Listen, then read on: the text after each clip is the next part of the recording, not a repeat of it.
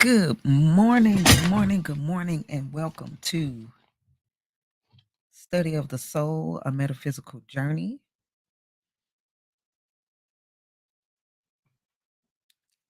I am Coach Hadassah, and we're here every Saturday morning at 8 a.m. Eastern Standard Time, 9 a.m. Eastern Standard Time, and that would be 6 Pacific. So, on Study of the Soul, a Metaphysical Journey, we have been doing a series on holistic healing for this past month.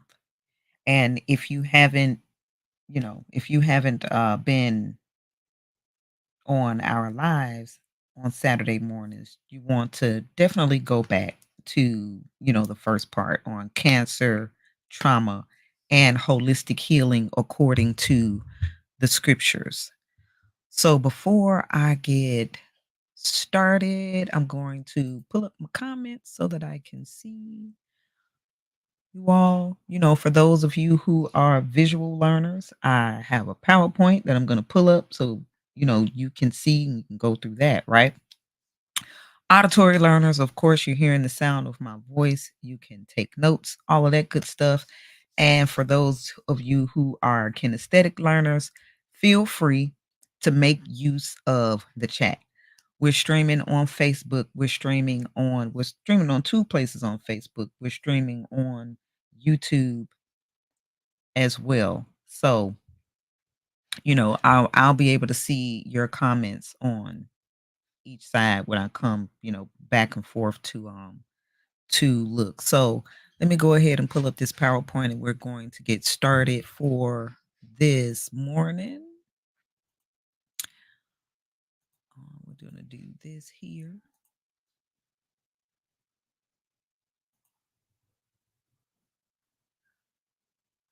All right. All right. All right. All right. There we go. Let me grab this real quick because we're going to do, today is going to be a little bit, might be a little bit different. So, our study of the soul, a metaphysical journey, came as a result of teachings from the by the Institute of Divine Metaphysical Research, and it was founded as a result of a divine vision and revelation given to the founder of IDMR, Dr. Henry Clifford Kinley, in the state of Ohio in um, June 6, 1930. The school was incorporated in the year 1932 in Springfield, Ohio, and the incorporation or the corporation moved to the state of California in the year 1958. And branch schools were formed throughout the United States, Canada, and certain other foreign countries. Throughout this discourse, we will use the true, correct, and original name and title of our Father and a Son, the Word or Son, and the Holy Spirit, which are contained in the original Hebrew text. The true, correct, and original name and title of the Father, the Heavenly Father, is Yahweh. It has been improperly substituted by Lord. The true title of the Word or Son is Elohim. It has been improperly substituted by God.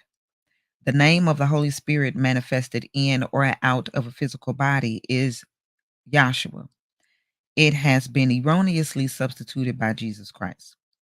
Now, Lord and God are titles and not names.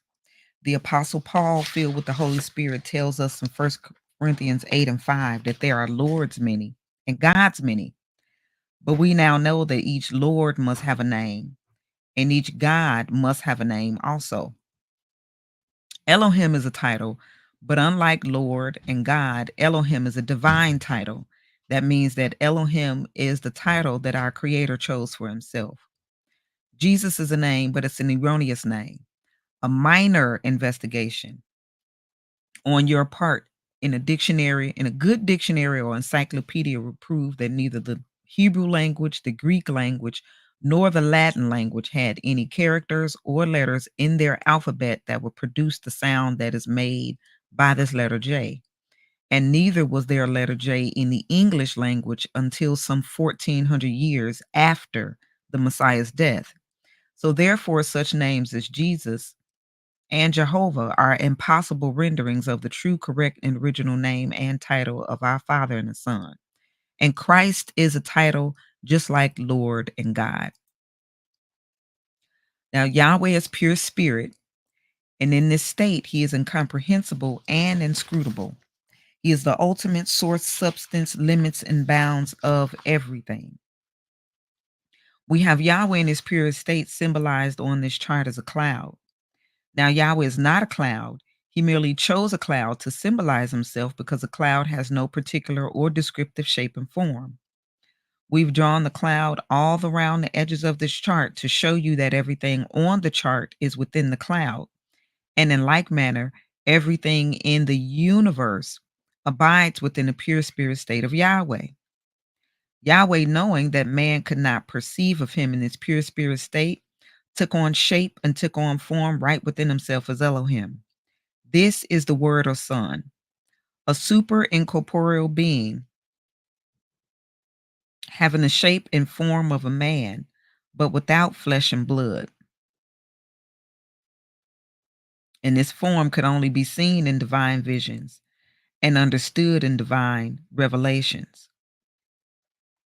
Later on, this self-same spirit manifested himself in a physical body and walked the earth plane as YAHSHUA the Messiah, whom the world calls Jesus Christ. Now, there is only one name given unto salvation, and we must know that name.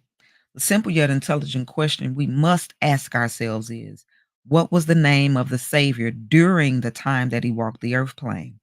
And a further understanding of this name and title may be had by reading the preface of the Holy Name Bible. Also, we teach by the divine pattern of the universe. It's called the divine pattern because it's Yahweh's pattern. After Yahweh led the children of Israel out of Egypt, he called Moses to the top of Mount Sinai and showed him the tabernacle pattern in a vision. And Yahweh instructed Moses to build one exactly like it in the wilderness of Sinai. This pattern consists of a most holy place, a holy place, and a court round about. These three compartments make up the one tabernacle pattern.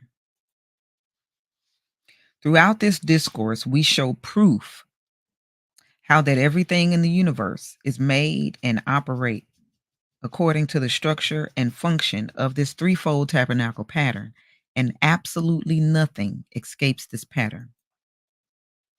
Our primary constitutional aims and objectives are as follows.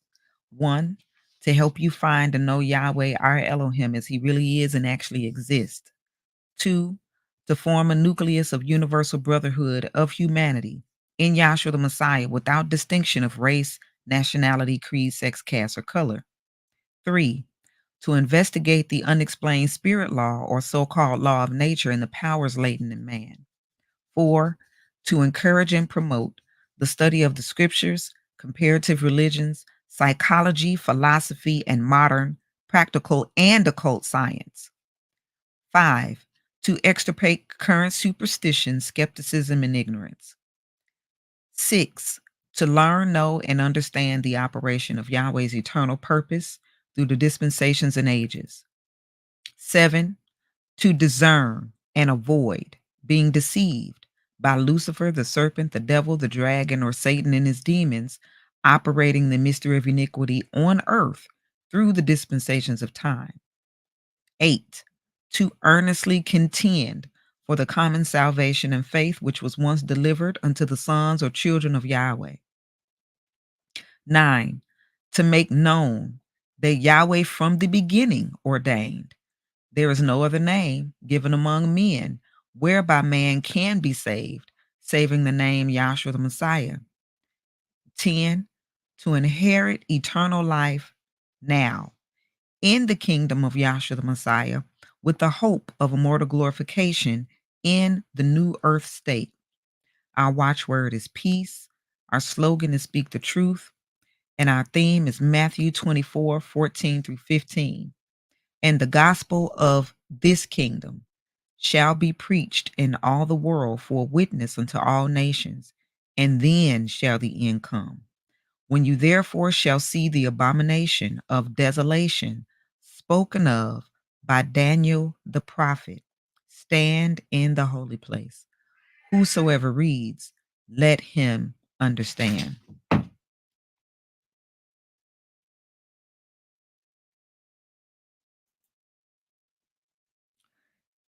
And our research helps are Webster's Dictionary, 1828 edition or version, Metaphysical Bible Dictionary, Black's Law Dictionary, 3rd edition, patternofeverything.org, YAHSHUA.org, plim2.org, yrm.org/Bible,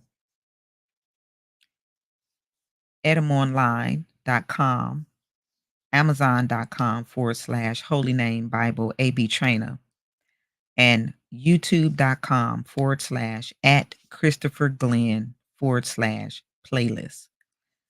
You can take a screenshot of these research helps, or you can jot them down as well. And this is just like a starter package to help you start your research and your journey to the path of truth. A great scholar once said, if a man made law cannot be traced to a divine source, then not only should its effectiveness be questioned, even more, its intent should be suspected. And divine laws, as revealed to Moses and taught by Yahshua, whom the world calls Jesus Christ, must be discerned spiritually and put into practice in our daily lives.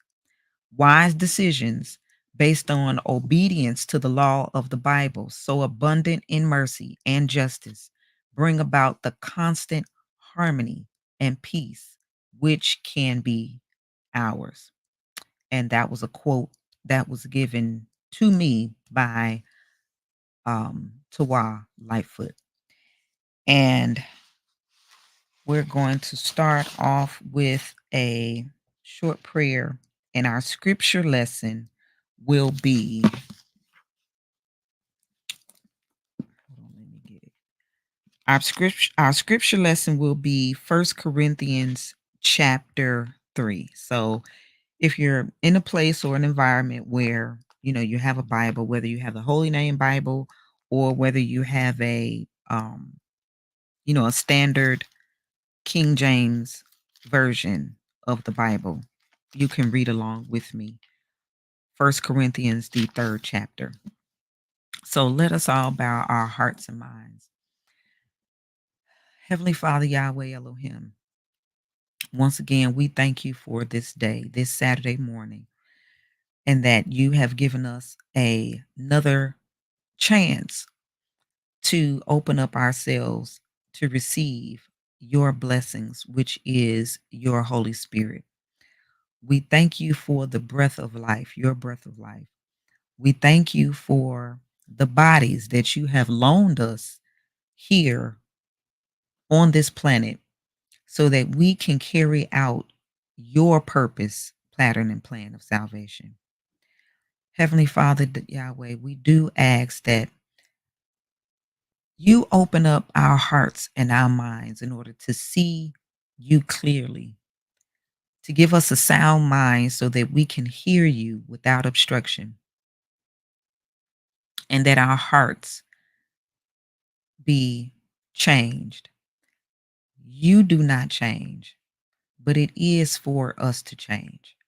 Change our hearts, change our minds, just give us a complete spirit change, just as you said in Jeremiah chapter 31, 31 through 34.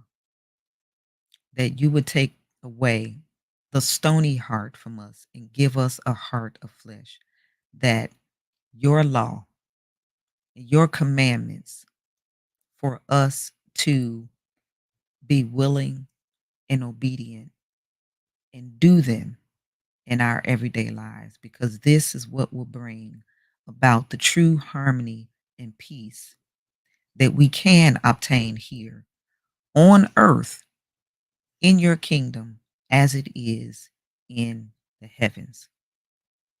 Heavenly Father Yahweh, we thank you for the gift of salvation through your precious Son, Yahshua the Messiah, whom the world calls Jesus Christ, that he is the only mediator between us, which is mankind, and you.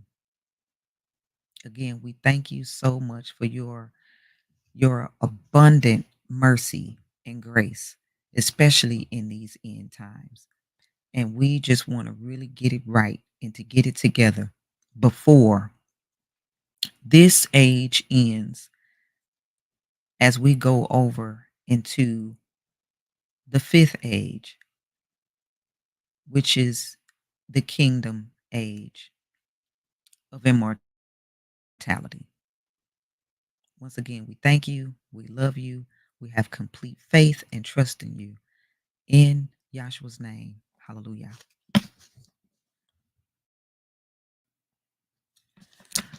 All right.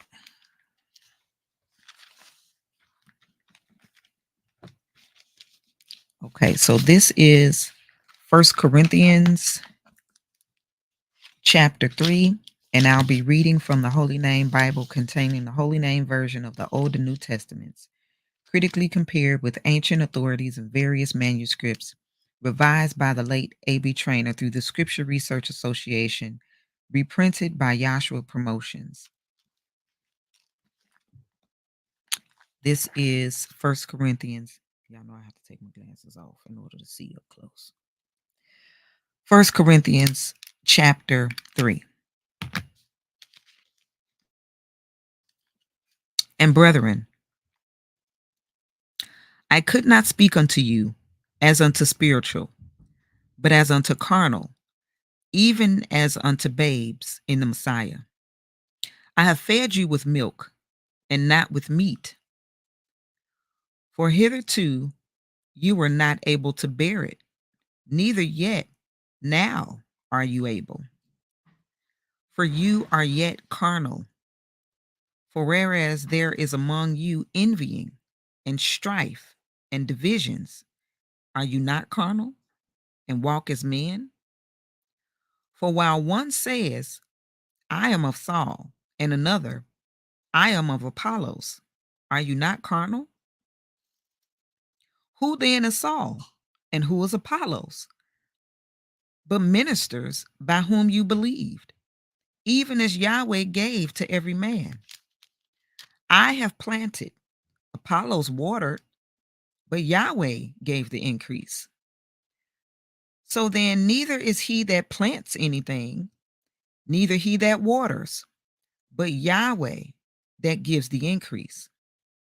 Now he that plants and he that waters are one, and every man shall receive his own reward according to his own labor. For we are laborers together with Yahweh. You are Yahweh's field. You are Yahweh's building. According to the grace of Yahweh, which is given unto me, as a wise master builder, I have laid the foundation, and another builds thereon. But let every man take heed how he builds thereupon. For other foundation can no man lay than that is laid, which is Yahshua the Messiah. Now, if any man builds upon this foundation gold, silver, precious stones, wood, hay, stubble, every man's work shall be made manifest. For the day shall declare it, because it shall be revealed by fire. And the fire shall try every man's work of what sort it is. If any man's work, excuse me, if any man's work abide, which he has built thereupon, he shall receive a reward. If any man's work shall be burned, he shall suffer loss. But he himself shall be saved, yet so as by fire. Know you not that you are the temple of Yahweh, and that the Spirit of Yahweh dwells in you? If any man defile the temple of Yahweh, him shall Yahweh destroy. For the temple of Yahweh is holy, which temple you are. Let no man deceive himself. If any man among you seem to be wise in this age, let him become a fool, that he may be wise. For the wisdom of this world is foolishness with Yahweh. For it is written, He takes the wise in their own craftiness. And again, Yahweh knows the thoughts of the wise, that they are vain. Wherefore, let no man glory in men, for all things are yours. Whether Saul or Apollos or Kepha or the world or life or death or things present or things to come, all are yours. And you are the Messiah's, and the Messiah is Yahweh's. That was First Corinthians, the third chapter.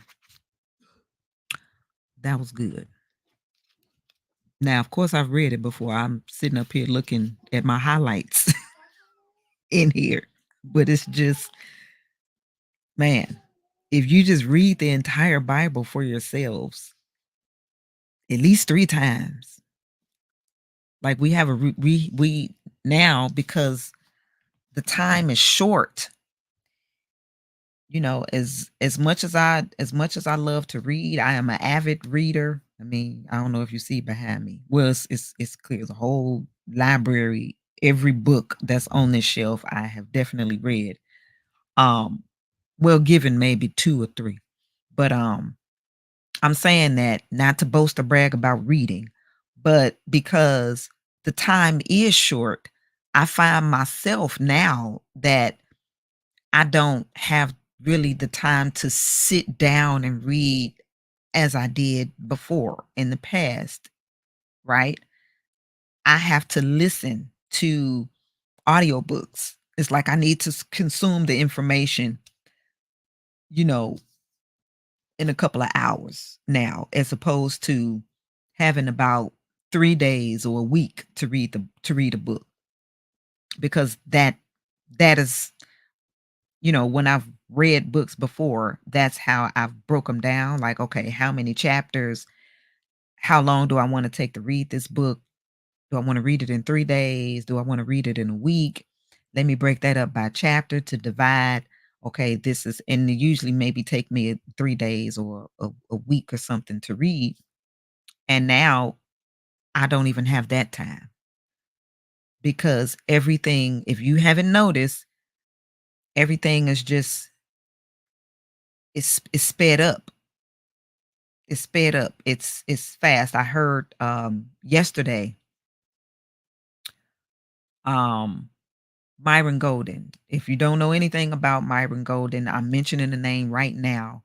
I had the pleasure of meeting him in person about 15 years ago. We hosted him as he was here with us, and stayed with us for, I think, maybe like a week or so. But anyway, um, um, he's definitely the person who he is on, when you see him on YouTube and things like that.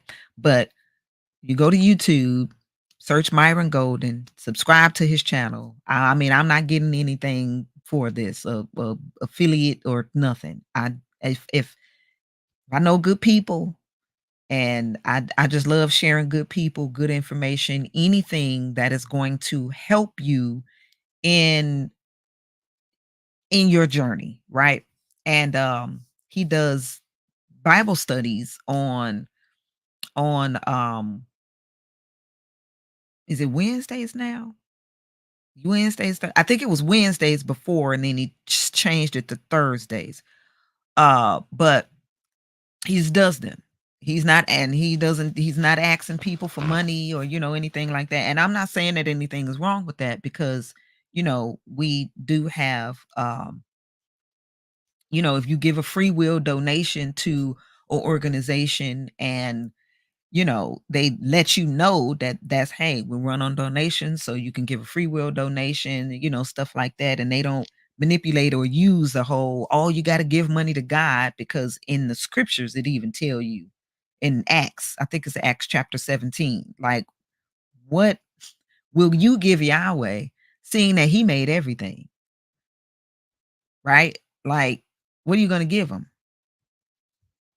This fiat currency that we have, that's of no very little value at this point, and especially in the US, is not even backed by gold anymore. We were taken off the gold standard during the Great Depression almost 80, 90 years ago. Will you rob God? It's like, no. Um, Yahweh wants your undivided attention, right? So anyway, I'm mentioning Myron Golden because yesterday he did his Bible study and did a live, and he was he was talking about how things are speeding up now. And like, by the time you get, and it's not knocking education or anything like that. I mean, shoot, I'm in school now, right? I'm an avid learner. I stay in school. I stay learning. Right? Whether it's like, Yahweh say, okay, do this and get a certificate in that. Okay, I do it. Do this and get a degree in that. Okay, I do that. Right. Um, but I also know that I know myself. I know myself. I know my learning style. Like, I know all of that about me. And I've always been, I'm pretty much a quick learner. And I'm like, I don't have time for, this drawn out stuff, right? Um, that's why I do workshops, I do seminars, I do you know, uh can I complete this in 12 months or less? Those type of things, because that's just always been me. And he mentioned Dr. Myron Golden. He mentioned about how things are now. I mean, think about it, with the internet and technology. And remember how we used to have like dial up internet, and you sat there and you waited patiently for it to dial up, and all of that. It probably took 30 minutes for you to get online. And now you get on and boom, you're on. It's like that. You know, Children these days would have a fit. And I won't even say the children, us too. I mean, because think, if we went back to dial up, those of us who remember dial up and was accessing the internet during dial up, and we are where we are now, if we went back to that, we would be like, oh my gosh, right? So, saying all that to say, the time, the reason why things are speeding up, because the time is short. We don't have time. We don't have time anymore for it to be long and drawn out.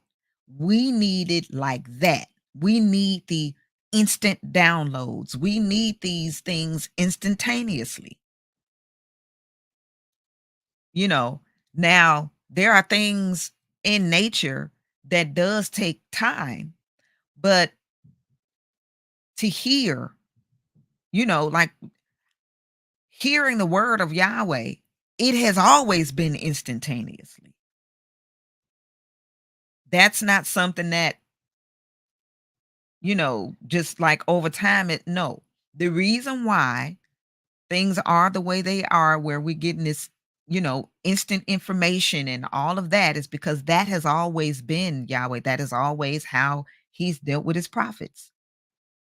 You read any of the book of the prophets, and the word of Yahweh came unto me saying, right? And then they would, but these things, it was always like a, we call them a download, right? It's like an instant download. It was instantaneous. So we don't have the time that we had before. And I mentioned, Dr. Myron Golden because he talked about that yesterday in his live. Like, the time is short.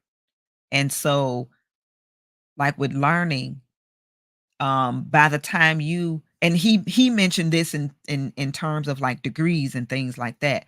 He's like, by the time you finish your, 4, 6 year, 8 year or whatever degree, the world has changed. Information that you got is now old. And, now you're going out there in the workplace with this old information because just that quick things have. And so I'm even seeing now how, certain college and universities, ones I attend, they're the a master's program may be, you can, I mean, although it has always been 2 years, associates 2 years, bachelor's 2 years, so that's 4 years, like, master's 2 years, so that's 6 years. But now you can do all of that, and depending on your pace and your lifestyle and all of that, you can complete a master's degree probably in like 7 months from an accredited university. And, it's not 50, $11 million. Like, that's what's going on now. And I don't even know if people know that information, but I do. So I'm sharing that with you. And if you want to know what that is, just reach out. I'm not going to do it here, but like reach out. I will give you the information, all of that. I actually put it on my platform. We have a Forex, we have a a homeschool and Forex education platform. And these resources I put on and share on our platform because, part of the Forex education, we also know that there are, we homeschool, right? Like I homeschool my not all of my children, but the second set, my four sons. And um our curriculum that I developed over, the years that we were homeschooling, because 3 have graduated already and I have 1 left to graduate. It's like, okay, what do I do with this curriculum? Yahweh said, add it to the platform. Let other people be able to use this. And especially now with listen, when I tell you it is so much that is about to change because of the technology. A lot of things will be obsolete and education will be in your own hands. It's a lot that's going on.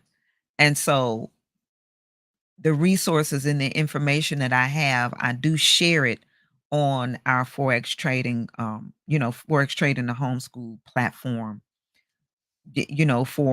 for the parents and children alike, as far as, preschool through 12th grade education, um, trade, college, university, like all of that on the platform to help them to where they don't have to, hey, now I have to take this time to discover myself and I don't know what I want to do and all of it. The time is short. The time is short. Right? So so that. All right. So now Now that we've shared that, let's go ahead and get into our hold on, let me take a little sip with my whistle. Let's get into um our subject here. And today we are going to do a lot of reading. Okay. Um I usually like to take in the information and then of course, give like the cliff notes, and highlights of it and add it to the PowerPoint and things like that. However, this right here was so much meat and so important. There really was no way. I mean, I could have, but it would have taken away so much from it. So I didn't put it on a PowerPoint.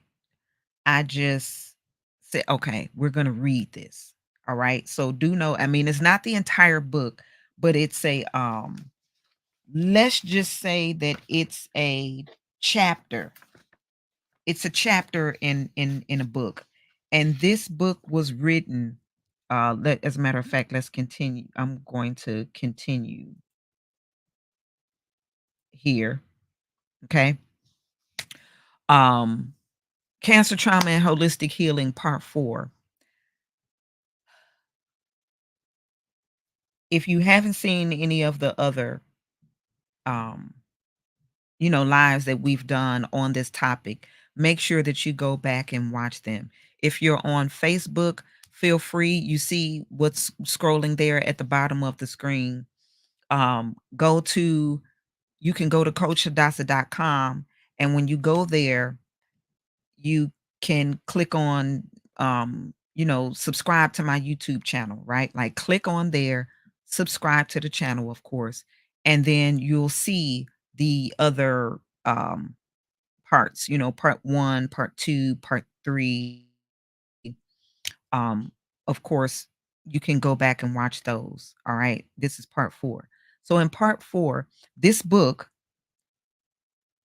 and this is the last of this series.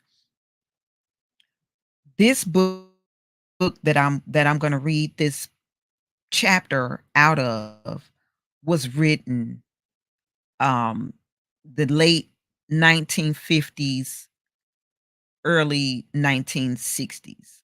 Like maybe about 1961. But I think this one was written before then because of when the I think second edition.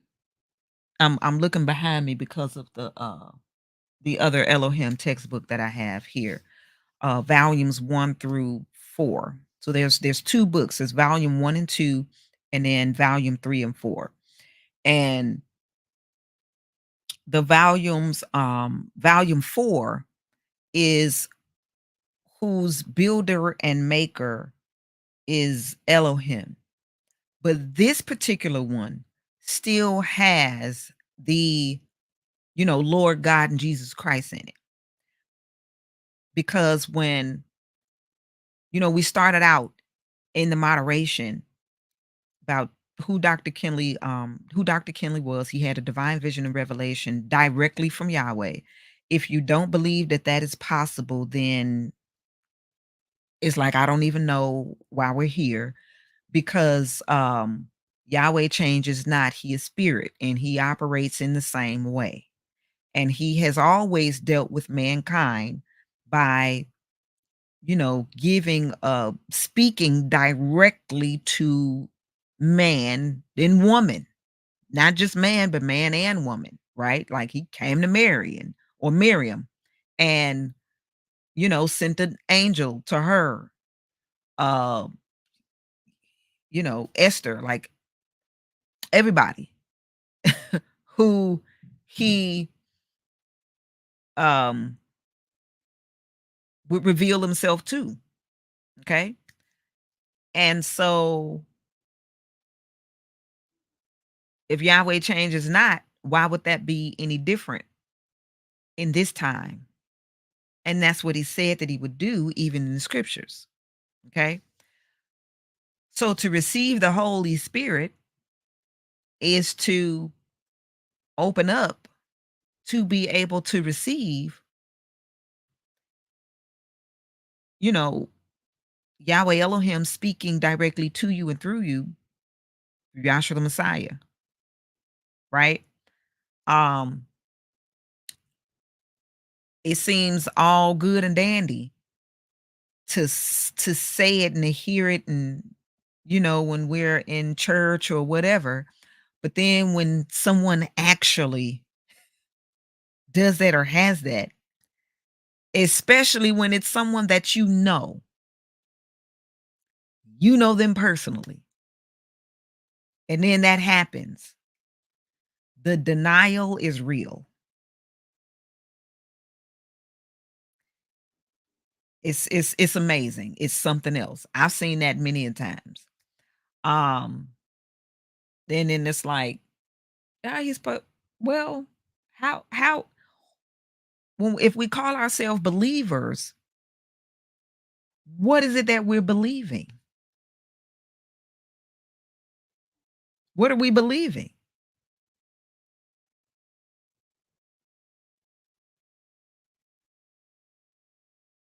Yahweh changes not, and he still speaks to his people the same way, the same way.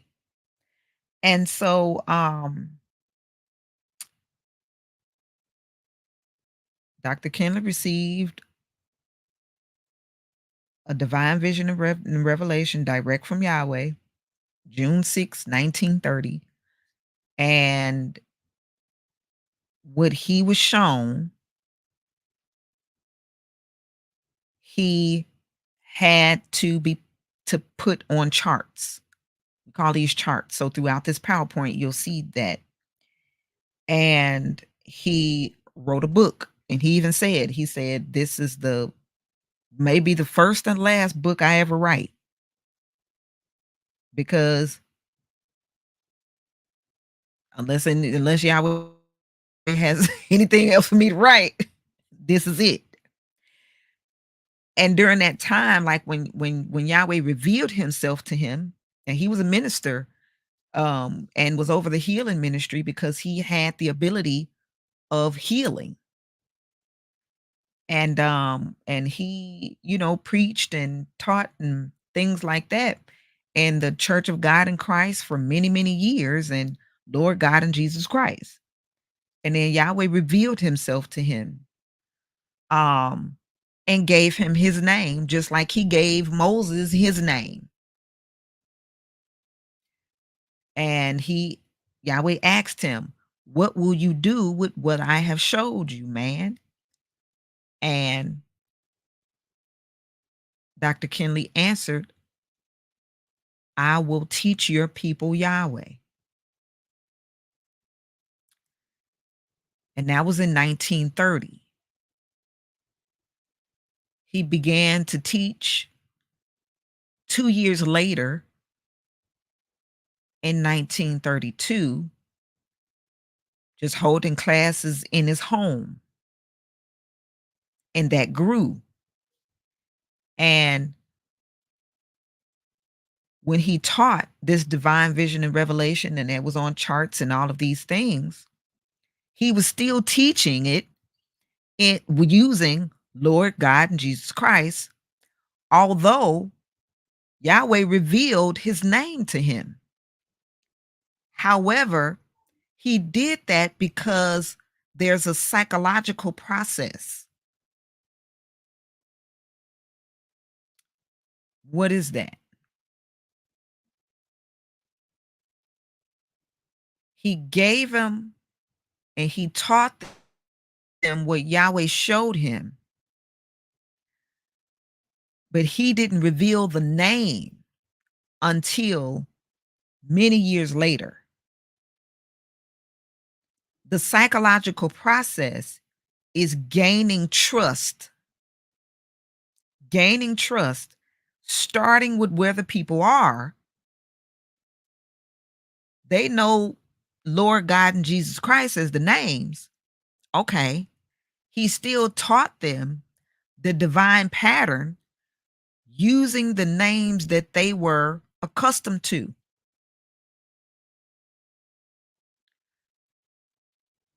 And then when he gained their trust and they had the foundation of the teachings, and they would be able to open up to receive it because of the things and the works that they seen him do, then he revealed the names to them. The true name is Yahweh. So when you see Lord in the book, that that's that's Yahweh. Yahweh is then that it was in that place first. When you see God in the scriptures, Elohim, because that's the title. When you see Jesus Christ in the book, that's Yahshua the Messiah. And then he explained how, well, why is that? Because before the languages were, before the language, before, and Yahweh divided the languages, right? Before Yahweh confused the tongues in the language, mankind spoke one language, and that language was Hebrew. It was Hebrew. That was a creative language. And so when he spoke to Moses, who was a Hebrew, this is when Moses asked him his name. Now you got to think, Moses, from Adam to Moses,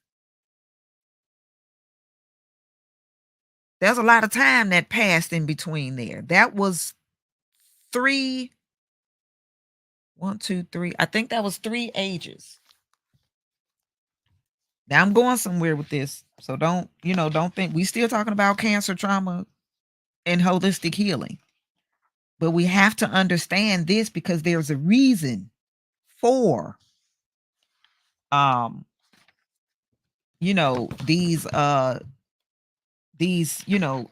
sickness, illness, disease, debilitating conditions, and it has to do with a word or words that are going forth, and we're going to understand that as we get deeper in this discourse. But that was the yes, that was in the third age, in the fourth dispensation. So the Tower of Babel, or the confusing of the tongues, that happened in the third age. The fourth dispensation, that was in the third age, but that was the fourth dispensation where Yahweh revealed his name to Moses. So so um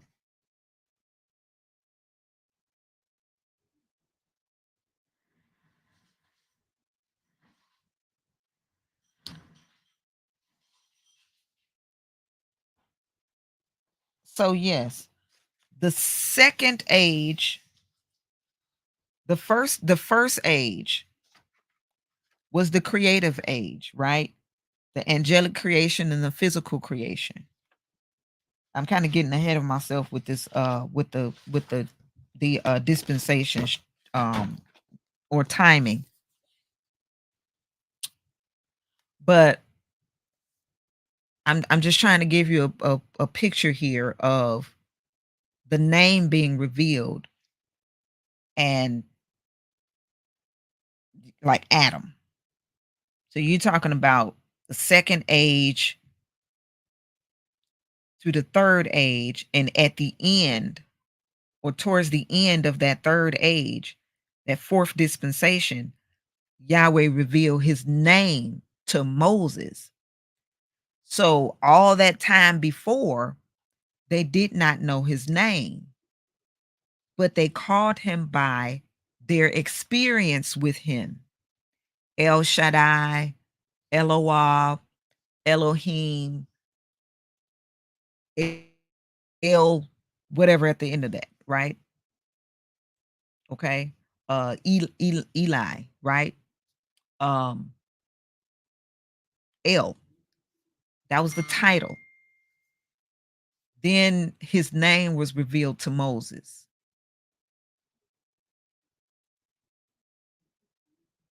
And then, and it was and you got to think about it. He revealed his name to Moses in a time that the children of Israel were under heavy bondage and basically slavery and all of that. Now you need a name and that power to get them out of what they were under, being Pharaoh, who was, and not all pharaohs were evil, because that one that was before him was very good to Joseph and the children of Israel and their people. Then came this Pharaoh that knew not Joseph and the generations that was before, and he evilly entreated them. And they could not come from under him, but by Yahweh's power. But they needed his name in order to do that. Moses, what, when I go to the children of Israel and say that the Elohim of our fathers, Abraham, Isaac, Jacob, Jacob, what should I say? And he said, Ai Asher Ai, I will be what I will to be. He didn't say I am that I am. That was not his name. I am is not a name. I am is a statement. I am, and then put whatever after it. But that's not your name. That's not a name. If I introduce myself to somebody, I could either say my name is, or I could say I am, right? I am Hadassah. I say my name after the I am.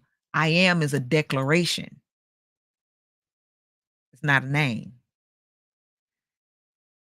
And that is in the King James version of the Bible that was written in English. You have to know what he said in the Hebrew. And in Hebrew, it said Ai Asher Ai, which means I will be what I will to be. I will, right? I will, because what? What he willed to do and what he did was deliver them. Yahweh said, I will be what I will to be. And that's exactly what he does. He willed in this creation, right? And then he gave him his name. Yah, when we the A and the E is there for pronunciation's sake, but it's the tetragrammaton is YHWH. Yahweh, right? Yahweh or Yahweh. And of course, we breathe his name. So he had to go there with a name. But not only that, like, why would Moses ask him that question? It's because what the culture that they were in had many gods. First Corinthians 8:5 tells us that there are lords many and gods many. A lord is a master. A god is a deity. It's what you worship. And they worship many deities. And they had many lords or many masters. So it's like, well, which one is this one? Because they got a whole bunch of them down there. Which one are you? What's your name? Then he gave him his name. And here we are. Now, that was in the third age, in the fourth dispensation. And here we are. We're in the fourth age, in the sixth dispensation. We're at the end of this age. And the revelation, the revealing of Yahweh's name. I mean, it was already revealed before, but mankind got lulled back into a deep sleep. And at the end of this age, 1930, the name of Yahweh was revealed again. In 1930, by, you know, Yahweh giving Dr. Henry Clifford Kinley, a divine vision and revelation, and giving him his name. And it's out there, right? It's not like people don't know, right? I mean, when I came to know, I was 15, 16 years old.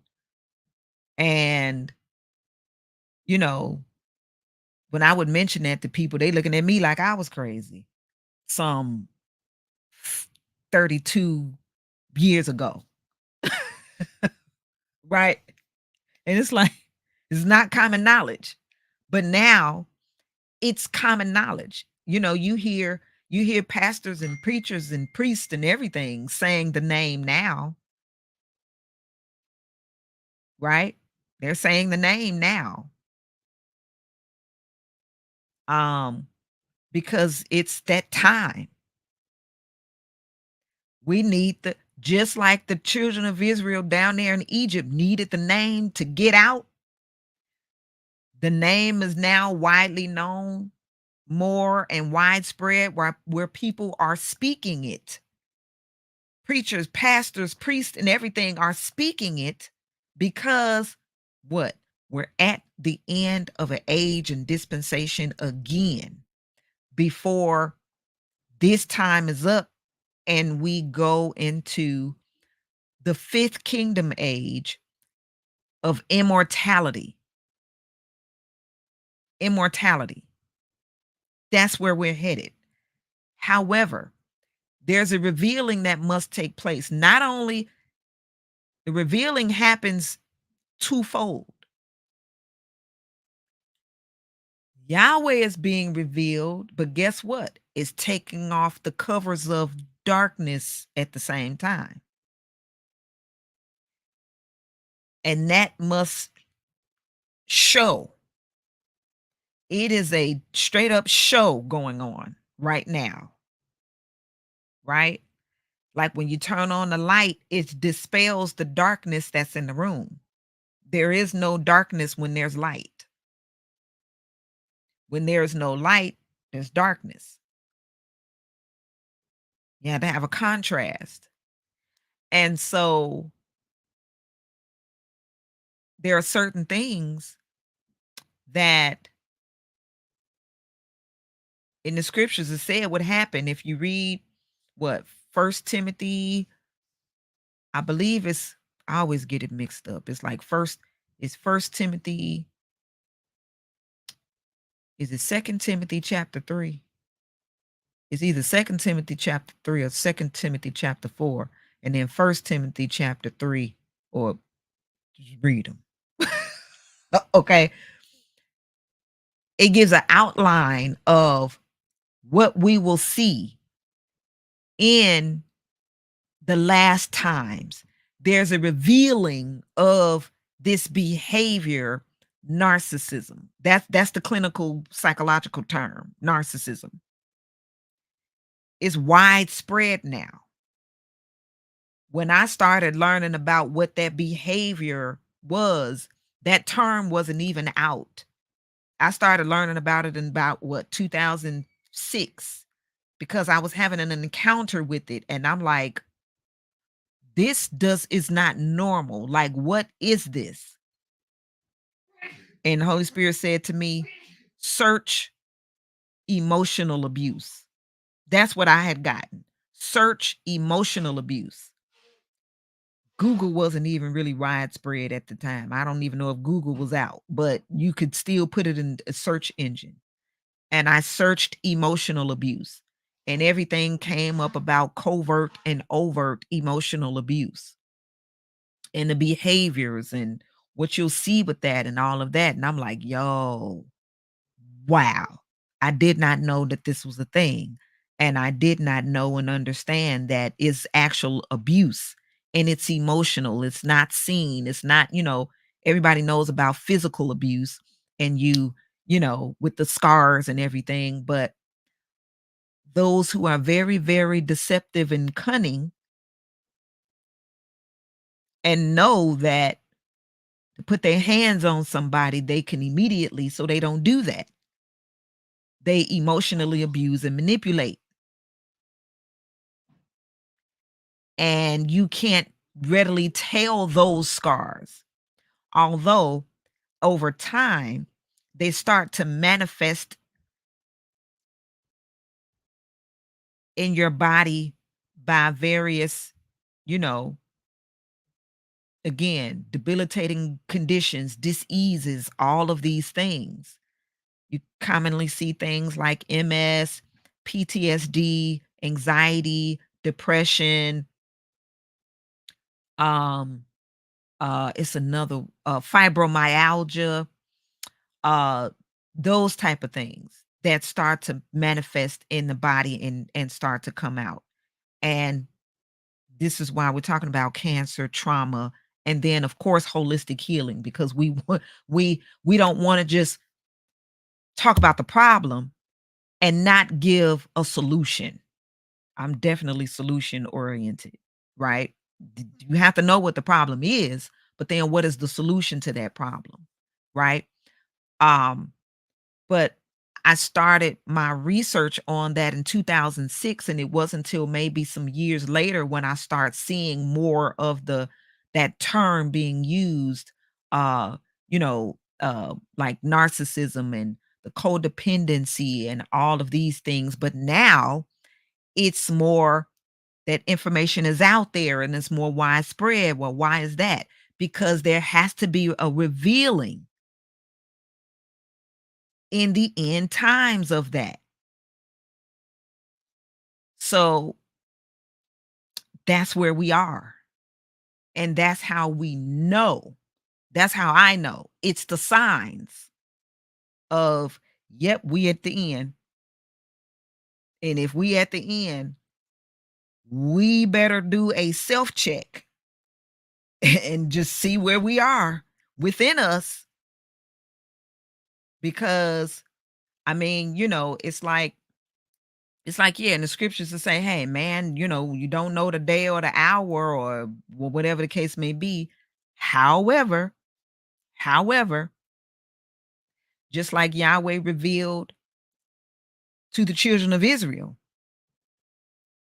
how to be prepared, what to do, how to get prepared, be ready. So when I say it's time to go, we gone. That's the same thing that is happening now. Yahweh is speaking directly to his people. Well, who is his people? The ones that will listen. The ones that will listen and take heed and do what he said to do to prepare. Those are the ones that will know. He's not just going to leave us in the dark. I mean, that's like somebody, you sitting at your house and you just chilling, you got on your pajamas or whatever the case may be, and then somebody just pop up at your house and say, "Come on, we got to go." You like, um, you know what I'm saying? Like, you ain't called me. What you mean? Come on, we got. You didn't call me. Like Yahweh call. Yahweh calls you. We all hear that. I will give my calling and my calling and what's my calling? I mean, he'll call you, but did you answer the phone? That part. And when you answered the phone, Did you do what he said do?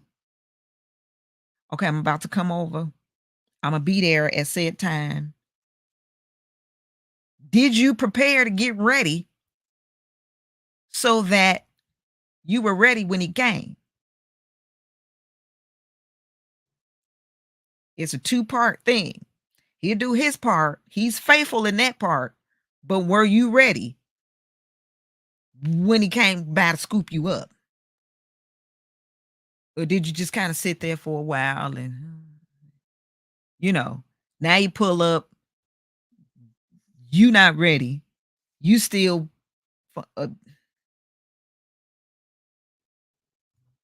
right? We might have did that with a whole lot of things, the party, the cookout, like whatever. But this is the soul. This we don't want to play with that.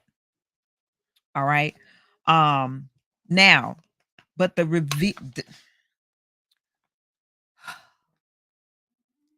revealing and the things that when we're talking about our soul salvation and Romans 1:19 and 20.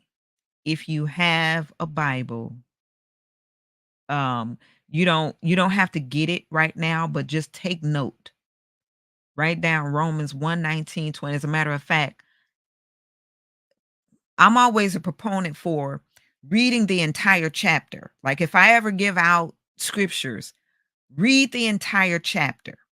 Sometimes you may have to go back one or two chapters to get the full, context um of just what he's talking about, or what the author is talking about as a whole.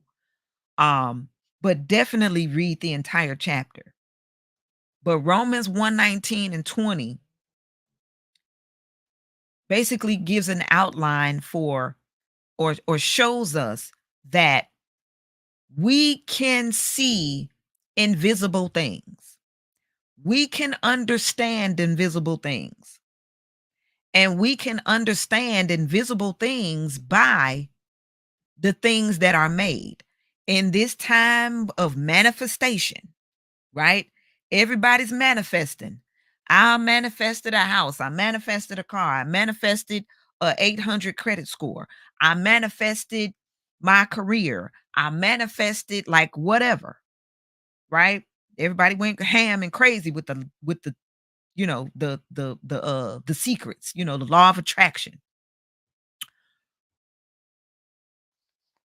And then you had some people that really started using common sense after they tried it out. And if we really manifested,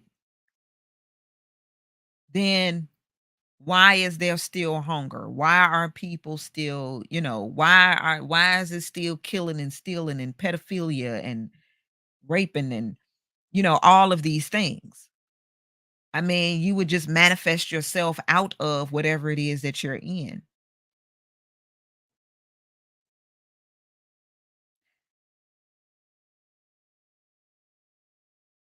And I know people will have some objections to that. You will manifest yourself out of cancer. You would manifest yourself out of the sickness, illness, diseases, debilitating conditions. You would just manifest yourself out of poverty. You would just manifest yourself out of these things. Now, I don't have anything against it. I'm not saying anything of that sort. However, there are some things that are missing with that.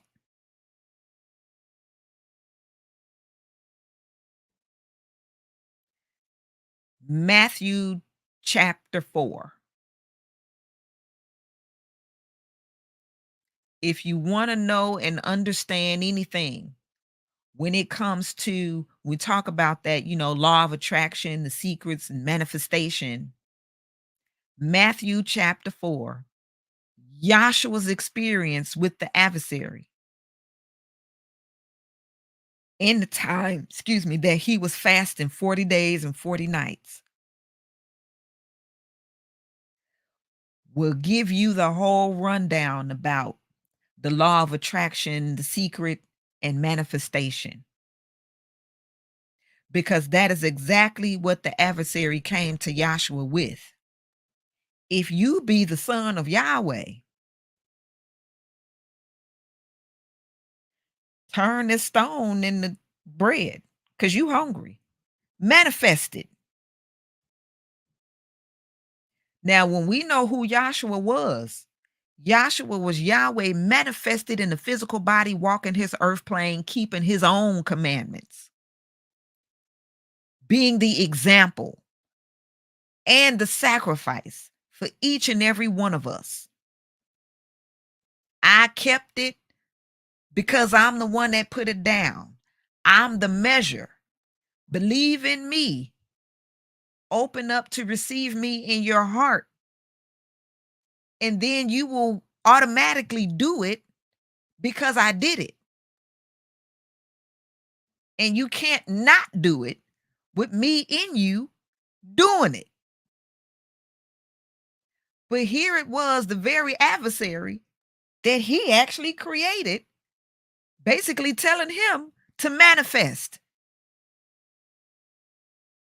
If you're all in all, if you're the son of Yahweh, or basically if you're a child of God, you shouldn't be hungry.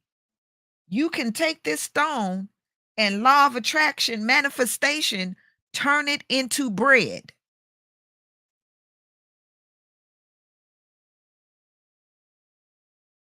And you need to read that for yourself to see what YAHSHUA told him every single time he came to him with what he need to be doing, manifesting.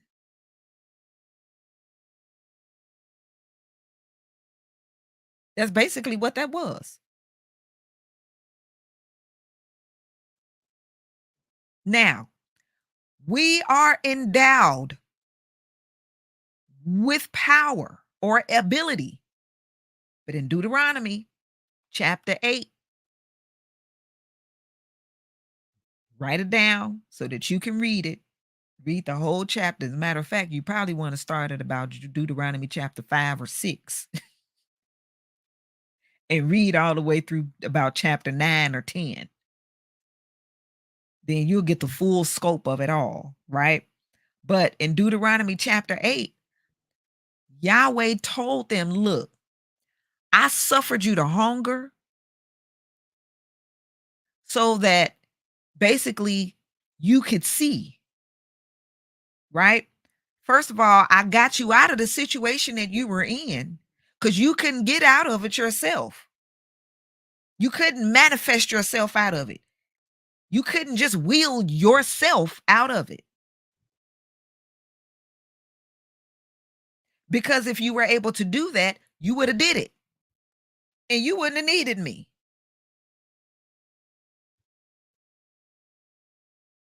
You needed me and my name to get you out of that situation. I got you out of it. And then what? He said, look, you had your clothes that you had on that you came out with, they didn't get old. They didn't have 2, 3, 50,000 different things to wear.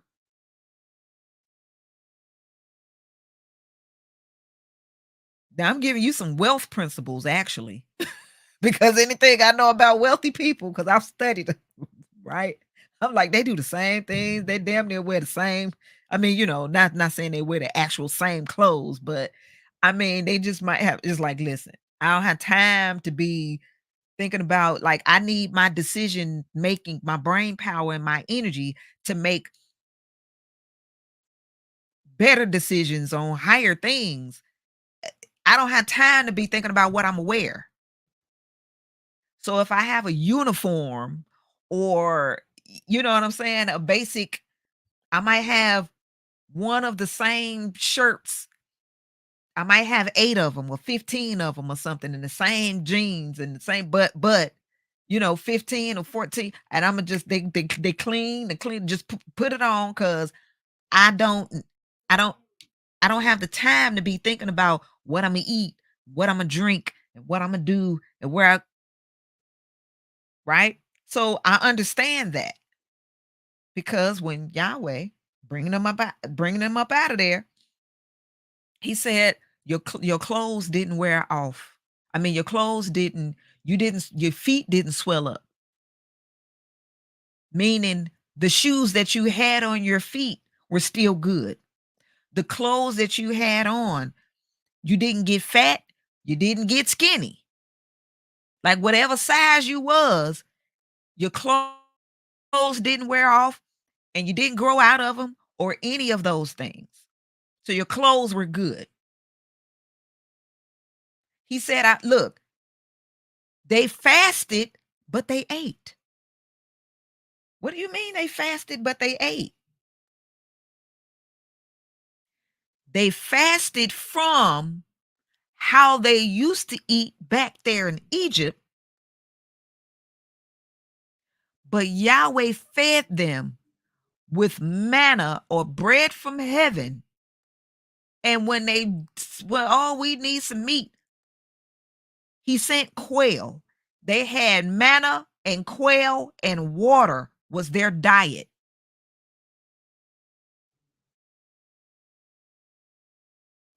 Gave you a tip about fasting.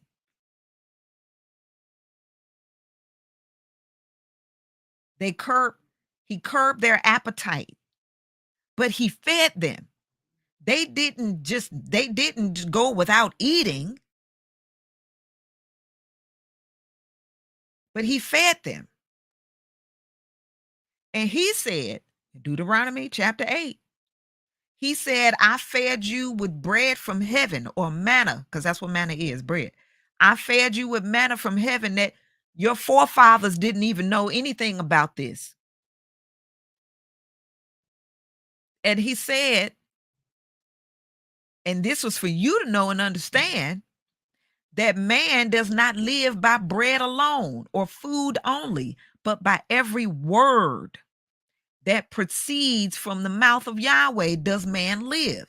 That was in Deuteronomy chapter 8. That's the reason why YAHSHUA repeated it in Matthew chapter 4.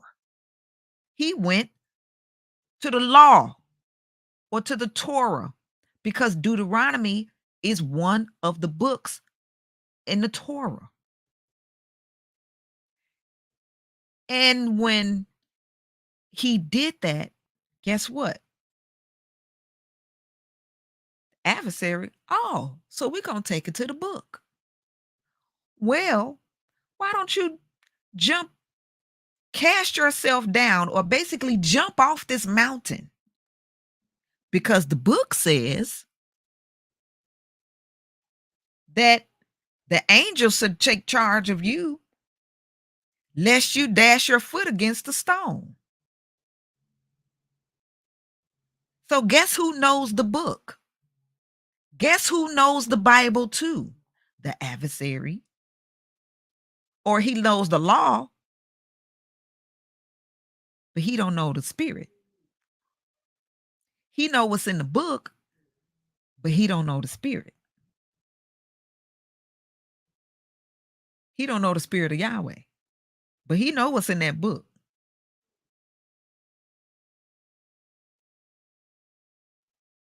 But he took it to the book. He was trying to get him to defy the law of gravity. Every attempt he tried to get YAHSHUA to break or defy laws that were already set up. And YAHSHUA was the son of Yahweh, or basically that was Yahweh in a body. If you be the son or daughter of Yahweh, then prove yourself. You should be able to get the lottery numbers. You should be able to tell all of the Forex trades that's going to come out, the stocks, the options, if you be the son, you should be able to, because you're God's child. Those are all the things that the adversary will come with to you with to make you doubt within your own self, in your own mind, in your own consciousness, who and whose you are. Well, with the law of attraction, if you were God's child, you shouldn't be broke. Unwill yourself out of the poor condition that you're in.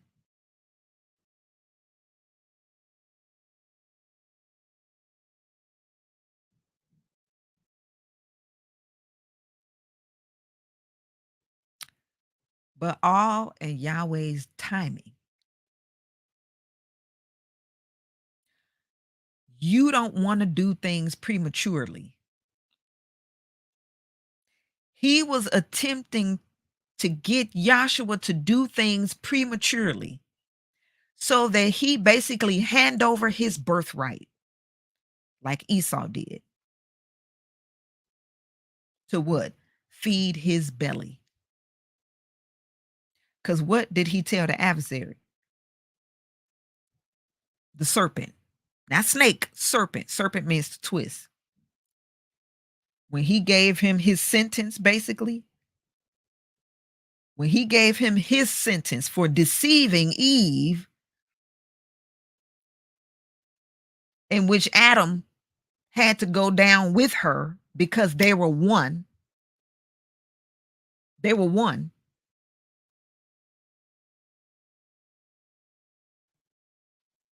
When he gave the adversary his sentence, he told him that he should crawl on his belly. So everything would be about satiating his belly.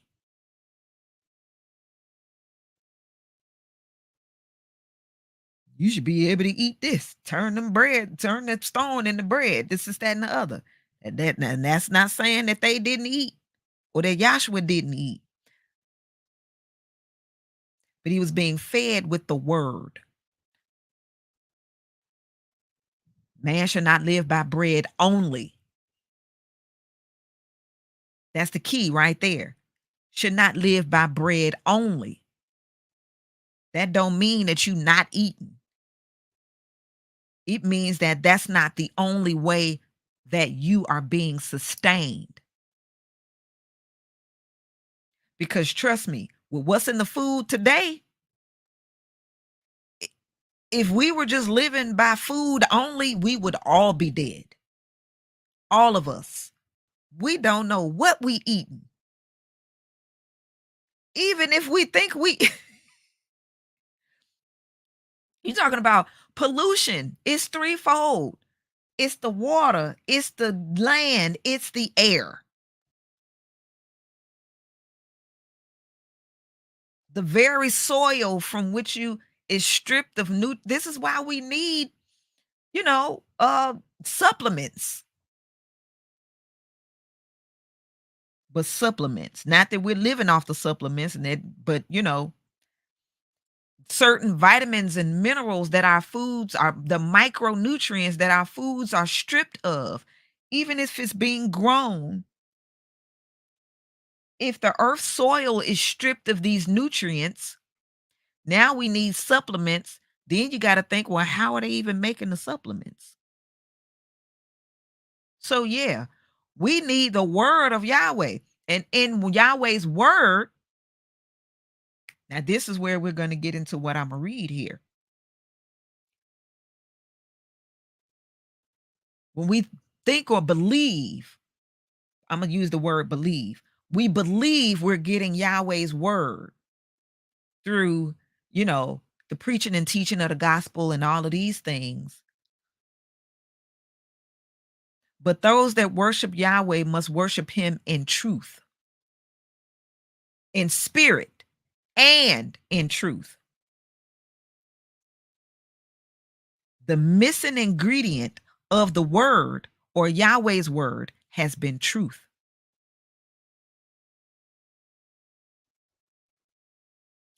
In Romans 1:19 and 20, that which may be known of Yahweh is manifested in them, for he has shown it unto them. for the invisible things, let me get it.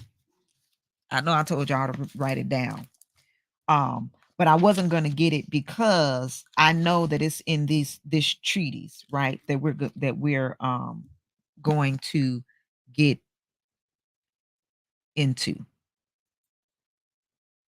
And I'm gonna go to oh, and this is I'm gonna leave this right here. This is what we were just talking about, right? The ingredients, right? How does it develop? Because environment, environment is everything. We talked about this before, um, in the other one. So make sure that you watch it. Cancer. What is cancer? How do you get it? All of that. Cancer is a genetic disease that is caused by changes to the genes that control the way our cells function, especially how they grow and divide. And genetic changes that cause cancer can happen because of errors that occur as cells divide. Our cells are dividing in our body all day, every day, right? DNA damage caused by harmful substances in the environment, whether it's substances that we are putting in our body, whether that's smoking, cigarettes that has carcinogens in them, food that we're eating that's cancer causing, um um environmental factors, like you have commercials that's coming on now that's like like, hey, if you these law commercials that you can sue if you worked in this type of environment and was around asbestos and blah blah blah, and you suffered from this type of cancer, call now because you might be able to be compensated because they know that these certain chemicals that um were cancer causing. And so you may have developed that cancer because you were working in an environment that had chemicals that can be that again cancer causing. Everybody talking about toxic relationships, right? Well, what's the thing with that? Toxic relationships. Uh you have we talked about that with narcissism, right?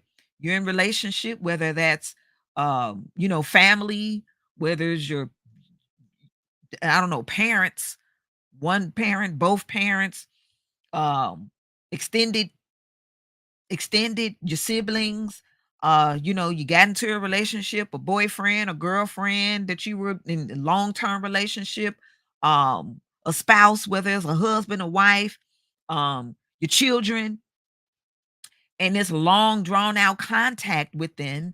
And then next thing you know, you got cancer in your body and you're not even realizing that it was possibly due to that toxic people use that word toxic, right? Relationship because of that person's behavior. It was just toxic, right? So that's an environmental condition because of the environment that you're in your household, or maybe it was at work, the boss, your colleagues, all of that type of stuff. And it was just a toxic work environment. So it caused some emotional things, emotional strain in you, okay, in the body. And because you got cells that are being born, cells that are dying off and cells that are being born, but you're still in that same environment when the new cells are being born, they're under the same environmental condition. So then they start to develop cancer as well because you're still in the same environment, right?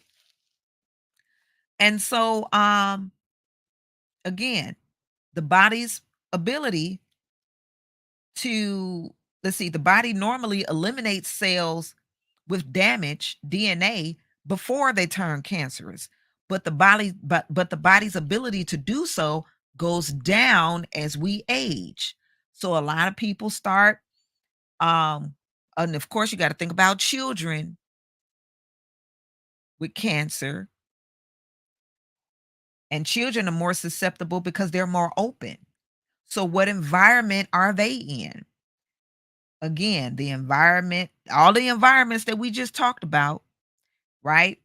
Um, But then also, as we age and our bodies, the ability goes down as we age. And so, and the immune system, our metabolism, like all of these things. So we're more susceptible because now we're older. So that's why you start seeing a lot of people, um, all of a sudden you develop cancer and you're, maybe in your 40s or 50s or 60s or 70s or something like that. Right. Um, but the whole time the cancer was just like the setup for it was there. Okay. This is the part of the reason why there's a higher risk of cancer later in life. Now, this was taken from cancer.gov website. All right. Nerve branches throughout the body, stress. We just talked about that environment. Our bodies, man made, mankind made in the image and likeness of Elohim, in the pattern of our body. In our next series, we're going to get into the body, our bodies, our functions, the physiology of our body and how it correlates with the tabernacle pattern and the temple that Yahweh instructed Moses and Solomon to build, right? Yahweh gave Moses a vision of that tabernacle pattern to build. Exodus chapter 25. So Exodus chapter 25 and Exodus chapter 40, he goes into the specifics, minute details of how to build the tabernacle that they went. It was a moving tabernacle that journeyed with them throughout, in their journey through the wilderness. And then when they got to their more permanent place, it was a more beautiful edifice and temple that he gave uh, Solomon the instructions to build in that place, right? And it was a specific, they couldn't build it any old type of way. They had to do it exactly like Yahweh told them to build it.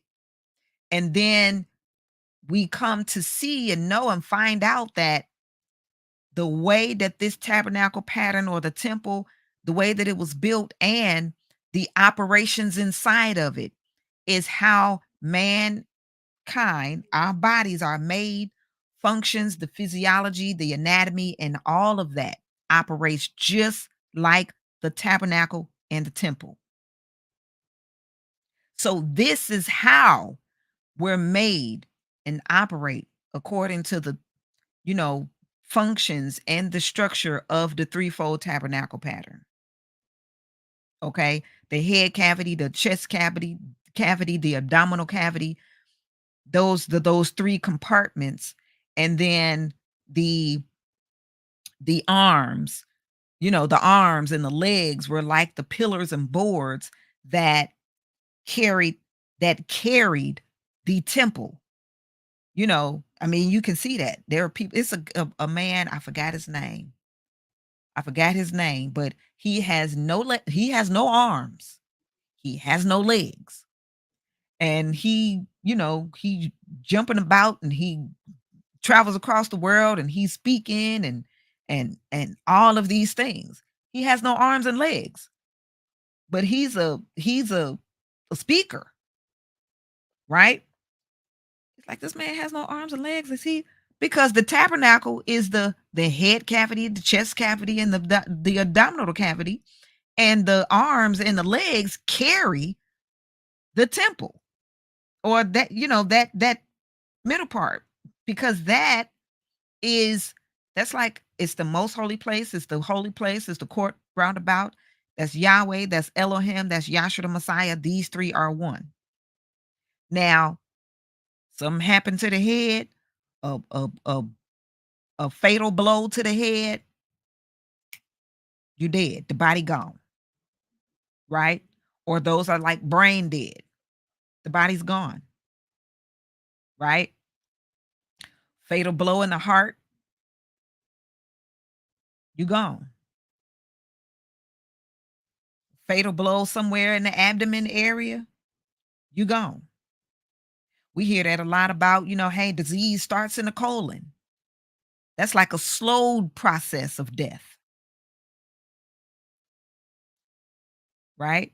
But diseased enough, you gone. Those three operate as one.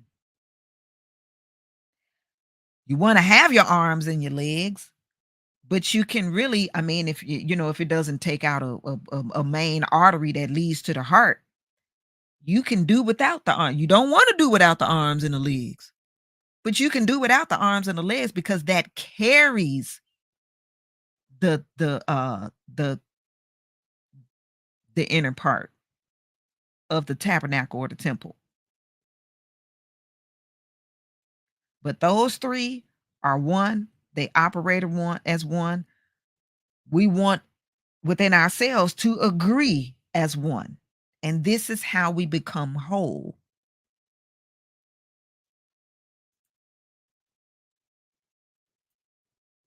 All right. So let's get into, I'm going to read I was about to, let me get this in first, I mean not first, but Romans 1:19 and 20.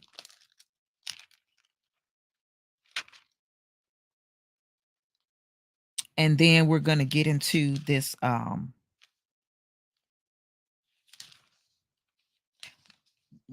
I need to read this first, Romans 1:19 and 20, because it has you just kind of, I don't want to say I'm picking up in the middle of this book, but Romans 1:19 and 20 will help to give you an understanding of the basically the metaphysics, right? As a metaphysician, what that means is this is above or beyond, not above. I'm not going to say above because above is epi. Meta is beyond, right? Beyond the physical, right? Facebook, we do the whole metaverse, right? Metaverse. Beyond, that's like beyond the universe, right? Metaverse. Beyond the, or verse means word, right? Or a phrase, or so beyond the word, beyond the verse, beyond the universe. Okay. So metaphysician, beyond the physical. Well, what's beyond the physical but spiritual? That's what's beyond it, right? So when we talk about metaphysician, it's a physician that operates in the spirit realm, because the spirit is the real world, and the manifestation of that real world is the physical existence. So this is how in Romans 1:19 and 20, I'm going to start at 18. Um yeah, I'm going to start at 18. For the wrath of Yahweh shall be revealed from heaven against all impiety and unrighteousness of men, who hold the truth in unrighteousness. Now, I think when we learned this in Nadimar, it should have really picked up there. Right? I'm gonna start there again at eight at Romans 1 and 18. For the wrath of Yahweh shall be revealed from heaven against all impiety and unrighteousness, or impiety and unrighteousness of men, who hold the truth in unrighteousness, because the truth is the ingredient that we're missing. And this is why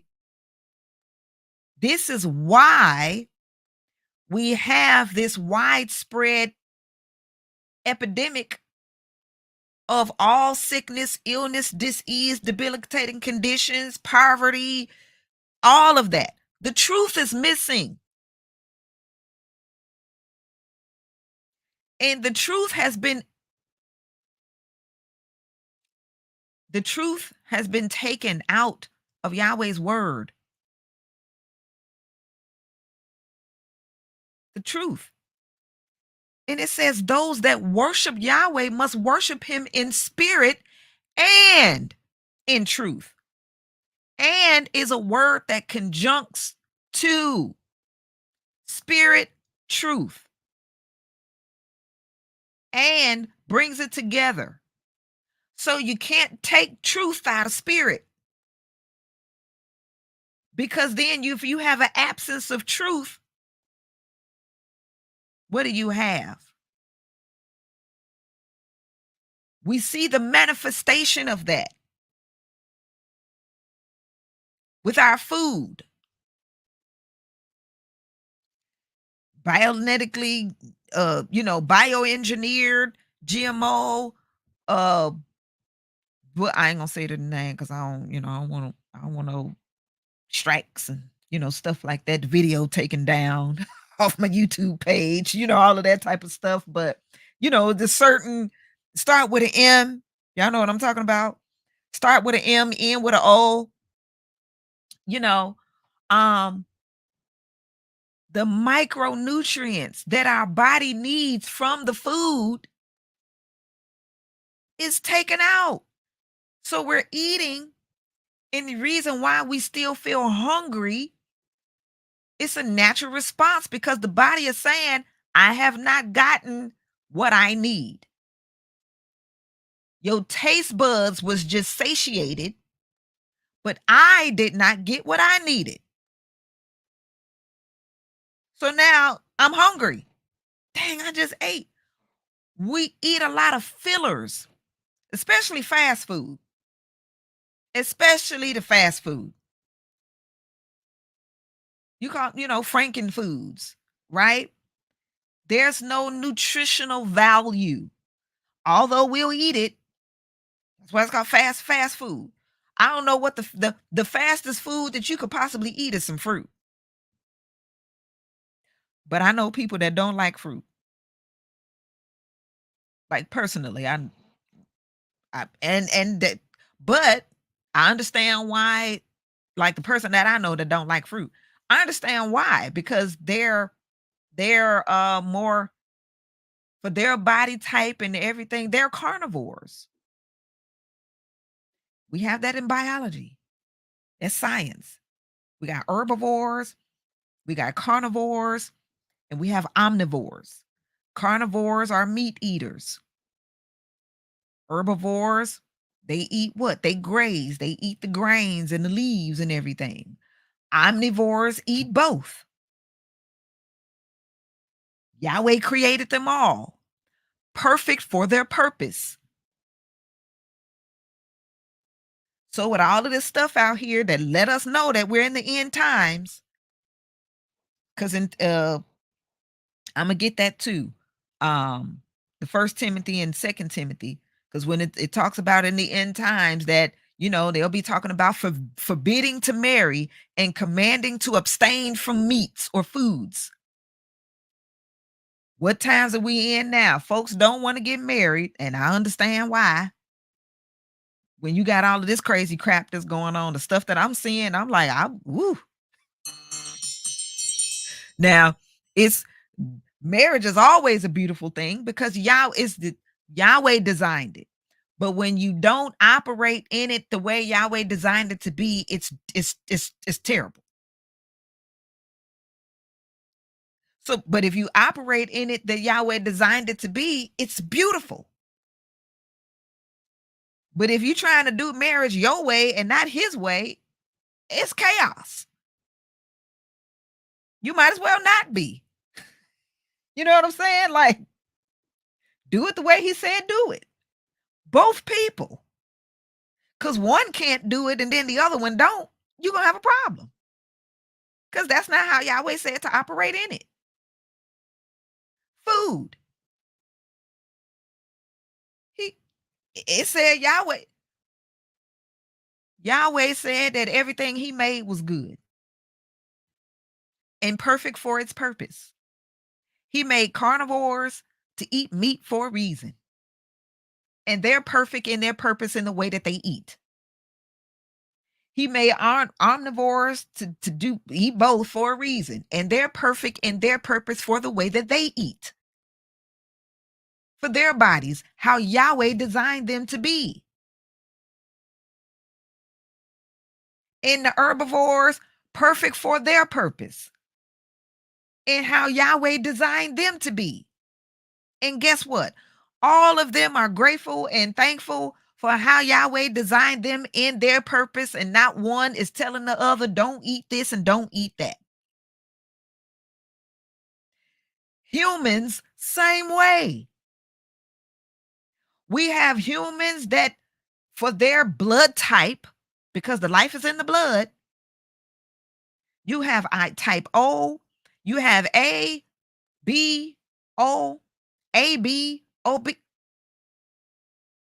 And they're eating specifically for not only their blood type, their region that they live in, their genetics, all of that. And if they eat anyway, if I try to tell a type O blood type to eat from my blood type, and I know my blood type, that can kill them. They will be eating to their death, eating like me. If I ate like the type O, I will be digging myself into an early grave with a fork. Mind your own plate and eat for you.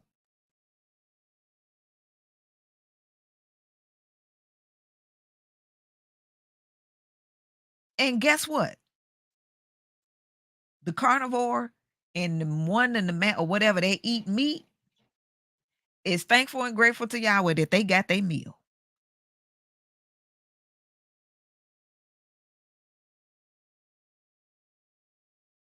Period. And everything I said is in the book. You got a problem with it? Take it up with Yahweh in the book. I ain't do it. I just read it, right? And it's like, oh, well, that makes sense. Psh, I'm not finna be fighting the people about what they should or shouldn't be. Now, I will say this. Don't eat anything that's gonna kill you, cause you cancer, debilitating conditions, like all of that type of stuff. Find out your body, how you eat, what's good for you, and you do that. You do that. Yahweh already gave a license in Leviticus. He told you, he just said basically, if you eat clean foods, what's clean foods? Those that do not, the clean foods that they don't eat toxins, because Yahweh created certain animals to eat toxins. Why? Because they were basically the garbage disposals of the earth. They were the garbage disposals of the earth.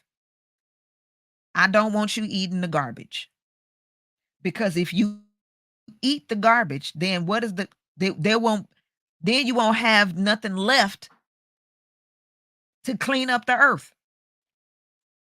I said that last time. I'm like, I'm shrimp and lobster and all of that. That's good. But I mean, I liked it. It's tasty. But when you learn what it is, it's like, dang, okay. They need to live so that they can clean up so this is why we got all of the freaking pollution. We stay seafood boiling. Let them clean up the earth. Or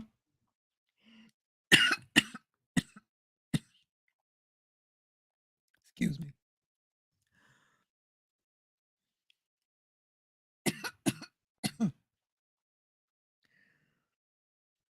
Time for me to drink.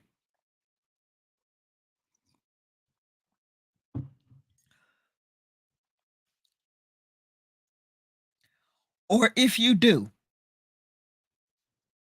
just eat it in moderation.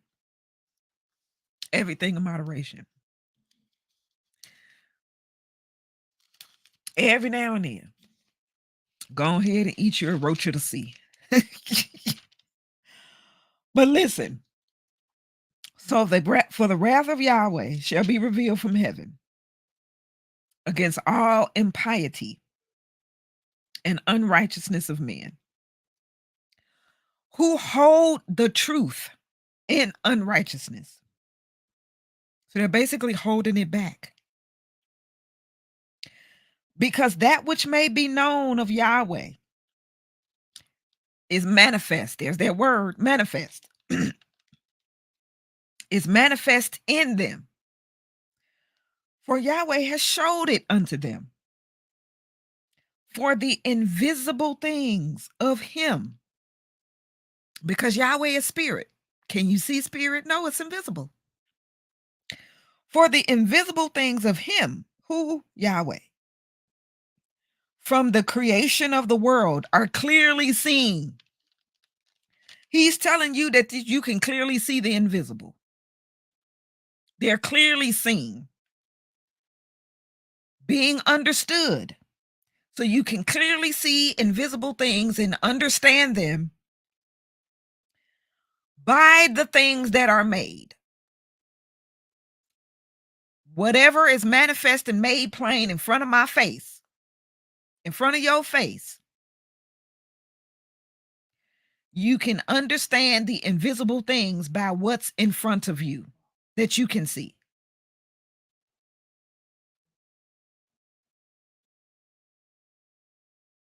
I have people all the time trying to gaslight me about something that I'm looking at. I can clearly see it. I'm understanding the spirit behind it because of what I'm looking at. My mind is not blinded because we see with our mind, not with our eyes. The eyes is just is how we take it in, the visual, the camera, the windows. But I see spiritually. And I can see it by the freaking thing in front of me. You can too. You know what I'm saying? Like, it's not, you can too. When the chains are broken off of your mind, you can clearly see by what is in front of you. Even his eternal power and supernal nature, so that they are without excuse.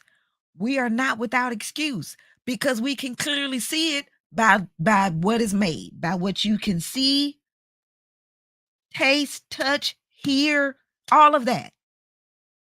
Feel. Okay? So now that we have that backdrop, now let's understand cancer. Right? For those of you who are left. Okay? Let's understand the meaning. Because that is what this is all about. I remember, and this is not in the canonized version of the Bible, but when you become an avid student of spiritual things, and that one that you find is going to lead you to another. So in one of the books that is not in the canonized version of the Bible, basically gives an account of YAHSHUA's childhood and when he was going about learning, so basically YAHSHUA was homeschooled. Right? He was homeschooled. Well, why was he homeschooled? Because this was Yahweh in the body. He knew everything. But he was still going, under subjection of the authorities and everything, right? So they took him to I think it was like 2 or 3. I know it was 2, but it was about 2 or 3 different. No, it was 2. And the third option was that he just learned at home. Okay. Hilarious when I read it. I was like, oh my gosh. But anyway, so, time for him to learn, go to school and stuff like that, and so he went to and it wasn't like, school how we have school now, where it's this building and this is the way that we go to school and learn now, that's Greek. It's Roman Greek way of, academics and all of that philosophy. That's that's Greek stuff, right? This is how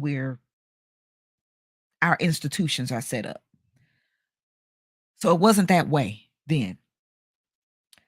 They went and learned through like tutors, okay? So they would take them to the scholars or the learned men, the um those that were learned in the law, right? The Pharisees and the Sadducees, like all of that. And they would teach them. So they took him to the one and just like in kindergarten when you start learning, he's learning his alphabet. He's learning the Hebrew alphabet. Now, even today, you learn the Hebrew alphabet, each letter has a meaning. It has a meaning.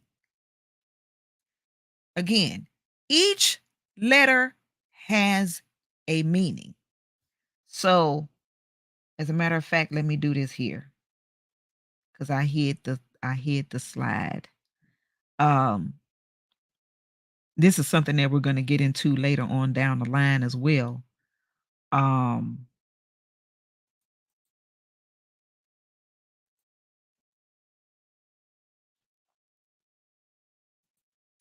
okay, so this is the Hebrew alphabet. They were a Hebrew people. This is the Hebrew alphabet. Aleph, Beth, Gamel, Daleth, He, Wa, Zain, so forth and so on, right? Um, each letter has a meaning. Now, this is the it's the 119th division of Psalm. Anybody who knows anything about tarot cards, this is the major arcana. Yes, the tarot card system was taken from the 119th division of Psalm in the Bible. This is the basis of all tarot card systems. Ain't that something? Okay. I'm going to get into a whole thing with this just in itself. The other stuff was added, like the minor arcanas with the everyday things or whatever. But this is the major arcana, 119th division of Psalm. It's the Hebrew alphabet, but it's also the Torah, because the children of Israel went into captivity so much to where they would come in and they would destroy their stuff and burn their books and all of these things. There's a pattern, and that lets me know who was who, because their stuff was anytime they went, and it was always really because of they started leaving off being disobedient to Yahweh's command and looking at the other people around them and trying and wanting to be like them or whatever. And so that would they would end up in then nations will come in and overtake them and burn up their stuff and this and that and the other and so forth and so on. And so what they ended up doing was, because they would have a library, right, of books and their history and all of these things, and the Torah and the law and all of that. So what they did was, it was like, hey, just in case, we get overtaken or whatever again, and they burn our books and destroy and all of that. Will It was a basically an inconspicuous way for them to keep their history, their law, and all of that on cards on cards, little cards. So basically, the 119th division of Psalm is the Torah in pictorial illustration on cards with the Hebrew alphabet and the meaning of it. That is the whole major arcana. And again, each letter has meaning. And so and anybody that's on here, if you know anything about tarot, if you have a deck of tarot cards yourself, take out the major arcana, take a screenshot of this, and then look at each major arcana and then number with this. And the true meaning is here. And some of the meaning of the tarot deck has some of the meaning of the cards left, but then it's some stuff that they added on because of how the tarot card system developed through, each one of the other nations that would come in and basically destroy it. They would always take a piece of their culture, a piece of the Hebrew culture, and add it in with theirs and all of that type of stuff. Does that sound familiar? Does that sound familiar? I'm just saying. I'm just saying. So anyway, compare it. Compare the major arcana with this. Yeah. So the meaning. Now you had this first teacher, scholar that he went to in order to learn the alphabet. And he's like, okay, repeat after me. I left. And he's like, okay, I left. And then he went on, okay, Beth. And then YAHSHUA will stop him and say, no, what is the meaning? And then the teacher's looking at him like, he's like, no, I won't go forward with the next letter until you give me the meaning of I left. And so that teacher was attempting to just basically teach him and brush through or whatever without giving him meaning. And YAHSHUA knew, because you got to understand, this is Yahweh in the body. He knows how the teacher is supposed to be teaching him. And he wasn't teaching him the meaning. And so the teacher got an attitude with him and basically finna, reprimand him or whatever. And it didn't end so well with that teacher. I'm going to just say that. It didn't end so well with him. So they had to take him to another teacher. So he went to another teacher. The teacher's doing the thing, hey, I left. And he's like, okay, I left. And he's about to go on to the next. And he said, no, what's the meaning? Teacher looking like, and then, he's telling them, hey, this letter has a meaning. And then, the teacher went on like, okay, well, the meaning. And then YAHSHUA, being a child, expounded on the meaning of that of that letter, right? And then each meaning of each one of the alphabet, the Hebrew alphabet, and then went on to start explaining the galaxies and the and the planets and the stars and it's just all of astronomy, just everything. And then that teacher was like, basically then when you do the parent teacher conferences, so he called up Miriam and Joseph and was like, listen, this little boy that you got, I need to be learning from him. You got you a genius on your hands. I need to be learning from him. Like, he is truly gifted. He said, what can I teach him?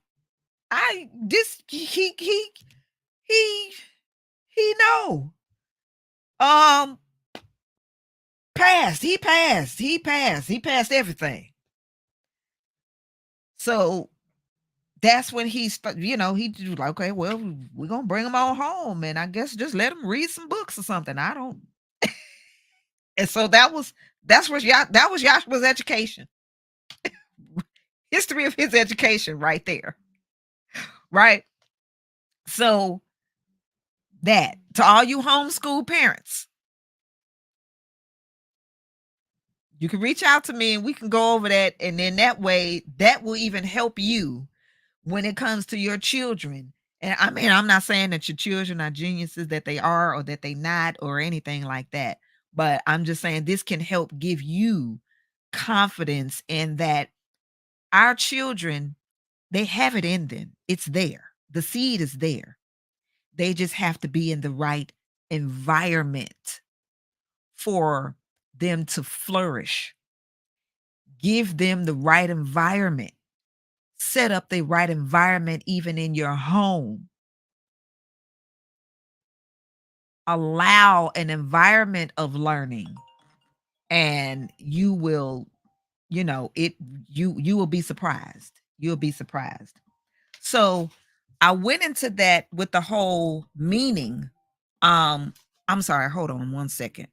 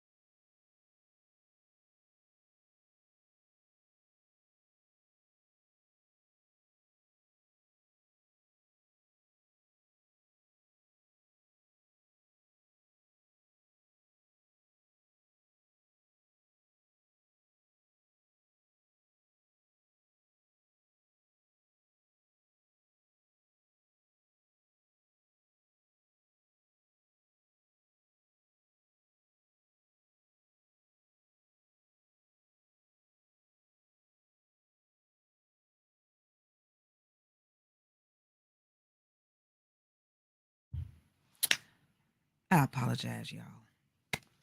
I apologize. Okay. So meaning.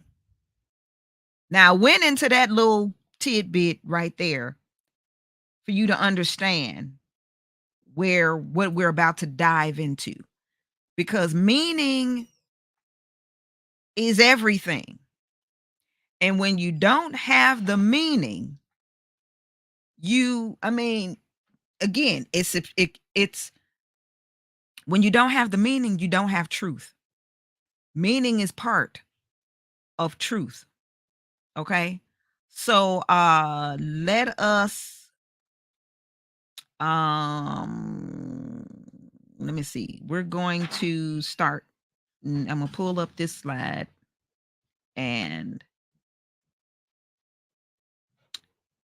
hmm.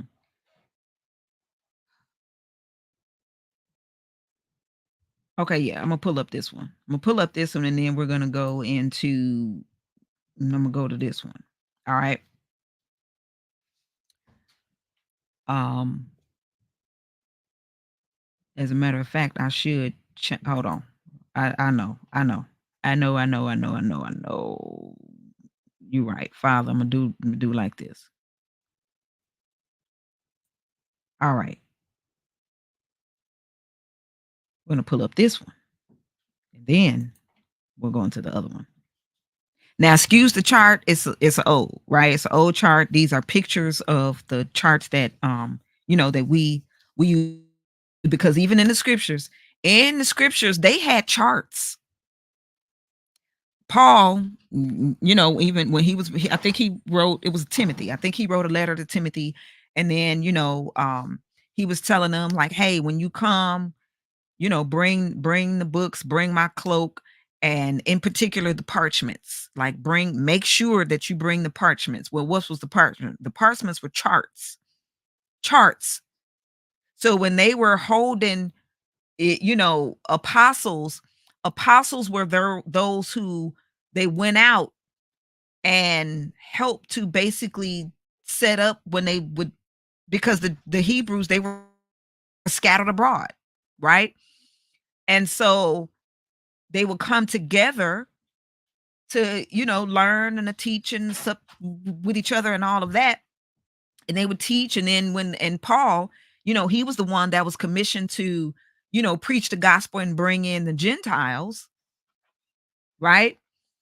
And so they didn't just get up and philosophize, okay?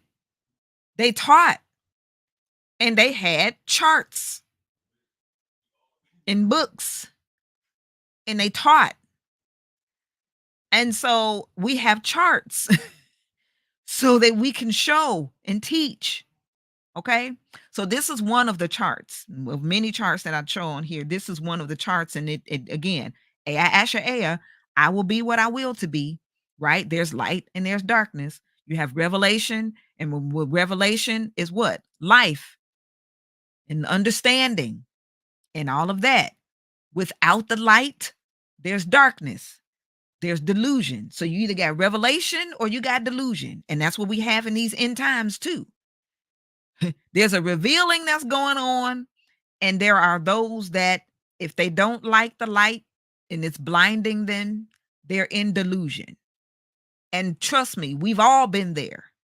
But there's this glorious light of YAHSHUA the Messiah, right? That is like, come on into the light, please. Come on into the light. Now. Now.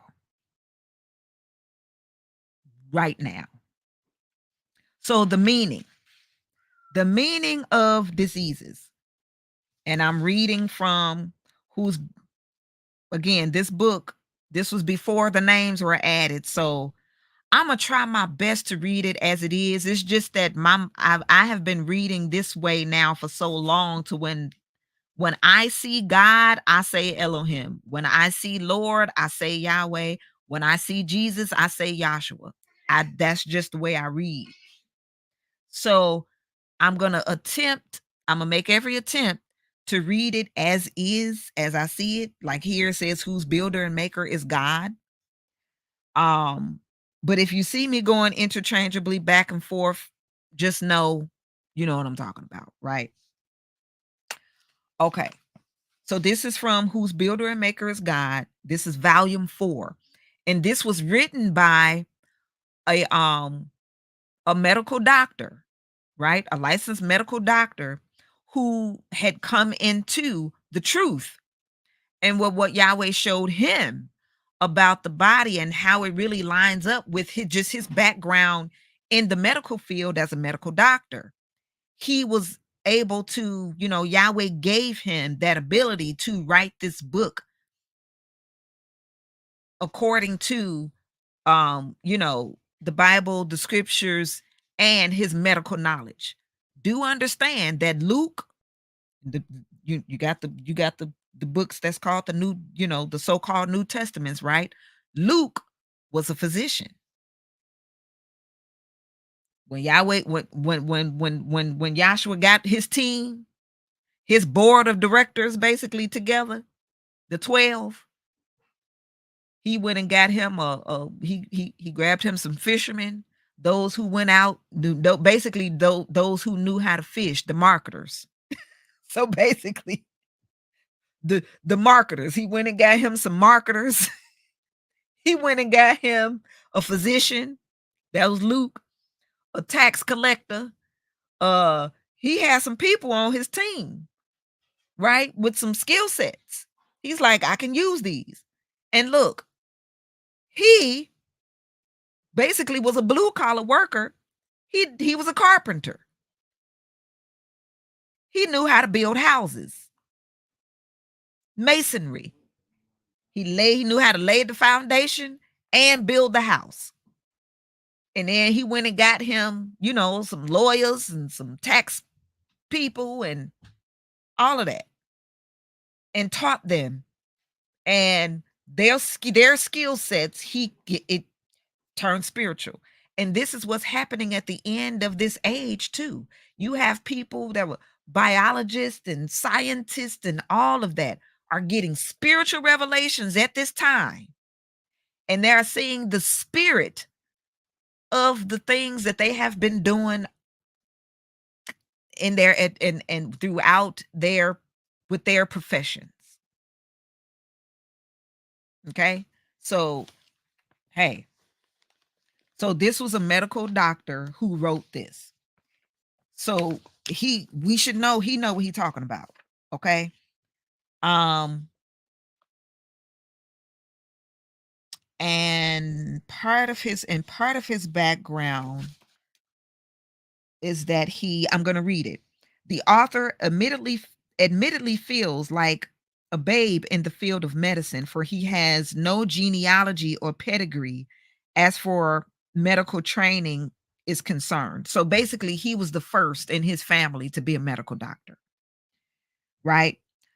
A 4-year course of study at an approved grade A medical school, Meharry Medical College, a 9-month internship at Harlem Hospital in New York City, and a 15-month residency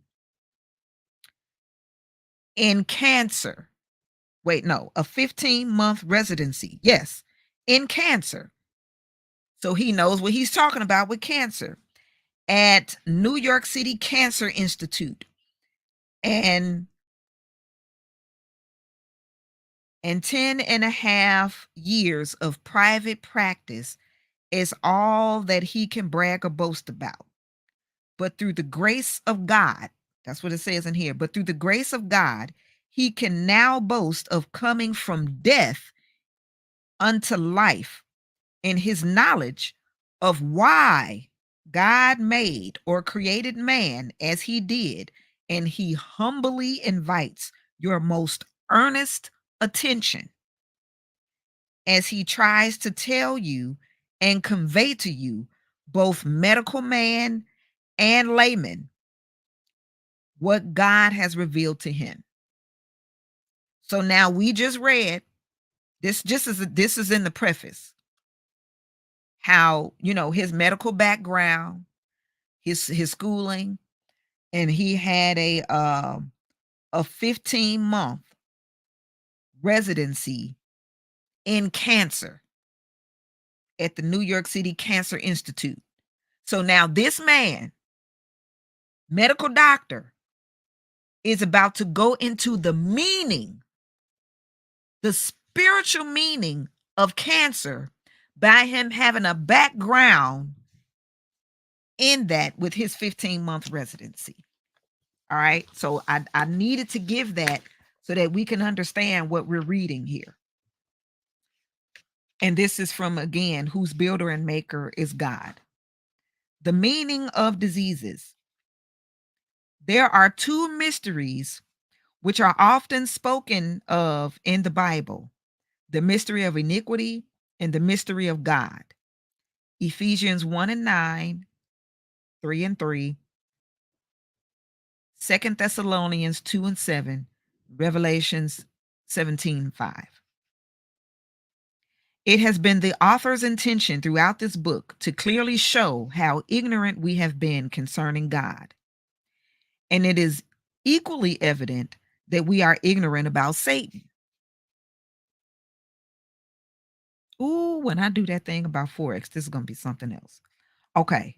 And I'm sorry, it just this just reminded me about how we'll learn, the good things or whatever about Forex, but then we don't learn what the our own psychology and what the market makers do in the market to basically trick you out of things, trick you out your trade and your positions and all of that type of stuff.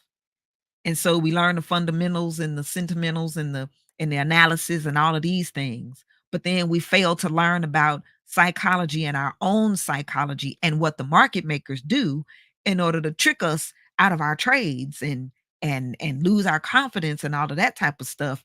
And then people quit when it's like, no, learn the psychology of a trader, learn your own psychology, the behaviors that you have, and then what the market makers do to trick you out of your trade.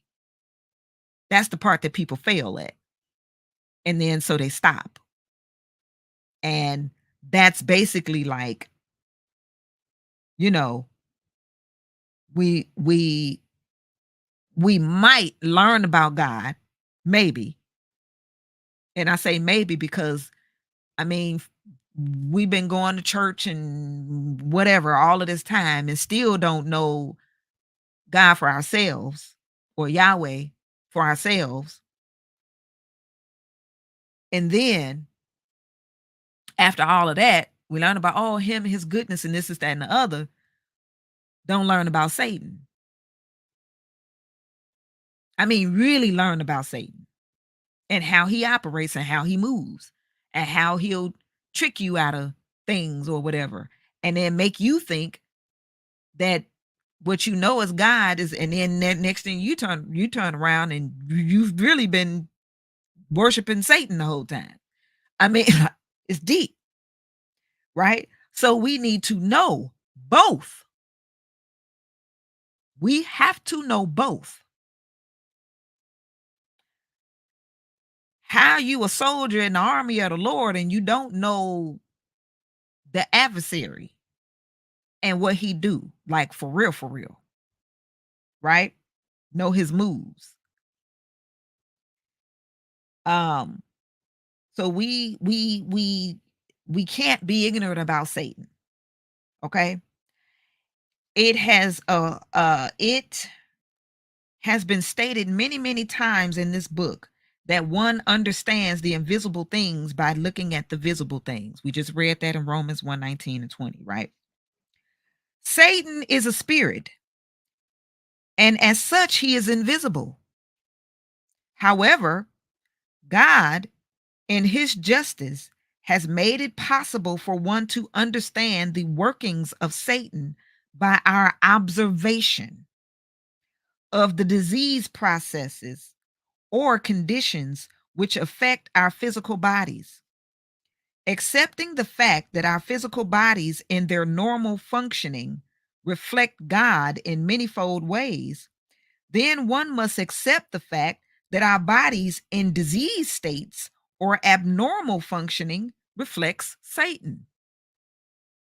In addition, it is also noteworthy that as there are many diseased conditions acting in diverse ways, there are many manifestations of the devil which deceive and beguile us day by day. Let it be said here that the author is not intending to say that one necessarily becomes sick or diseased because he is devilish or has sinned, but is saying that all diseases manifest or reflect how Satan works or accomplishes his end, which is death. Do you recall when Jesus or YAHSHUA healed the blind man who had been blind from birth? That he was asked, Master, who did sin, this man or his parents, that he was born blind?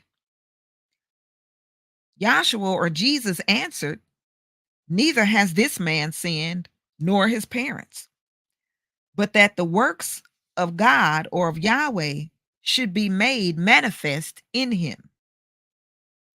John 9, 2 and 3.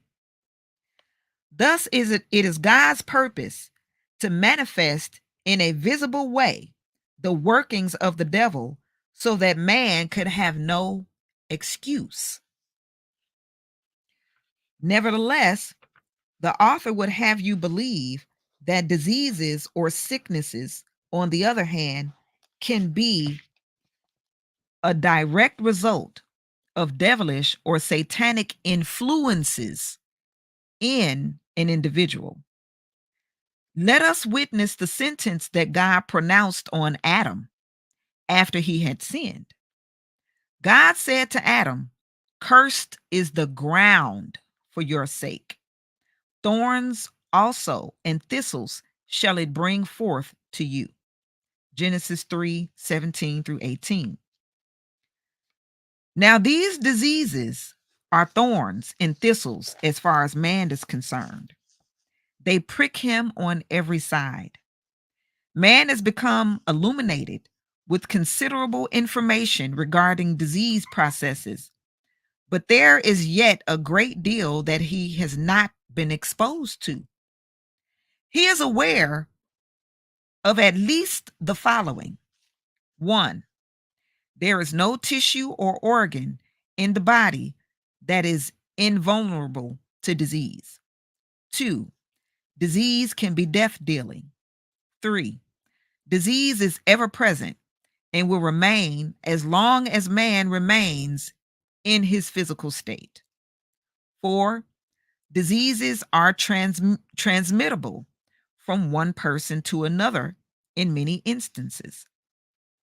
Five, disease is already present in the body before physical signs or symptoms are recognizable.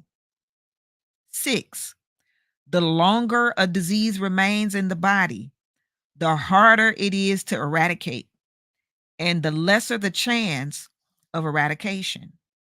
Seven, a diseased organ or tissue in a body may cause similar diseases of other organs or tissues. Eight, a diseased organ or tissue once apparently healed often relapses, and the recurrent condition is worse than the former condition. Nine, some diseases are hereditary and passed along from generation to generation in a family tree. Are you all there with me? Like, you good? And if you're in the chat, my chat, my comments is up, right? Like, I can see if you, well, at least I think I can see if you, okay, yeah, it will pop up over there on the side. All right. Um, and that, wait a minute, let me check. All right, I'm like, I had to check the private chat because at one point I wasn't doing that. And then next thing you know, I end up clicking it one day and I'm like, what? I didn't see the private chat that was there. So if you were ever on before and you're like, she didn't like see it, comment or whatever, I'm sorry. I didn't know that a private chat was there. Um, so yeah. Okay. So now that again, remember, this is a medical doctor who had came into this teaching, and Yahweh revealed to him, just from his medical background, spiritual things. And that is still happening to this day. Still happening. Doctors such as Bruce Lipton and Dr. Joe Dispensia and all of these are having spiritual revelations in the field that they've been in for the longest, right? And look, Yahweh is revealing himself first in that. He may reveal the names to them later. He may reveal his name to them later, but he's revealing his purpose in the, so we don't want to get caught up in the whole name thing. And usually early on, that's just the stage of development in the spiritual, you know, thing that and I've been there too. Like when I first came into the teaching long ago, it was that debate back and forth. What his name and this is that and the other and so forth and so on into the night. That's just the stage of development. And then you grow from that. And you don't do that anymore because you're in his name. So, you living, moving, breathing testimony type of or whatever, you just give what Yahweh gives you. And here's the thing. Some people receive it and some people don't. And that don't have anything to do with you. A lot of times, especially if you're really checking yourself. You see what I'm saying? Some people just don't want to because darkness, they love it here. They love it here. They built the world here. They got whatever it is going on here, and they don't want to come into that. And so you do exactly what YAHSHUA said. Look, if you knock at the door and they open the door and they receive you in their house, go in and give them what YAHSHUA gives you to give them. And then you go on and YAHSHUA's there with them and they, you know, you just the person that's bringing it. And that's it. And you keep it moving. If they don't open up, I'm talking about open up their hearts and their minds. If they refuse and they don't open up, and you know for a surety that it is because of nothing of your own. You came in peace, you came in love, you came in all of that. And they fighting and bucking up against you. He said, wipe the dust from off your feet and keep it moving. They're not rejecting you. They are rejecting the Holy Spirit. They don't want it. They don't want it. It's like, if you have you ever sold anything door to door or been in network marketing or something like that? You don't keep trying to go for no, right? Like that was the thing. Get trick your mind to I'm gonna go for 50 no's today. Right? I'm gonna go for 50 no's today. Then somebody interrupt your flow by saying yes. You like, dang. Out of all of those no's, you get a couple of yeses. You probably have to go to 200 no's to probably get 3 yeses. A remnant. A remnant. It's not you. It's not you, right? It don't matter. You could be kind, gentle, all of that. They don't want it. What you have is precious. Keep it moving.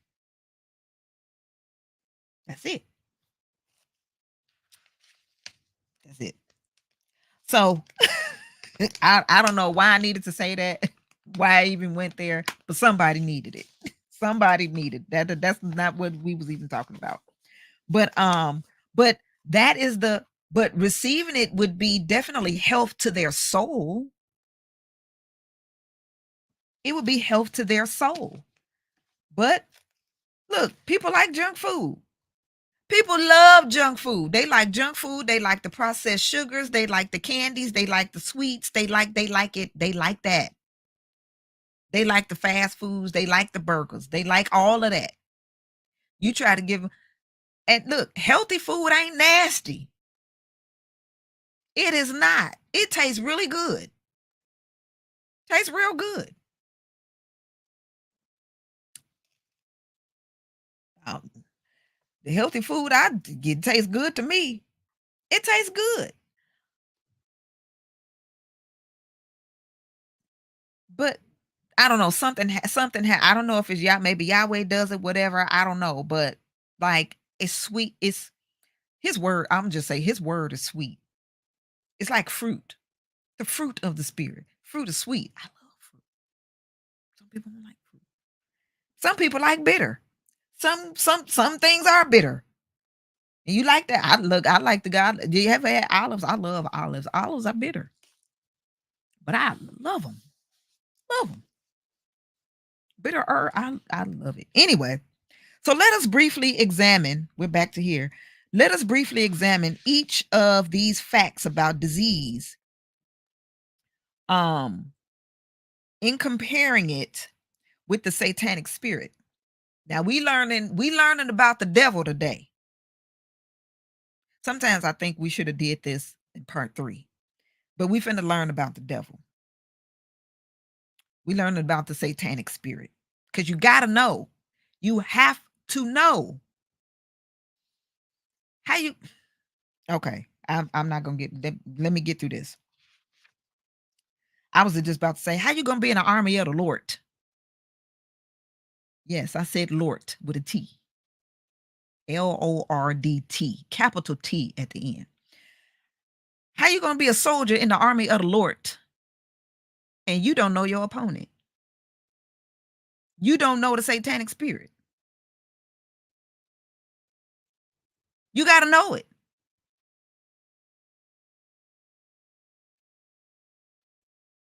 How you gonna conquer it and you don't know it? So you gotta know the satanic spirit's behavior. This is psychology.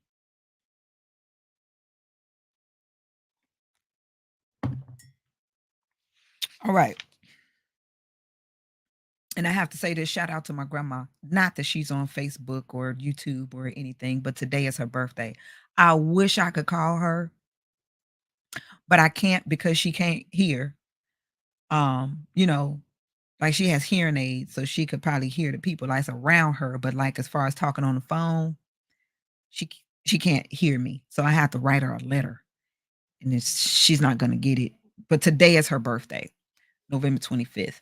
And I had to say this in the middle of this because if it was not for my grandmother, we would not be on this live. Like I wouldn't know any of this at all. At all. It was my maternal grandmother that sat down with me when I was 15. Jerobi was born. So I was 16 years old. And she happened to come. She came because my grandfather, her husband, had he had been murdered. And, you know, she knew something in her spirit. She ain't know exactly what, but she knew that hey, they needed to get out of Illinois, get out of Chicago, go somewhere else, start over, all of that. And she went to Arizona in order to just basically secure a place and go and you know to find a job, money up, stuff like that, secure everything, come back, and then they would move and all of that. Well, when she left, and so she was there like a couple of months. When she left, is how she actually came into this teaching. And it was so funny because my grandmother being a Sagittarius, baby, she gonna travel, she gonna do all of that. She gonna speak the truth, all of that. Good heart and all of that stuff. Anyway, she was house sitting for someone. And but they happened to be in the teaching and they were going to like a conference or something uh, uh, uh that they had like out of town, and but they were getting their house painted at the same time. So she's oh, I'll house sit. She house sat for them while they were gone. And so when the people came to paint the house, they told her, this is my grandmother telling the story. They told her that, hey, we're gonna have to seal up everything. And so, do you need to get anything? Because once we seal off the doors and stuff, you won't be able to get out. Um, So you need to go get everything that you need because you won't be able to leave the house for at least, I don't know, 24, 48 hours, something like that. 2 days, 2, 3 days, or whatever. There's that number two or three. So she went, made sure she got everything that she needed or whatever. And, was in the house. They sealed the house up, painted the house. And while she was in there, she's trying to find something to watch. She watched all the TV shows. She's looking for anybody that know anything about DVD, not DVDs. DVDs wasn't at that time. VHS, you know, um, VHS stuff. And so she looking for movies and grab something, put it in. And it happened to be one of the IDMR lectures. And it captivated her. She started, she's like, whoa, this is interesting. And she found some more videos. So all the time while she was in there, like 2 or 3 days, about 3 days, there was 3 days. She did say it, 3 days. And she was watching as many of those videos as she possibly could. And she looked, let me find let me find this Bible. Do they got a Bible around here? Found the Bible. And this is from somebody that my grandmother did not do church. It wasn't that she was some evil type of person or anything like that. She just knew that something like whatever. And then just her upbringing background and all of that type of, it was just a lot of stuff, a lot of trauma, to be honest, because she was a ward of the state. She was a foster child. So um that's how she came into the teaching and the spiritual. It was home at home.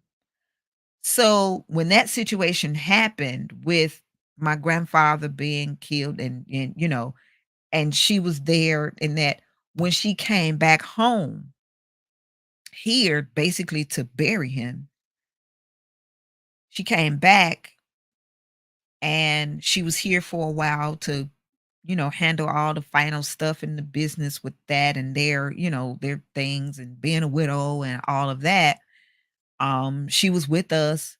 I was 16 years old. I just had my son. He was about, I think he was August. So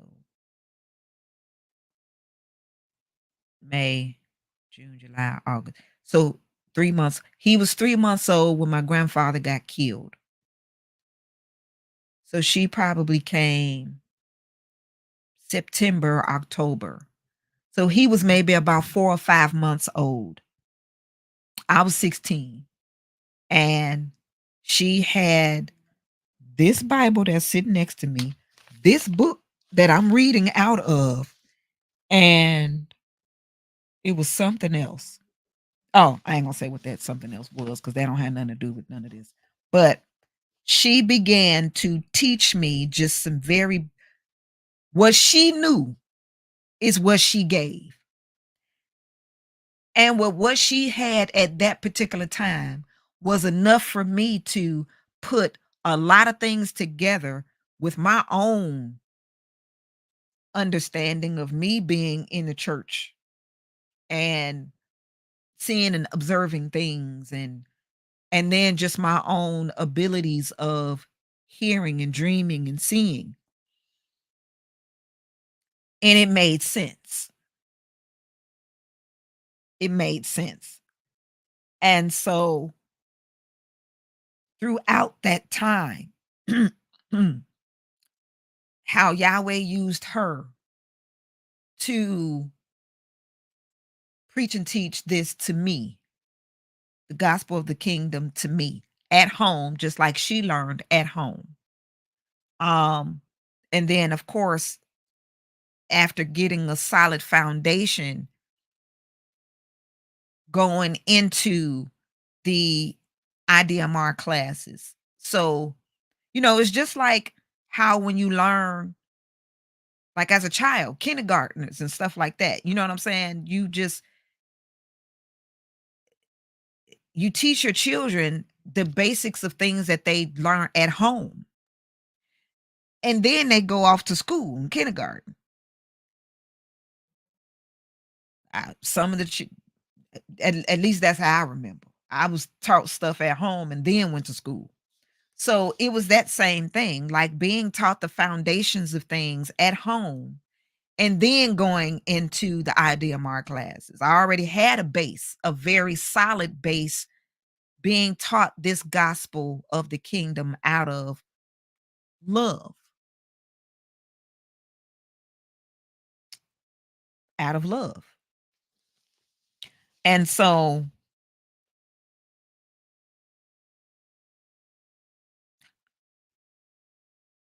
I dedicate this to her on this day and her birthday because and my father's birthday is coming up too on the 28th. My grandmother that I'm talking about, she's still living. She's 91 today. She's 91 today. And of my nurturers, my paternal grandmother who passed in November of 2008, my paternal grandfather who passed away that following March, maybe like 4 months later in 2009. Um, my grandfather Casey, who was murdered in 91. So, um, I didn't really have a relationship with my mother's father, her biological father. But I knew him, but I didn't have a relationship with him. He passed away in, I think, 2000. I remember, yeah, because I remember the memorial services is somewhere in 2000. Um, it was either 2000 or 2001. I want to say it was 2000.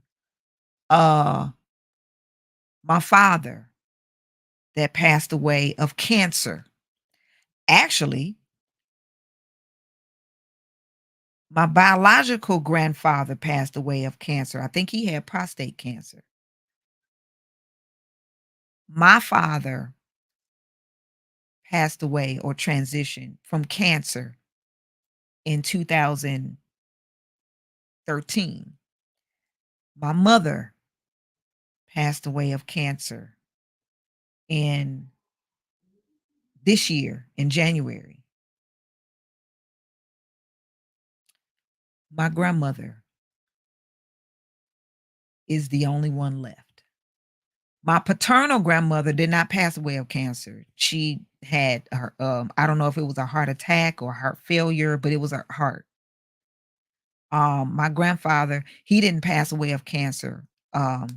He just he did I think he had like dementia or something. And so, and then by my grandmother passing away, I mean, you figure 4 months later he passed away. So it was that thing.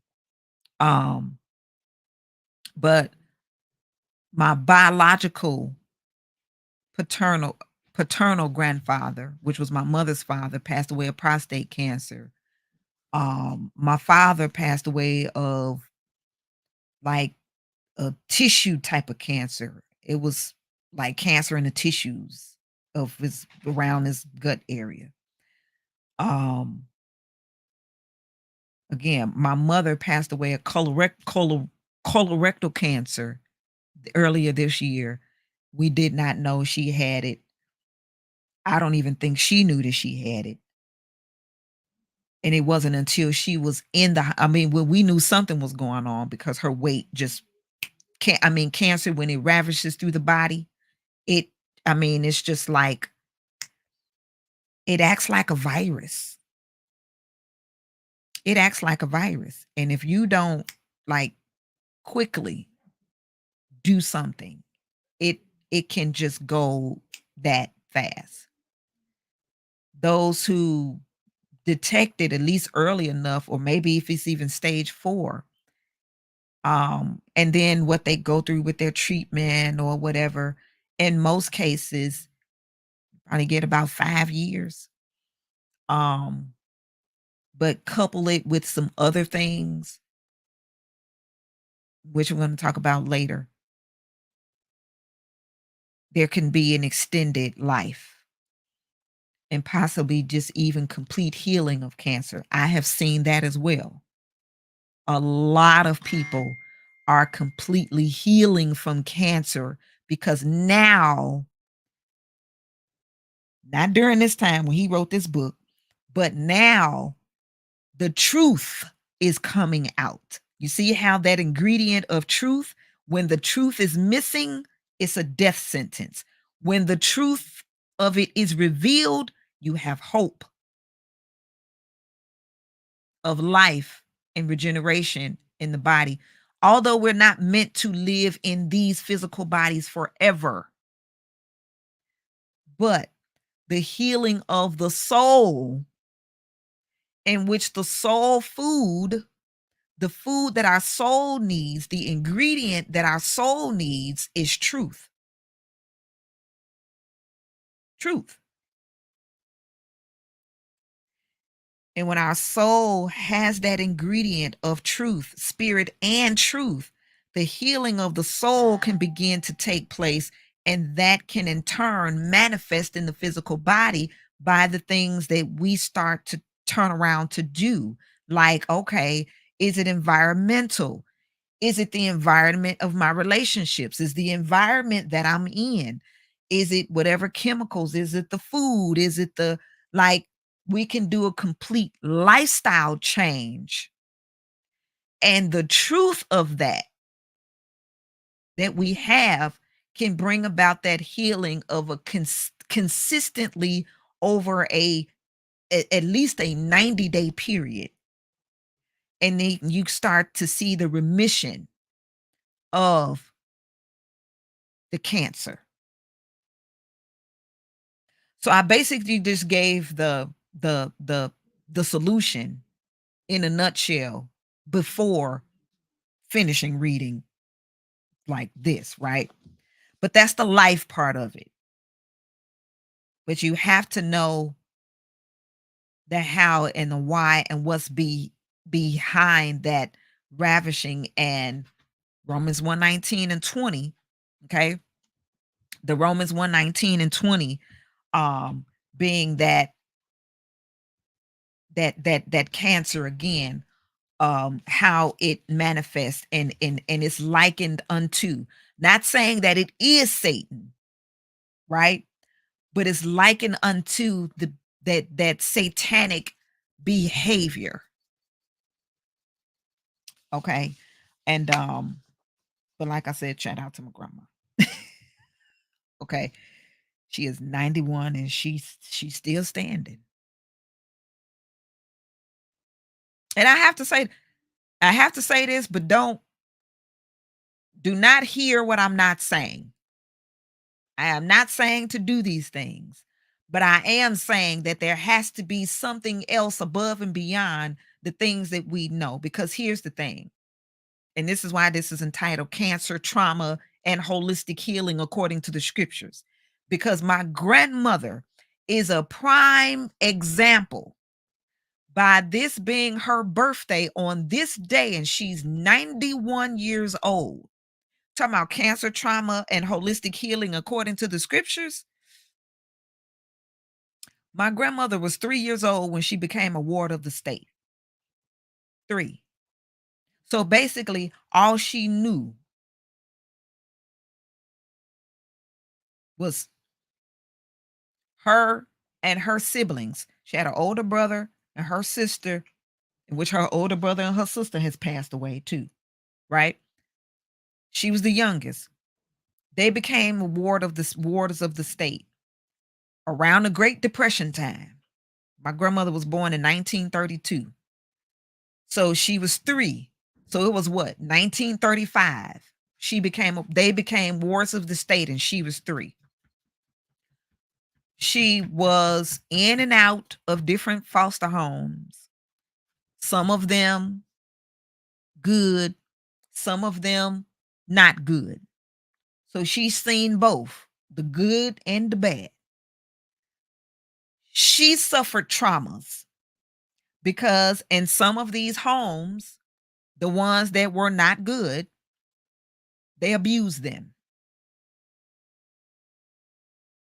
in various ways. Okay. Um She was a teenage mother. She had her first child, my mother, when she was 16 years old, turning 17. She just wrote me a letter. The letter came the other day. This letter right here. And she mentions that a lot. She was saying how, my mother's birthday was November 4th, in which the last that wasn't last Saturday, but that was the Saturday before. Um, and so my mother's birthday was on the 4th, in which we did, this, and I dedicated that one to her. And my grandmother talked about how, it was hard on her that day because, I mean, you're a parent, and, as a parent, you bury your child, it's like, man, the way of life is that your children bury you. Like, you don't bury your children, but we're burying our children. Like, that seems to be more common now than the reverse. Anyway, um, and she went on, and you're like, like, hey, I had her when I was 16 years old. She said I was 16, and she said I was 16. Your mother was born, and then I turned 17. Um, a week and a half later. My grandmother memory is good. Her hearing about gone, but her memory is there. Okay? Her mind still sharp. I'm like, I pray. I'd be like, ooh, I'm like, Yahweh Elohim, please. If you let me live a long life with my memory intact, because her memory is sharp and is there, and her humor and all of that is still there. Bless me with that. She has definitely been blessed with that. Okay? You got your mind, if you have your mind, you got it all. Right? The mind start going, it's like, whoa. So she wrote that in here. And um, she talked about that. So she was a teenage parent, and she even told me the story about how she had my mother, and she didn't really tell anybody that she was pregnant until it was about time for her to give birth. Why? She said she was trying to protect her because by her being still underage, under the age of 18, and a ward of the state, my mother would have been born into being a ward of the state. And she didn't want that. So she didn't want to have her in the hospital. So she had her at home. She had her at home. And then, I can't remember if she said they ended up taking her to the hospital later, or if they called a doctor in or something like that, like whatever it was. I don't remember, but she said I remember her specifically saying she had my mother at home because she did not want to go to a hospital because she would have been a ward of the state, and she didn't want that. She wanted to keep her. And but then she had my aunt at 18, but of course at 18, she's, legal age or now or whatever. And so, I'm saying all that to say, like, just with that. And then, the things throughout her life. She was in relationships that were good. She was in relationships that she suffered abuse. Okay. Um, and and I'm talking about marriage, like relationships that was good, marriages that she was in that was good, marriages that, well, no, she was in a marriage that was, anyway.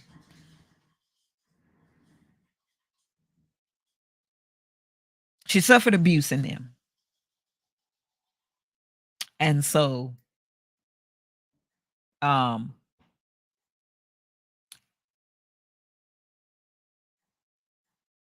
She did the best she could with what she did or what she had with attempting to protect her children, but then also protecting them very fiercely. And she was like that way with all of us.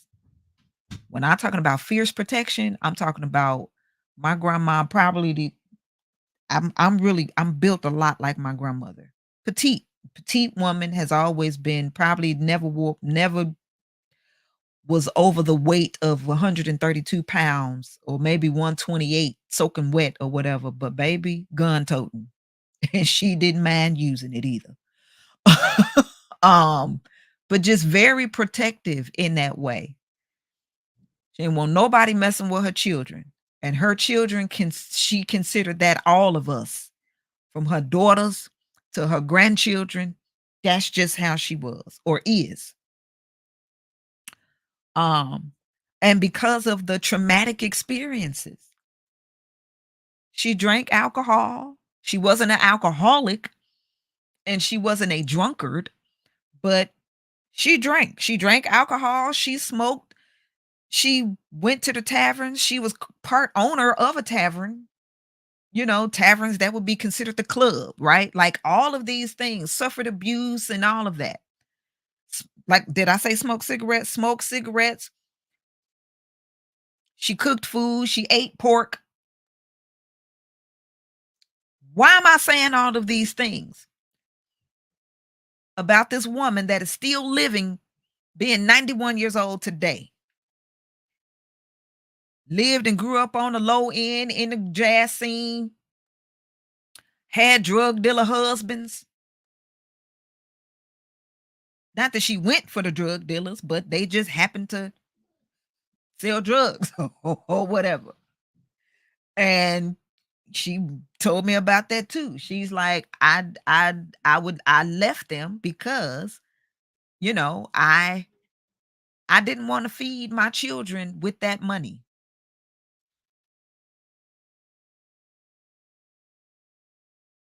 They took good care of us, but I did not want to feed my children with that money.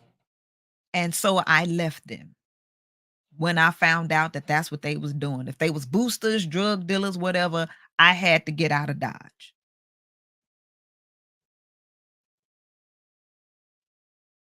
Not like, she was holier than thou, but she just like, I got to protect my children.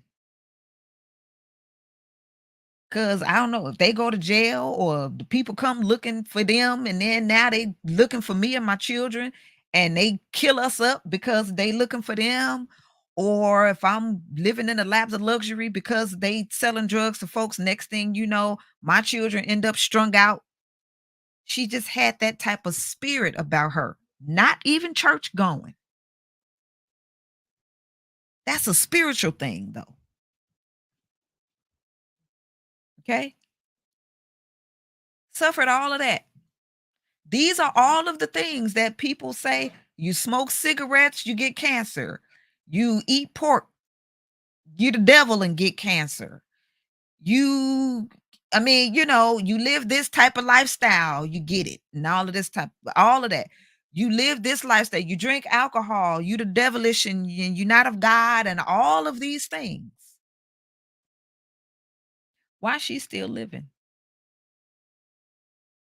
Why she still here?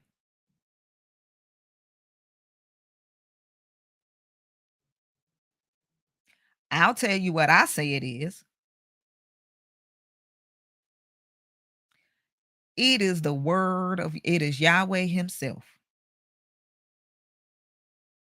She even said that. She said it was not, it ain't, she said it was never me.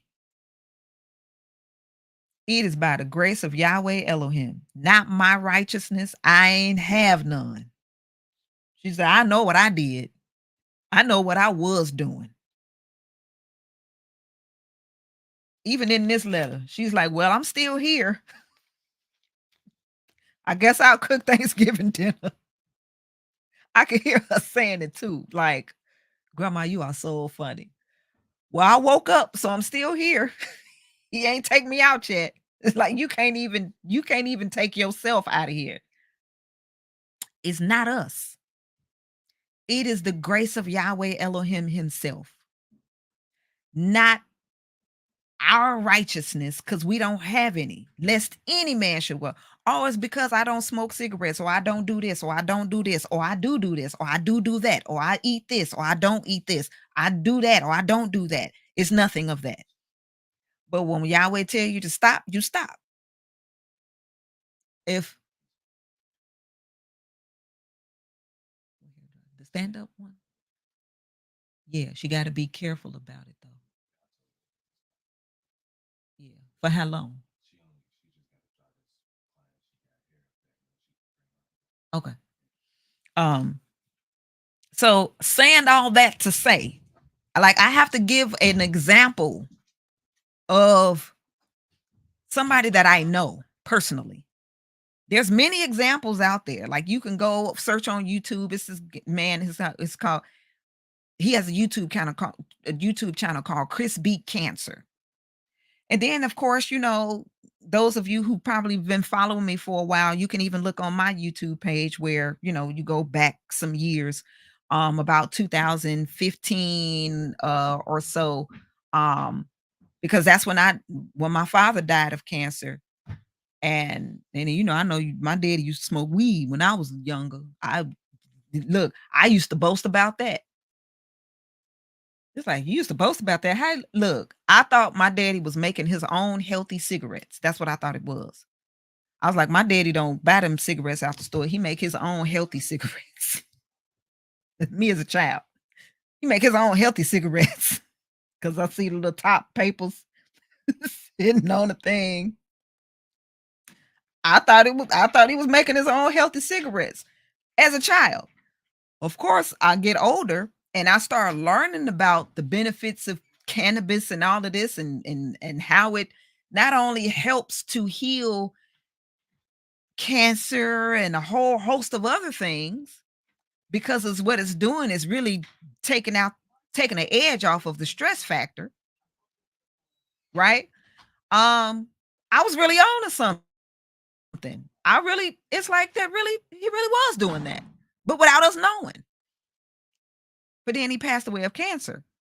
So when I started learning about it back then, I'm like, "Oh my gosh," because I remember, we were doing certain things and just all of these things, but that was before. It wasn't until later on, maybe like that February of 2000. He passed away in 2013.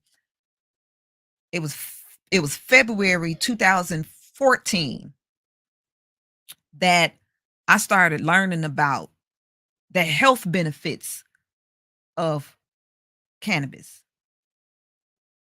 and just the history of the cannabis and the marijuana and the THC, and all of the CBD and its components and all of these things. And I'm like, oh my gosh, if I would have known this sooner, man, listen, I'd have been like, Daddy, I'm gonna need you to go back to what you know and light up. Because we did everything. Okay, the food, the environment, the digital, all of that. It just, then I learned about that later. And I started as I was learning, I was attempting to tell everybody that I knew. I put stuff on my YouTube page, channel, all of that.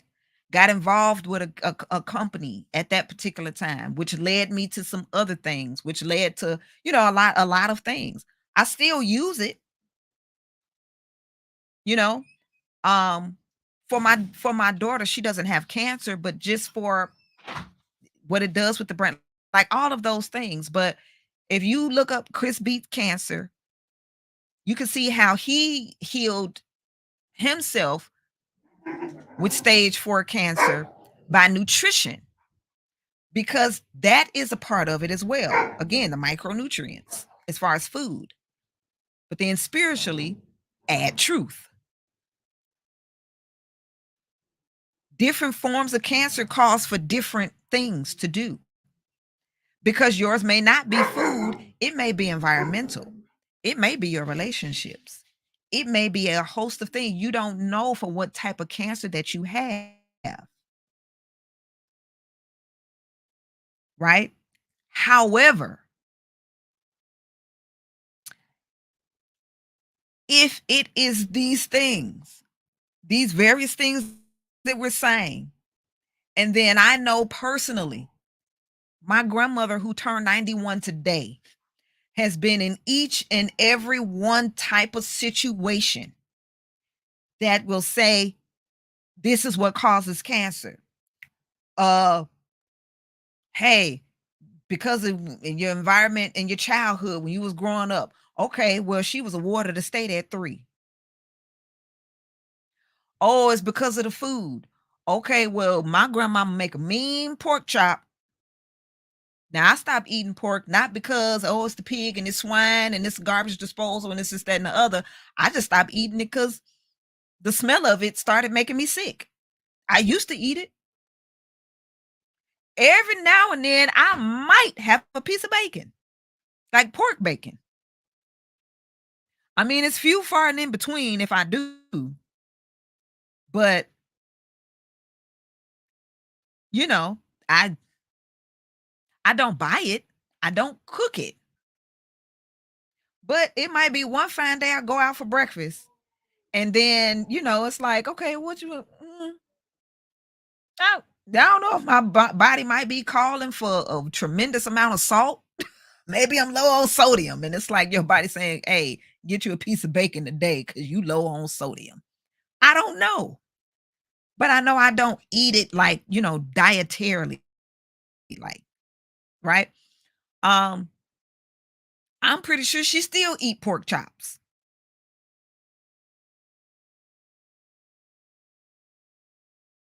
I do know that she doesn't do fast food like that or processed food, and she cooks all of her food. I mean, since forever. I do know that. And she does a lot of walking because she never drove. She'll walk to where she go or somebody drive her, but she don't mind walking. She don't mind getting on the bus, like all of those things. Talking about bus. My grandmother was hit by a bus at 70. Coming home from work, hit by a bus, just standing there minding her own business, hit by a bus. Paramedics came and everything, took her to the emergency room. She sat there. She don't like hospitals. She don't do them. She don't like them. And she sat there for a while. And next thing you know, she got up, left the emergency room, left, got on the bus, went home on the bus, got off the bus, walked to the Walgreens, got some Tylenol, a Pepsi,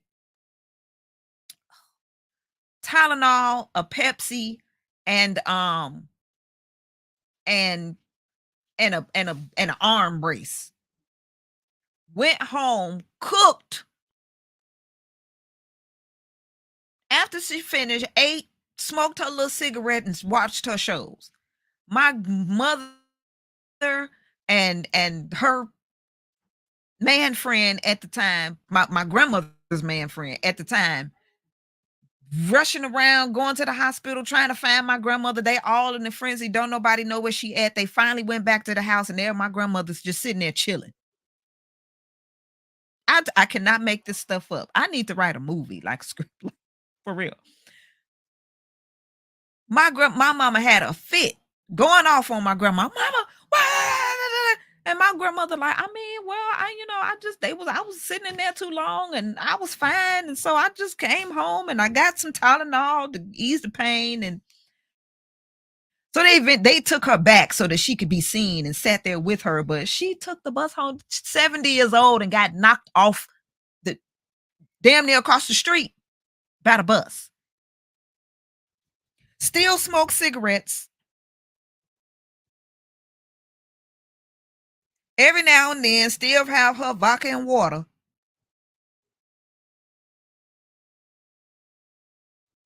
But love Yahweh Elohim with all her might and all her soul and all her strength. And just try to stay active as much as possible. She like cooking and cleaning, so she do that. Right? So she does that. Suffered traumas, all of that type of stuff. Now she go gets her health checkups. And she, yeah, well, the doctor said I'm still healthy as a horse. I mean, I'm just old.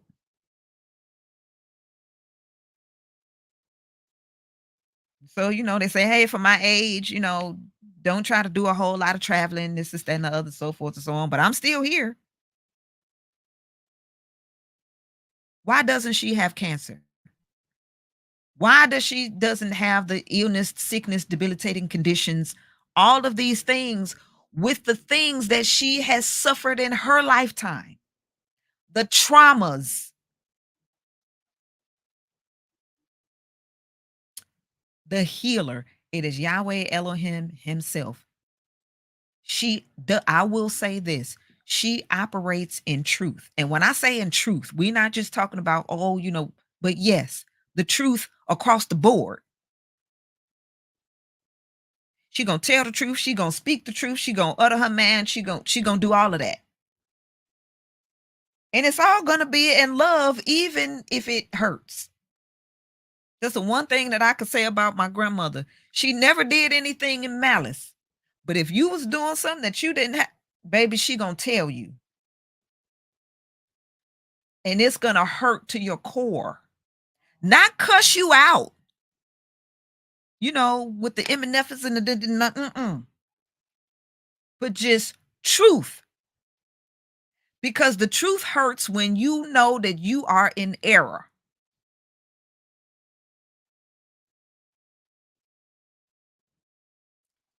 And if she see, well, it's the my look, I gotta blow this popsicle stand. She gonna move around. I have seen my grandmother get out of environments in a heartbeat. It's like, okay, I'm here. If Yahweh have her there, she's there. If Yahweh tells her, well, it's time to go, she don't waste another millisecond.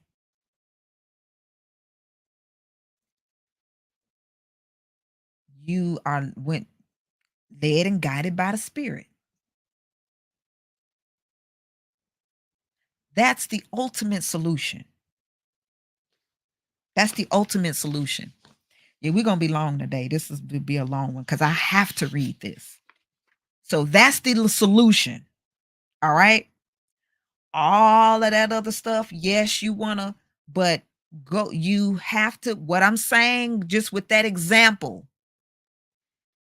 go within. Your God is not outside of you. He is within you. Wants you to have a sound mind to listen to his guidance for you to be led and moved through. If he has you somewhere, that's where you are. If he say it's time to move around, move around. He say get prepared, get prepared. He say whatever he say, do that.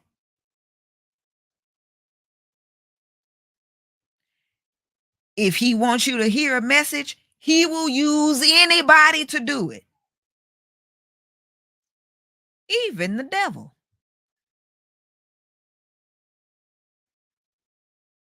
You can learn a lot, right? So, next uh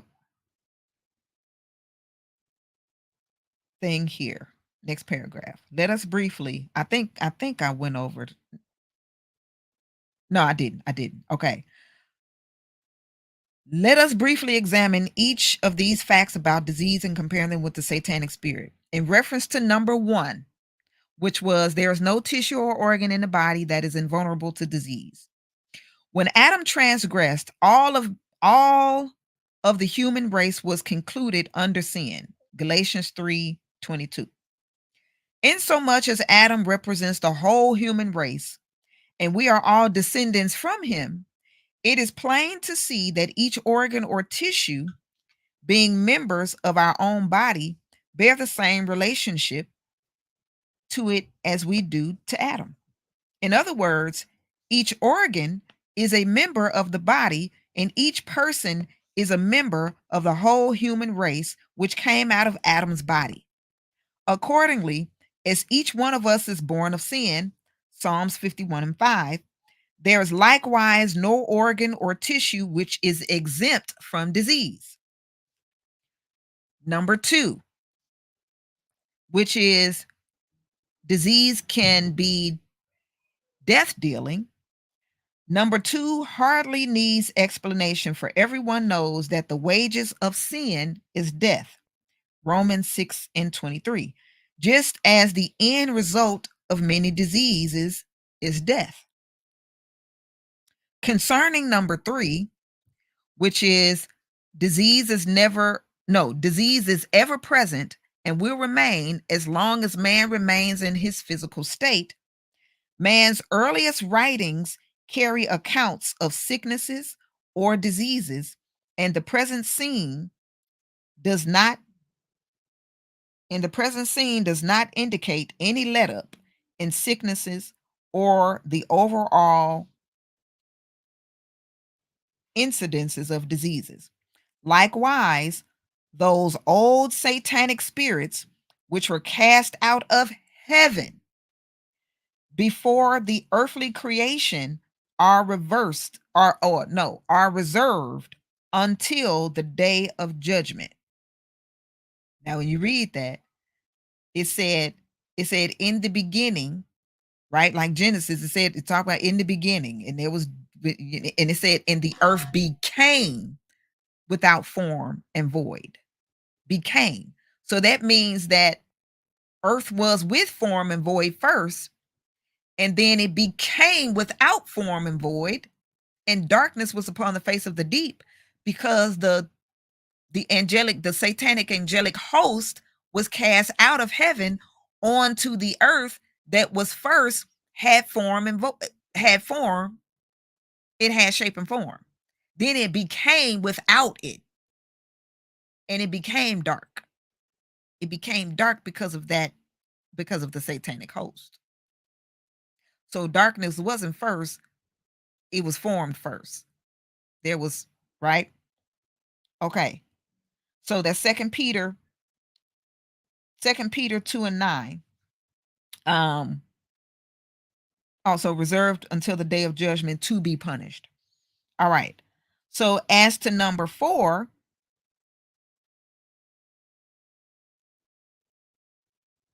which is diseases are transmutable from one person to another in many instances.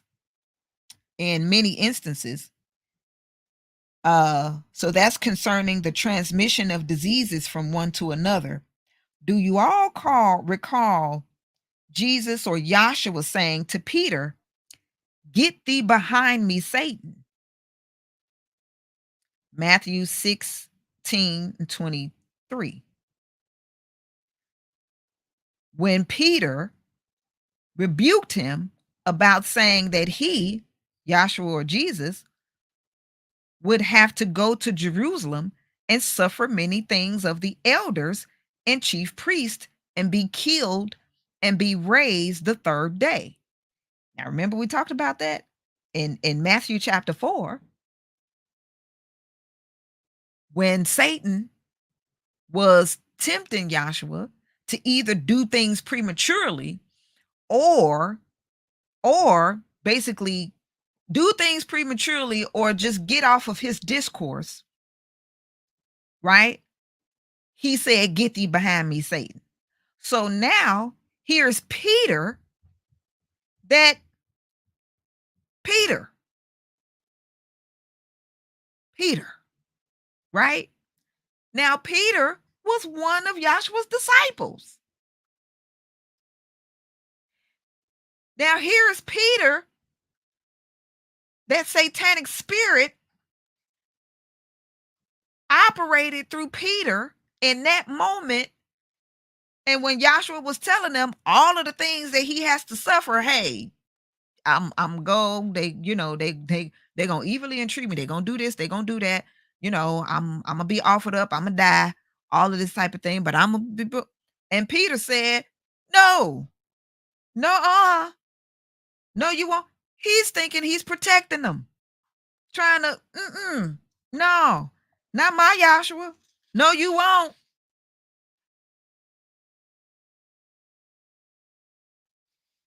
And YAHSHUA said to Peter, "Get thee behind me, Satan."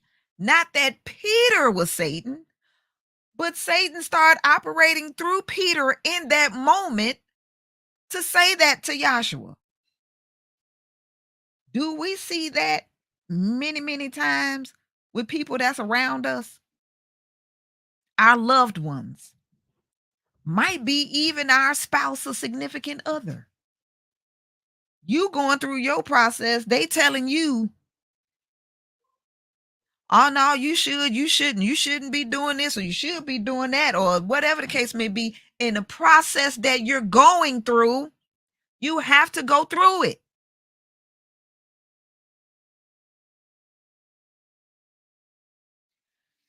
You should have some money by now. You all type of stuff.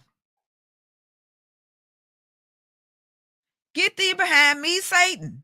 Not that they're Satan, but Satan is able to operate through them to get to you. He's trying to get to you. They got them. Satan wants you because Satan is an adulterer and an idolater and all of those things. That's what Satan is. He wants Yahweh's bride. Like he ain't already got a bunch of women. He want more women. He want Yahweh's bride though. Cause what? If I can get your bride, if I can get your woman, then that means that I'm the man.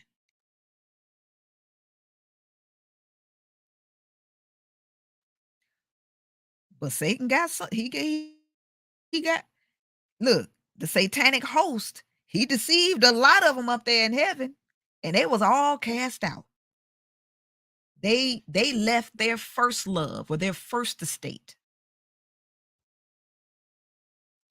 Ooh wee.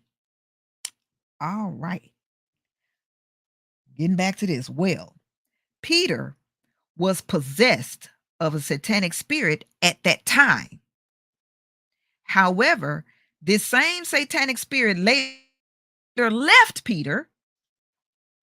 You remember that movie, The Matrix? That's what what's her name? I forgot her name. But she even said it.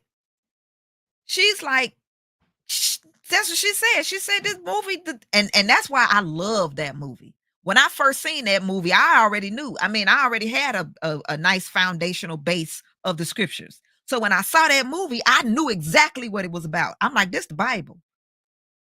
I'm like, whoever wrote this movie was a genius. I'm like, this the scriptures.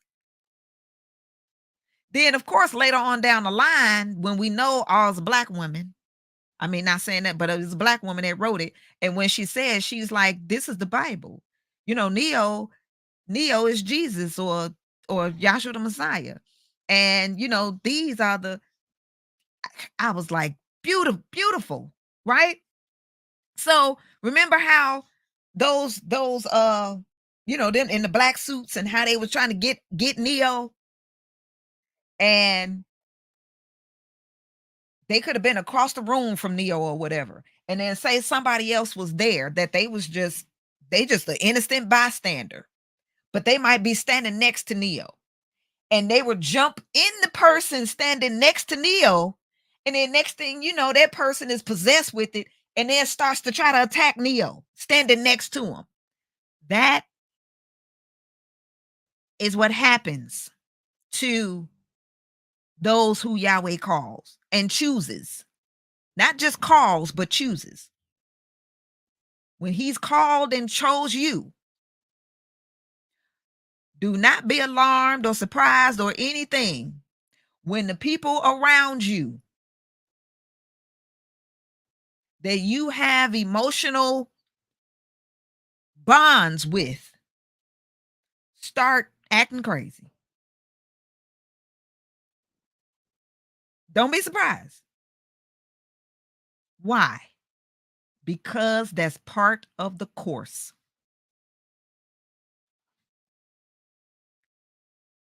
Some of them, that demon may leave them, and some of them, it take a hold of them and then take them out. It's sad, but when we talk about spiritual warfare, you have to understand what it really is and what it really looks like. And if nobody has ever explained it to you on how it really goes down, there it is. Like in its simplicity. I like to keep things simple. Like we got to give people the ABC 1, 2, 3 milk, right? What does that look like? You have been called and chosen. Next thing you know, it seemed like all hell breaks loose because it does. And the people around you that you have emotional bonds with, I don't say connection, but bonds with, and they not covered, they have some type of wound that the adversary can use them. They are being used to get to you. And all the time, it doesn't look like the fighting and all of that. That happens too. But it can also be that niceness, well-meaning. That's the better way to get to you. That's the better way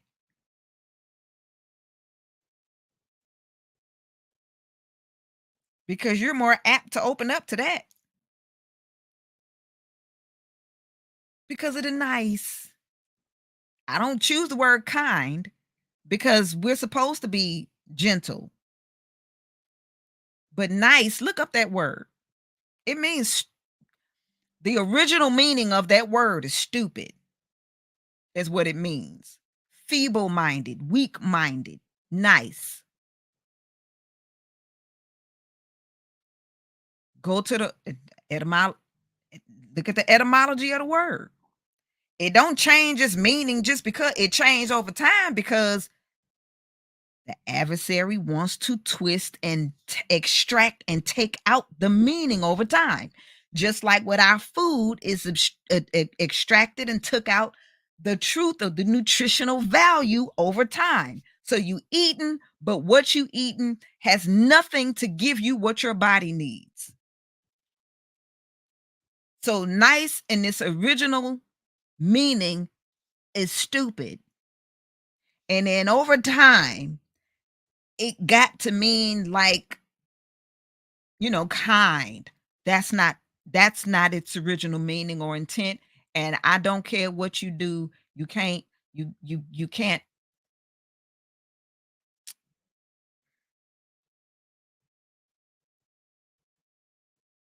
can't make a fast food burger nutritional. It's a filler.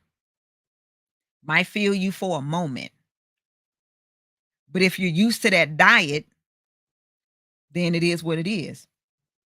But if you stop for a while and then say you eat it again, like there's no way I I I haven't been well, I can't say I haven't been in the McDonald's parking lot because I have been in the McDonald's parking lot because the what you call it? Gas not the gas station. The car wash is right next door and I'm a member and I go get my car washed there. And sometimes I have to, depending on how I come in, I might go through the McDonald's car lot to whip around to it. But as far as like eating any of McDonald's food, I haven't in a long time. I think the last time I ate something from McDonald's and, I had kinda I didn't eat it often, but every now and then, and it was just one day I was, like, I was hungry. I mean, and I was like, "If I don't eat something, I'm gonna fall out." And it was a McDonald's that was right there, and I just pulled up and I got me some McDonald's. Baby, oh my gosh, the way I felt,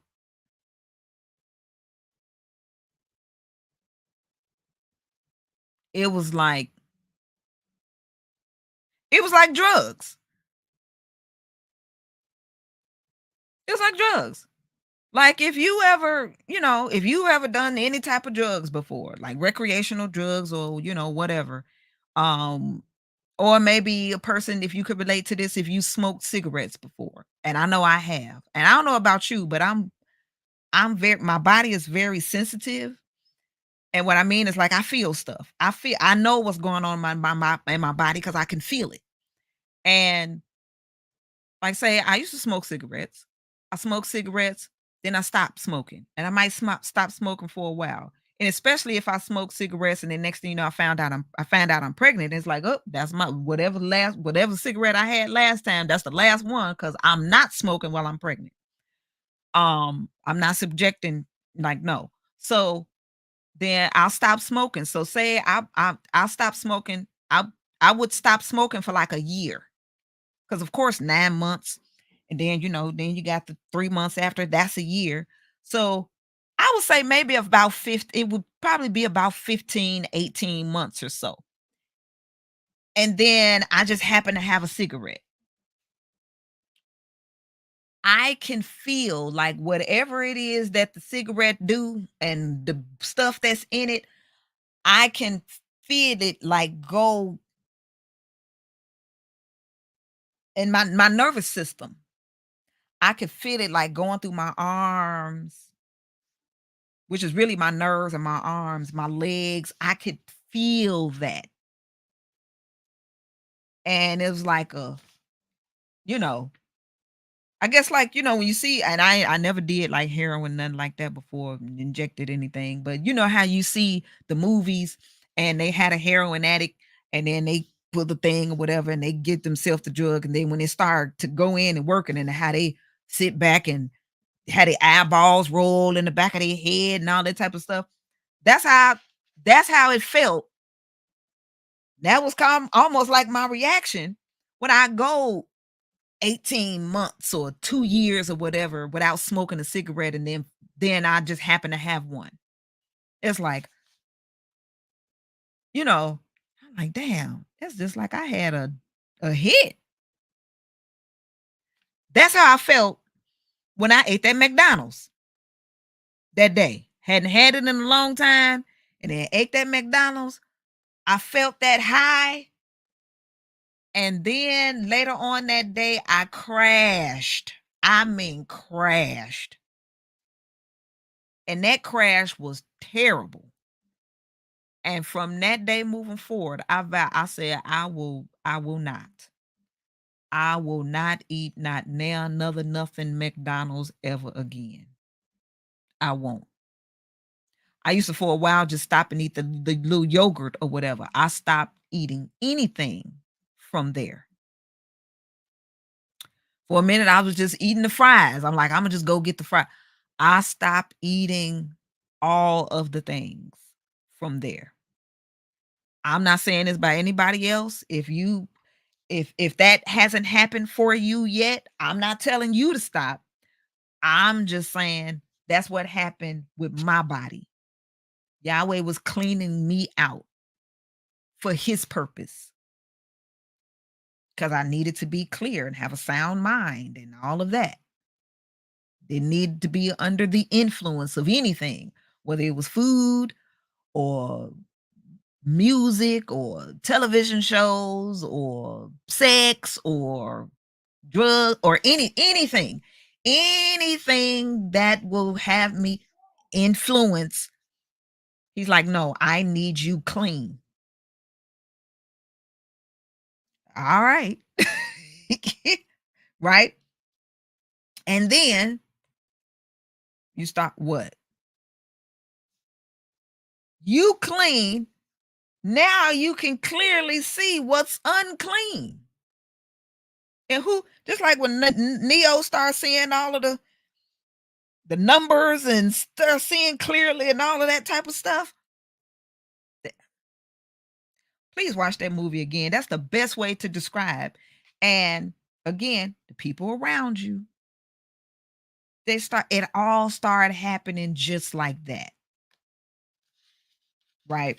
So now, in reference to number 5, And number 5 being disease is already present in the body before physical signs or symptoms are recognizable. In reference number 5, the author has already shown the time that the devil or Satan entered Judas. Luke 22:3. But it was not until the night of the Passover supper that he actually showed signs of the devil being in him. Now they eating. Now, now he was already in them, but he didn't show the sign. Now, how long? YAHSHUA went into his ministry at age 30. He went into his ministry at age 30, and the death, burial, resurrection, ascension, all of that, like 33. So about 3 years. 3 years. So here, 3 years that Judas is with him. Because when he went to his ministry, then he started going out. Hey, y'all too. Y'all fishing? Come follow me. Right? Like that's what we do on social media now. Follow me, follow me, follow me, follow me. Follow me as I follow YAHSHUA the Messiah. Don't follow me. But if you gonna follow me as I follow YAHSHUA. Right? Because I don't have a hell or heaven to put you in or take you out of. I don't have no money for you.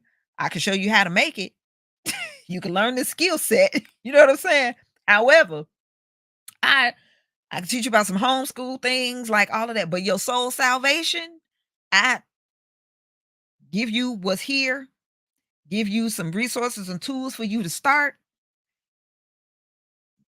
share some things, jot down some notes, and then you in your own private time with the Holy Spirit in you start speaking, start praying, start asking questions. He starts showing you and leading you. That's exactly how that happens.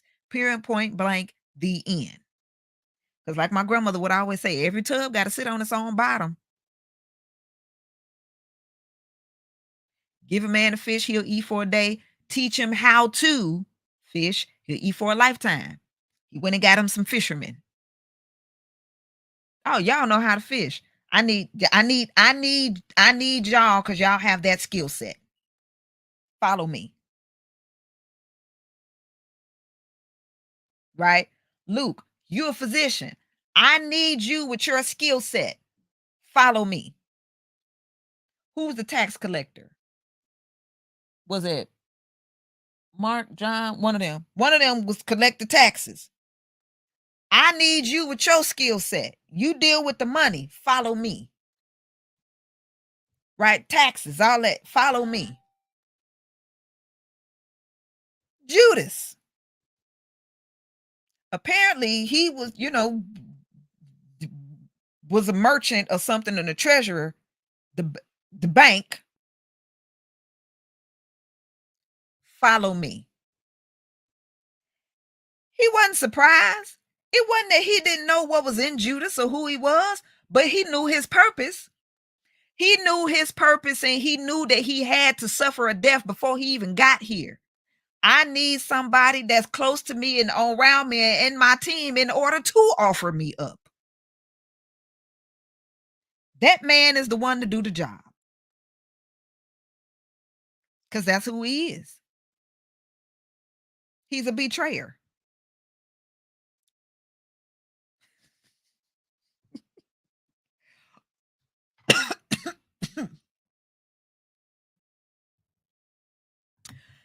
Let me take a sip of this tea.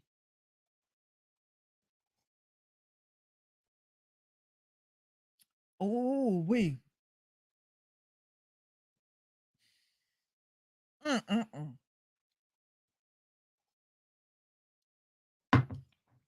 I know who he is. He is a betrayer. He's perfect for the job.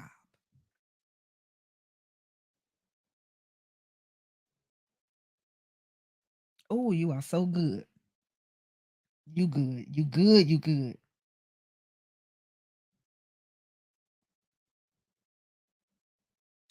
All right. Let's keep it. Listen,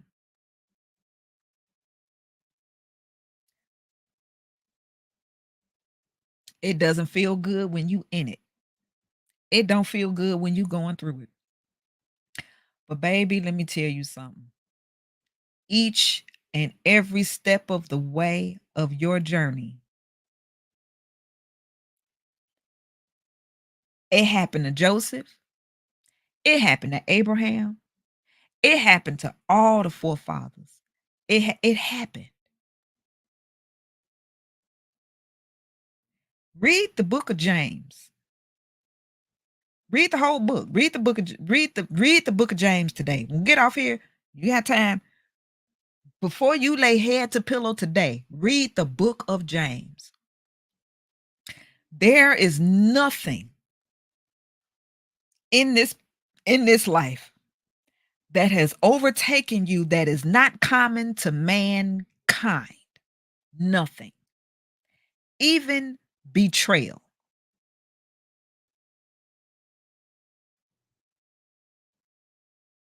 But read the book of James. That's my father's name. Dedicate to this my father too. Right? Dedicate this one to my dad too. His birthday is on the 28th, 3 days. But um he's no longer with us. But read that. There's nothing in this life at all. The good, the bad, the ugly, the indifferent.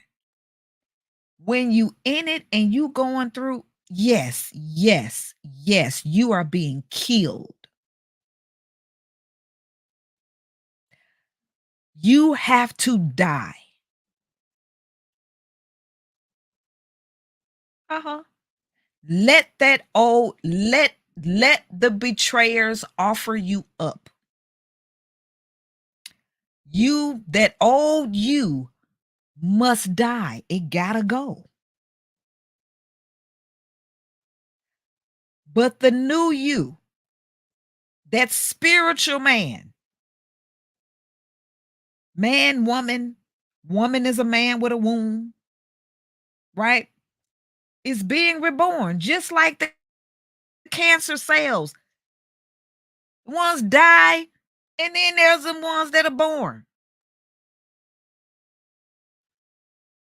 But when you remove, just like Yahweh told Abraham, get out of your father's house, get away from your family, get away from your kindred, get out of this country.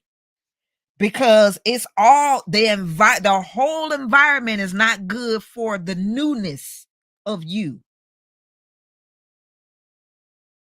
Go to a land that I show you.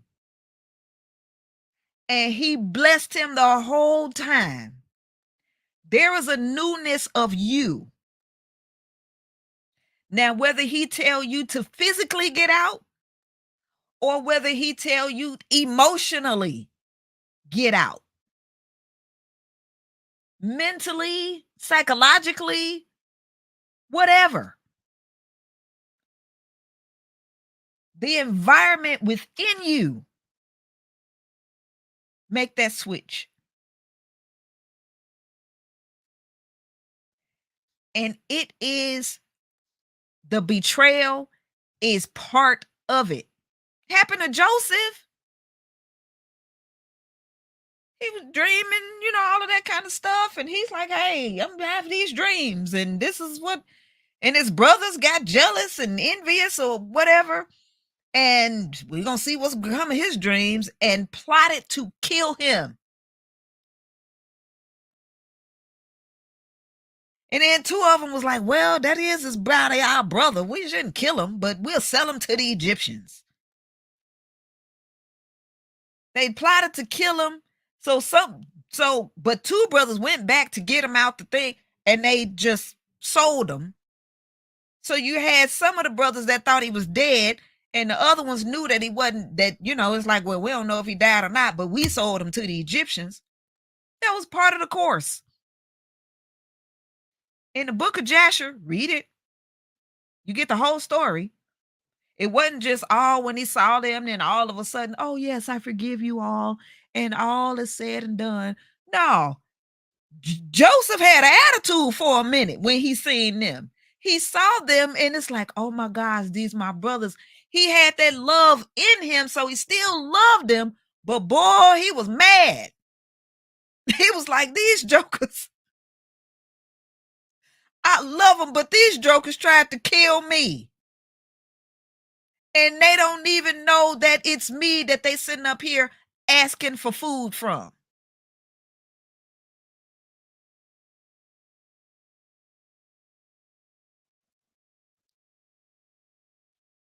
And they kind of went back and forth for a minute. And then it was the crying and the forgiveness and all of that that came afterward. But he had to process those emotions. That's a part of the cancer too. When we don't truly process our emotions, all of them, we want to tuck away and hide the negative emotions of how we feel about certain things and just put on this smile and, oh, everything is fine and good and dandy and so forth and so on to the night.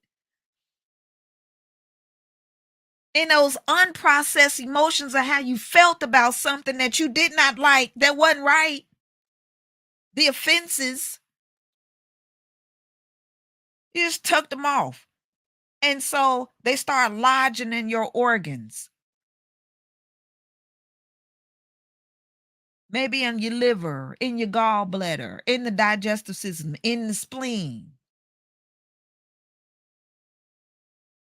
in the heart, in the kidneys, in the liver. Did I say liver? I might have said liver. In the 9 vital organs. I do this work. I had to stop for a minute because, we talking about contempt. Look, I know it's people out there. I mean, we do spiritual work and healing and things like that, right? And yes, it is we make money doing it. Okay? It ain't free, right? You don't go to the doctor for free. You pay the doctor, and then all of a sudden, when that don't work, and then you look for alternative healing, it's God's healing. It's supposed to be free. They had a treasurer. He had a tax person on his team, and treasurer who had to held the money. That was Judas. So apparently, they was making money when he's going around and he's healing and he's teaching. It wasn't free. Now they gave as they could according to their income level, but it wasn't free. They did remote healing and everything. But why would you need a tax person on your team as a student and the one that was a banker, basically, or the money? If you didn't, if y'all wasn't going around doing things and getting money, I'm just saying, I had to put that out there because people be people, and they, like I said, I do this work. Don't think for 1 minute people haven't come thinking that all free because it's God's work. I know the book. So I'm knowing this ain't, but I'm saying that to say I've had to take time off because I was going through some stuff and I needed to be healed. And so I knew the space that I was in, how if I'm bleeding, then I'm gonna come to heal you. No, I don't do that. But I know many who do. It's like, no, it's like being sick and you got a cold or, I mean, whatever, and it's contagious. You want to stay away from people, right? You got a contagious disease like Miriam. She was struggling with the leprosy. They had to put her out the camp, but they couldn't move forward until she was healed. But they had to get her away from them because that would have been contagious. So set her apart and she get healed. And then once she was healed, she come back in the camp and then they can move forward. So I call myself a healer. And then now I need healing. I'm going and I'm still do emotion code, body code, massage therapy, all of that stuff, when I'm knowing that it's my energy is being recycled and transferred and everything, transferring healing as I'm dealing with my clients. No, I'm not. You still nope, not no, not right now. I don't. And I'm not making a move for as long as y'all. When Yahweh say, "Okay, you good," that's when I that's when I come back. But not a moment to I can give you some things to use, but as far as me and touch and it, mm-mm. And not a moment before he say now. And thank goodness he said now. So, I'm back. but but yeah, we have to be careful about that. So the uh where were we? So the Judas. Okay, this is where we were.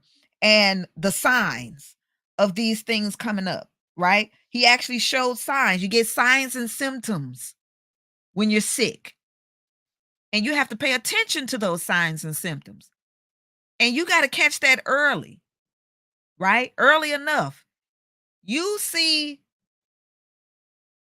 I mean, usually you're talking about a good um I say acute stage, 24, 72 hours, right? 24, 72 hours. You sit, you feel, you see, whatever. When them signs and symptoms start coming up, you better go check and see, hey, something not right. A lot of times we can actually feel it, but because this world is just so F your feelings. Like, yeah, I didn't say the word, but this world is F your feelings. Don't be emotional. Um, um, just all of that. People don't pay attention to their emotions. They don't pay attention to their emotional health. And it's just, hey, go, go, go, work, work, work, be you strong. And if you show signs of emotion and this is that and the other and so forth and so on, now it's like stuffing all this stuff away in the closet and you don't deal with it. Now you done hoarded all of these emotions and all of the stuff that come with it, and you don't know, and now it's the signs and symptoms. And then you don't take the signs and symptoms. Now it just starts to, you know. So 3 years he's with him. So it wasn't until the night of the Passover, the night, dark, right? The night of the Passover, that he actually showed signs of the devil being in him. That is, when he kissed YAHSHUA or Jesus on the cheek and subsequently betrayed him into the hands of his enemies.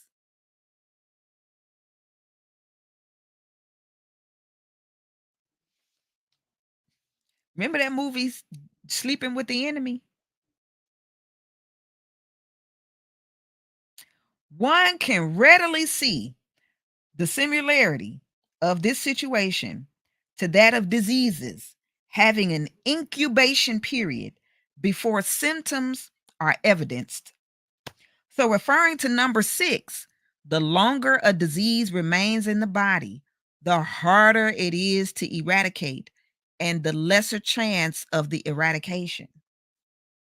There is no doubt in anyone's mind that Pharaoh of Egypt was possessed of the devil, and it was also known that the longer the devil stayed in Pharaoh, the harder his heart became.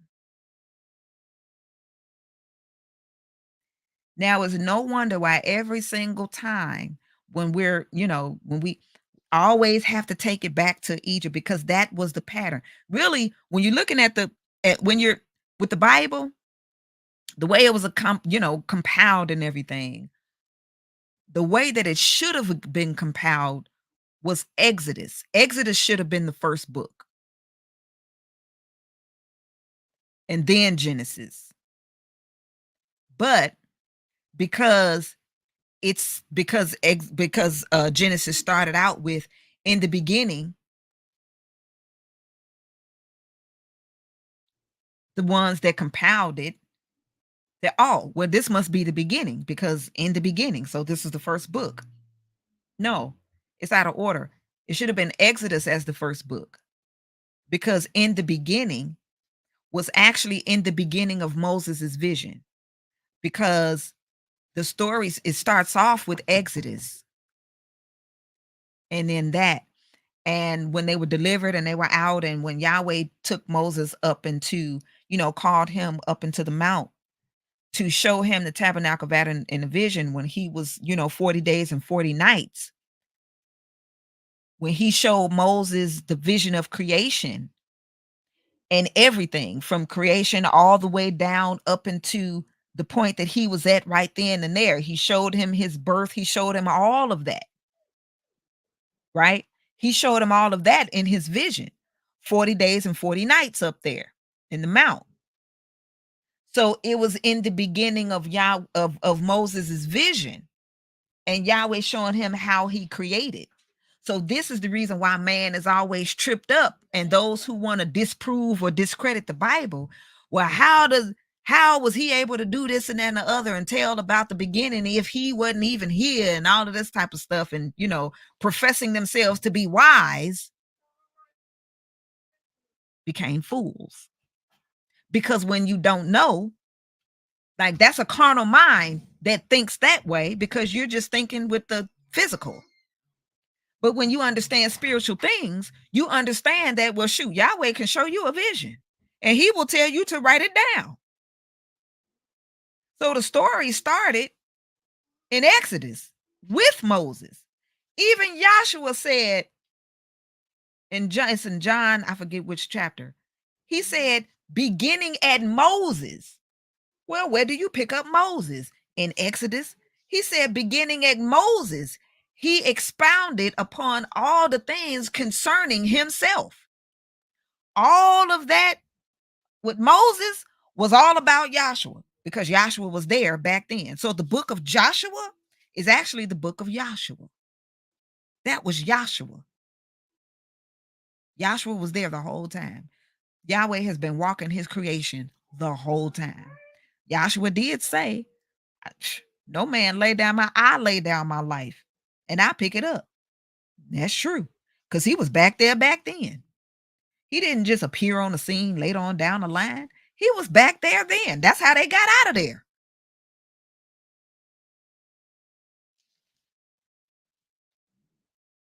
Right? So you always have to go back there because that's where the pattern started. You got to pick up that pattern there. And that pattern overturns and over the same pattern. You see the pattern here. This is the pattern. It's the pattern of the body. 7 steps. That number 7. This number 7. That's not, it's people that talk about the occult and things like that.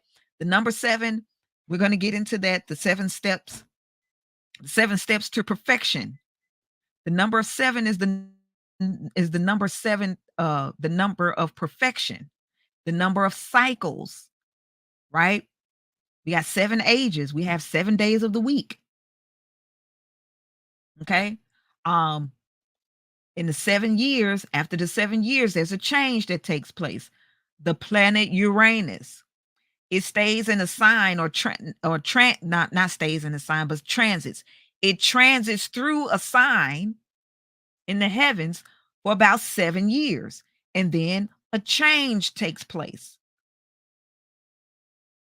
The number 8 right here, regeneration, rebirth, the number of life. The number 9 is the number of completion. 9 solar months that the body is in the building before it's born. It's a system. That's the number of completion before the whole number system start over again. You got 0 through 9. And then you start the numbers over again, right?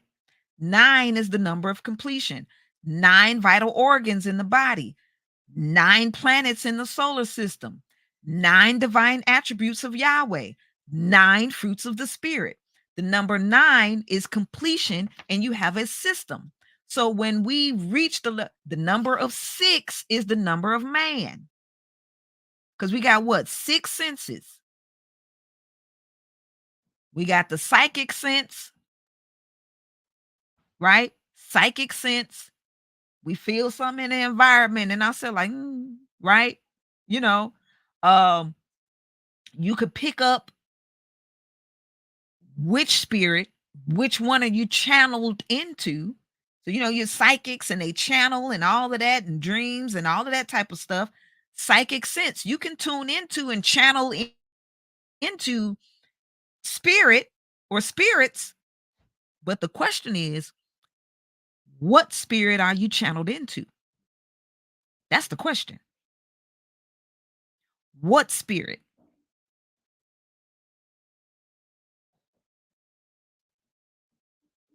Everybody has psychic senses. Some are just more attuned than others.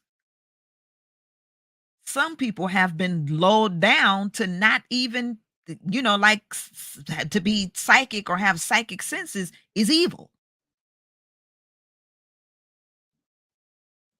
So then now they're just operating from their carnality of physical, the 5 senses. You taught that in school.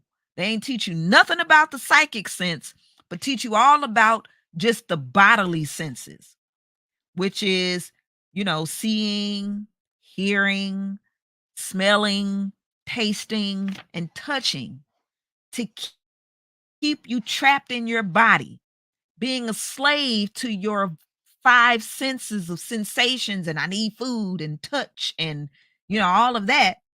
But then lull you to sleep from your psychic sense because you just might pick up on something. You might just pick up on hearing the sound Yahweh, right?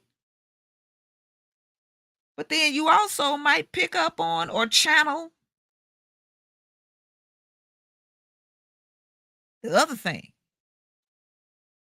right? So for those who do have psychic senses, being psychically tuned, what are you channeled into? Which one? Believe not every spirit, but try the spirits. See whether they be of Yahweh or not.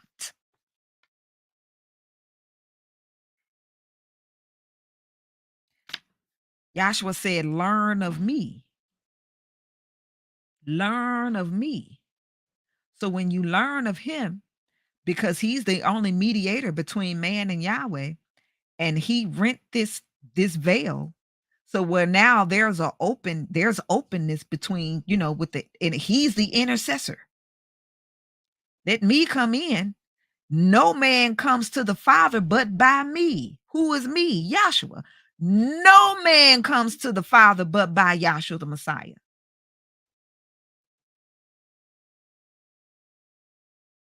So we're talking about I am the way, the truth, and the life.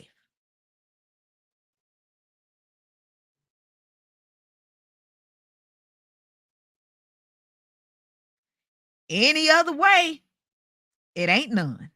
Then that means you over here somewhere.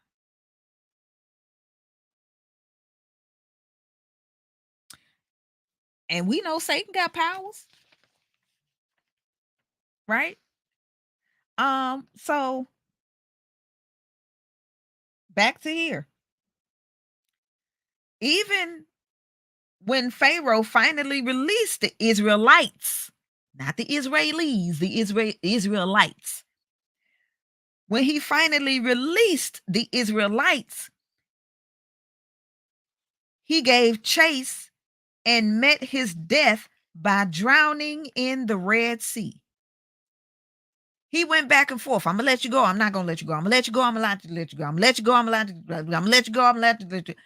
And then even after he let him go, now he chasing them. You evenly entreated them the whole time, didn't give them what they was working for, killed off the children, the male, see, and all of that.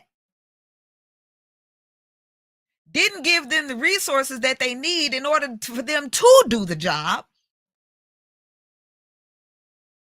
Devastated your whole land little bit by little bit. Whole economy system failed and all of that. And realize that, oh, it's because of these people. I'm going to go ahead and let them go because, man, even every time I keep fooling with them, they up and leaving. Oh, no, my money leaving. These are the people that was building my treasure cities, my treasure houses. They were making money for me. I wasn't giving them what they needed, compensating them for their work, and killing their males, the babies even.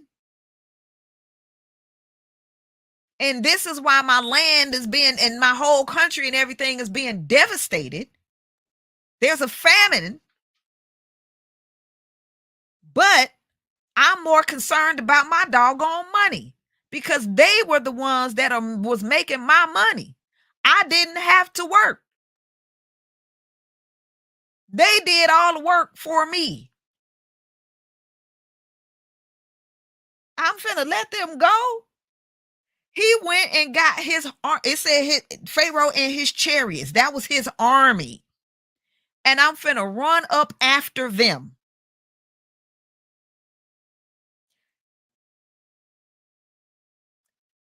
And he drowned and his army and chariots with them in the Red Sea. So for those tarot readers, that chariot card, pay attention to the chariot card. That's the story of what I just meant. That's the chariot card.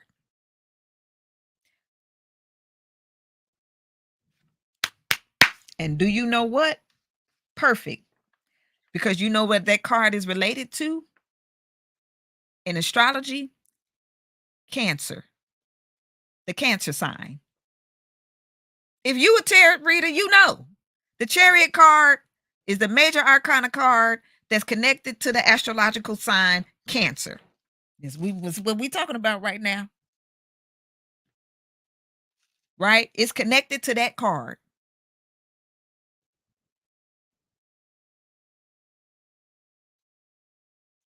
That is what that card really means. It's about Pharaoh and his host trying to run up after the children of Israel after Yahweh is getting them up out of there. And they drowned in a sea of emotions. Isn't the sign like you got the water signs, right? The water signs, Cancer, Scorpio, and Pisces, those are what? Water, emotions.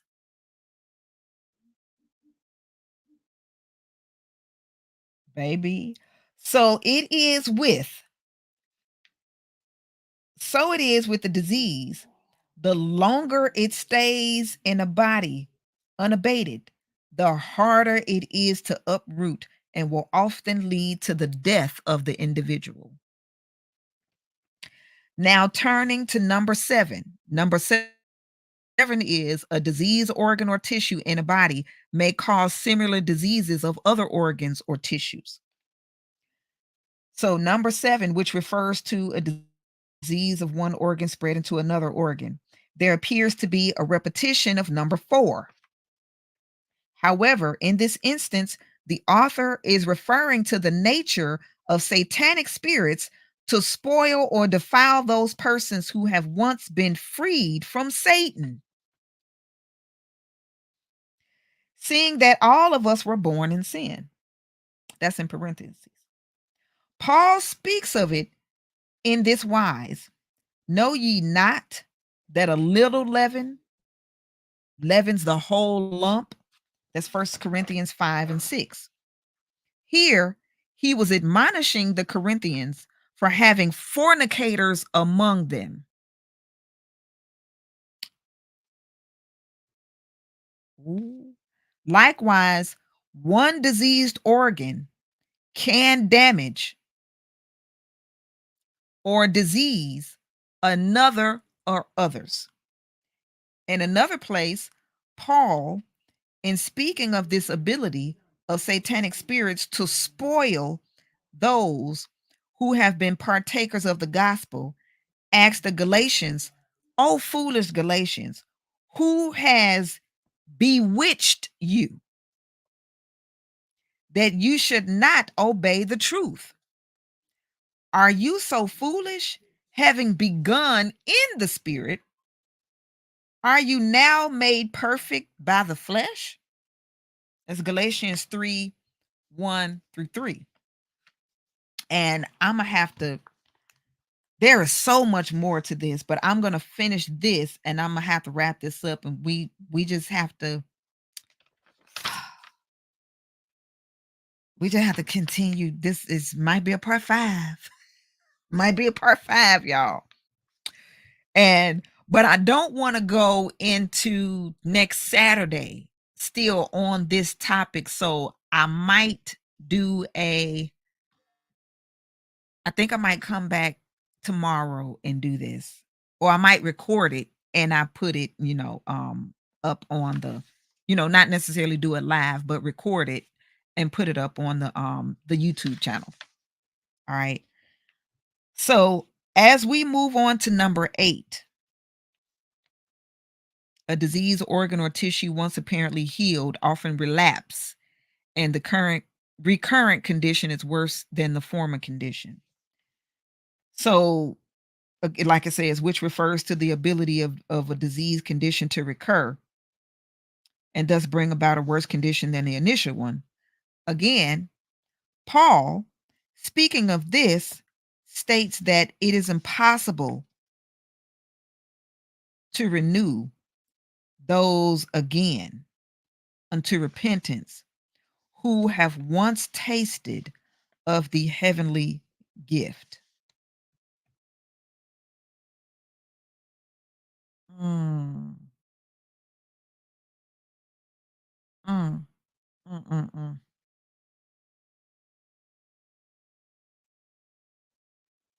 I got to repeat that. As we move on to number 8, which refers to the ability of a disease condition to recur and thus bring about a worse condition than the initial one. Again, Paul, speaking of this, states that it is impossible to renew those again unto repentance who have once tasted of the heavenly gift.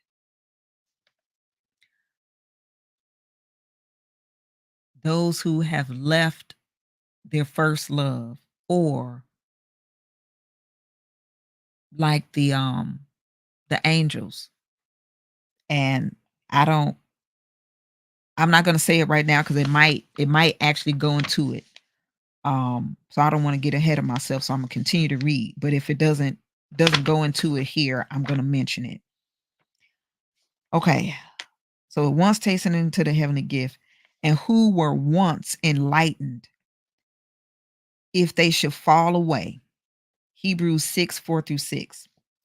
YAHSHUA also taught the same thing in speaking by a parable unto the Pharisees.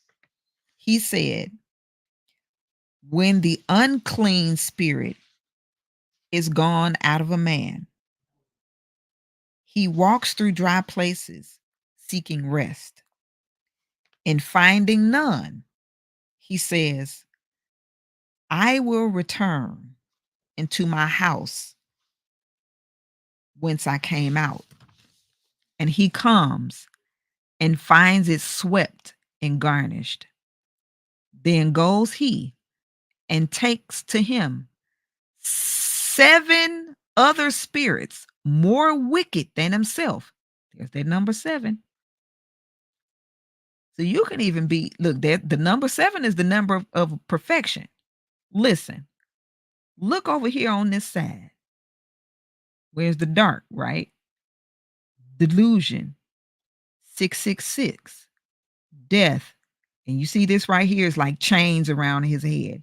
The father of lies, Satan or Lucifer, Satan, Lucifer, or the devil. I will be like the Most High.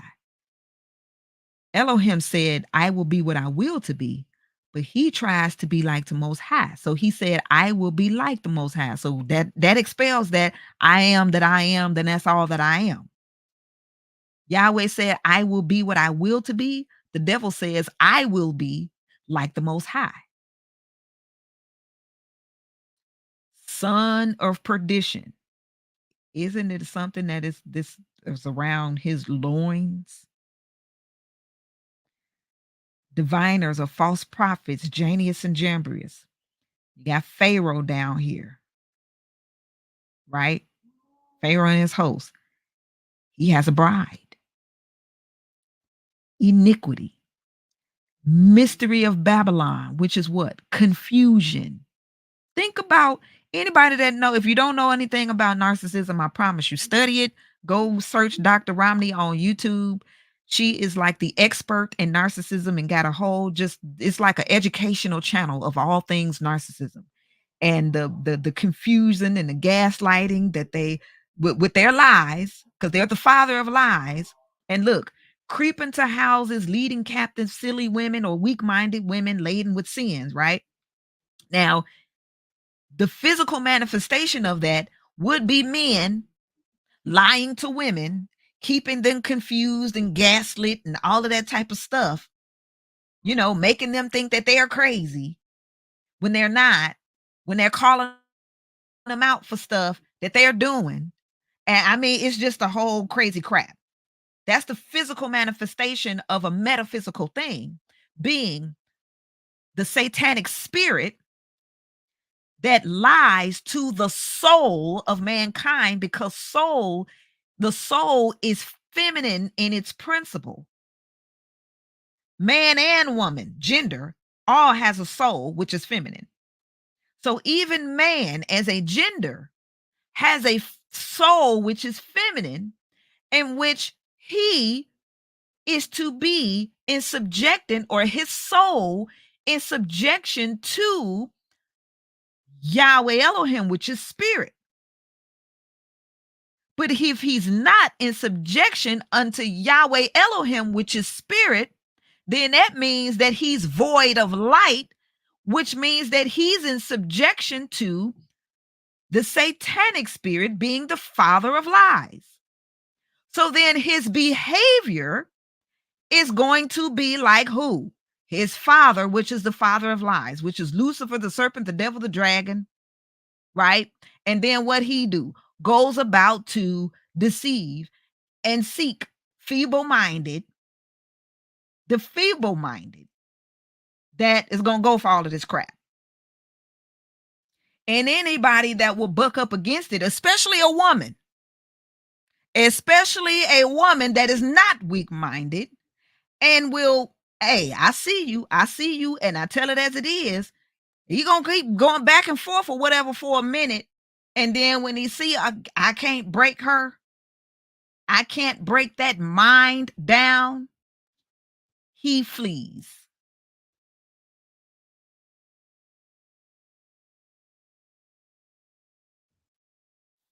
And that relationship is like a death.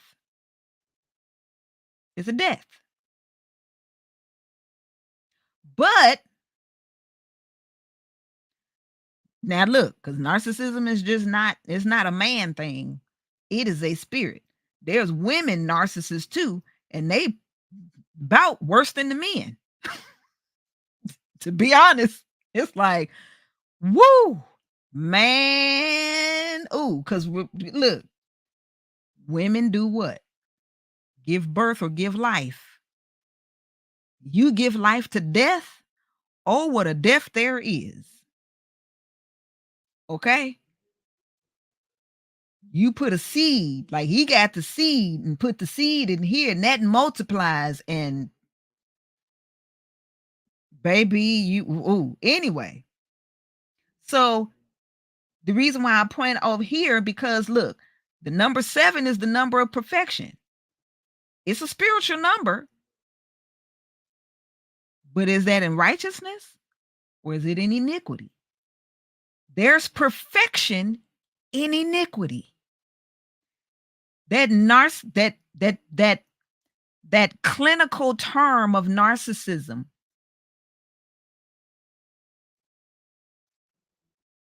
they're perfected in that behavior. That's why a lot of the therapists and, clinical licensed clinical therapists that talk about this is like, it's like there's no hope for the narcissist. They just, it's like a snake shedding its skin. They shed their skin, but it's still a snake. They get new skin, but it's still snake skin.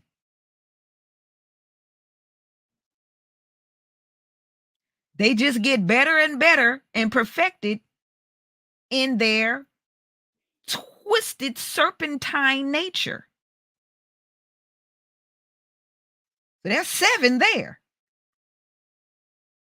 There's a perfection here too, but it's perfect in iniquity, perfect in confusion, perfect in, in sin, perfect in the lies, perfect in all of that.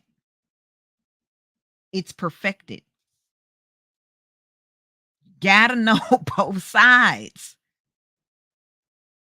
so that you know what you're seeing and what you're dealing with, so you don't stay around too long here, because then it can affect your mind and your body,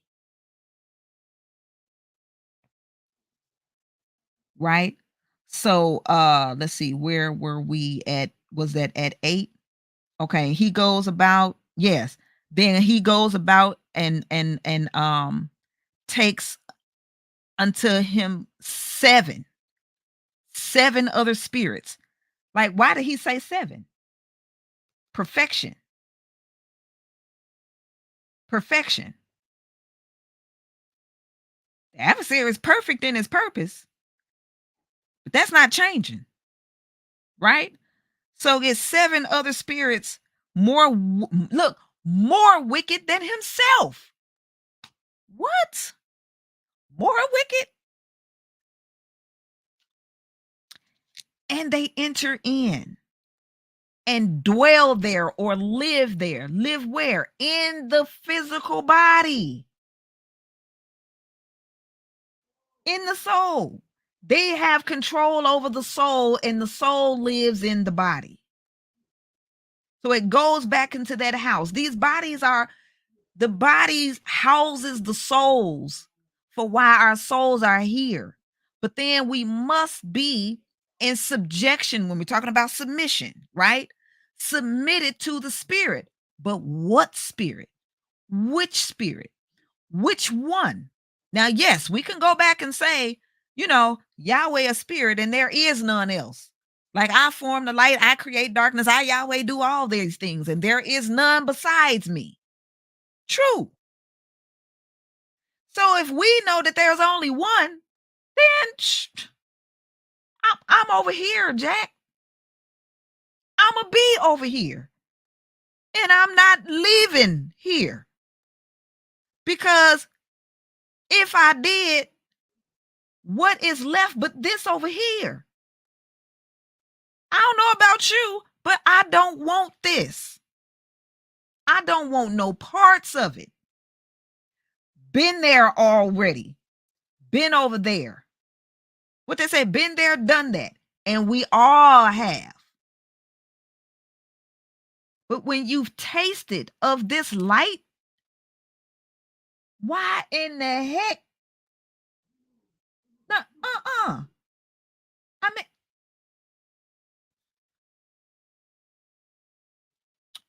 okay. So he goes about and takes to himself 7 other spirits more wicked than himself, and enter in and dwell there.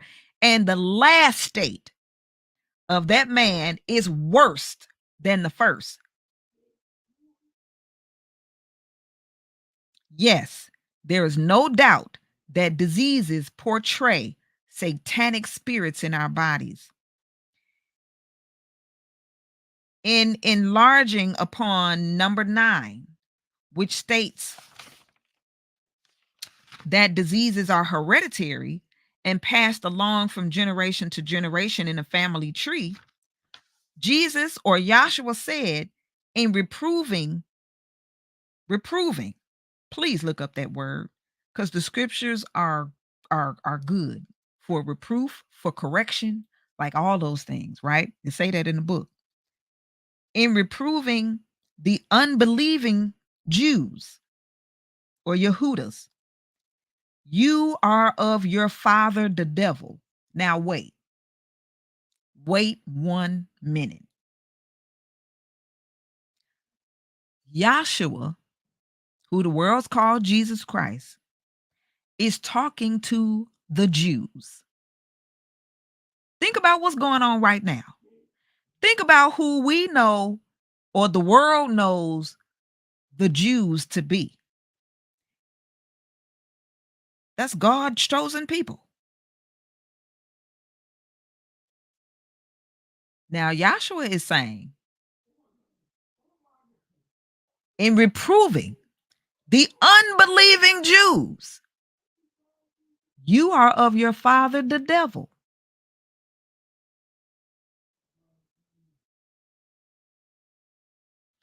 YAHSHUA said what YAHSHUA's purpose was to come here and save the lost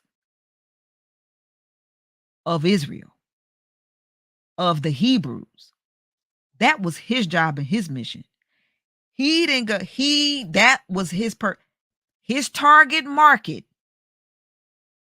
I mean, I'm in marketing, right? His target market was his people, the Jews, the Hebrews, even the Sumerians. The woman of Samaria, and she was saying something or whatever, and then he was like, what he basically said is he basically called the woman and them people a dog. He was like, it's not meat for me to give, the children's food, being the Hebrew, uh give their food to the dogs. It's like, so are you implying that the Samaritans are like dogs? And then she said, shoot, even the dogs sit up under the table and eat the crumbs. So what she was saying was, hey, these Jews that's sitting up there wasting food, we gonna eat it. You let a crumb fall, we gonna eat that crumb. He was like, yo, all right then. You know, and he granted her whatever, I forgot whatever it was she was asking about. He like, touche. You okay, you you got it. He like, apparently they don't want it.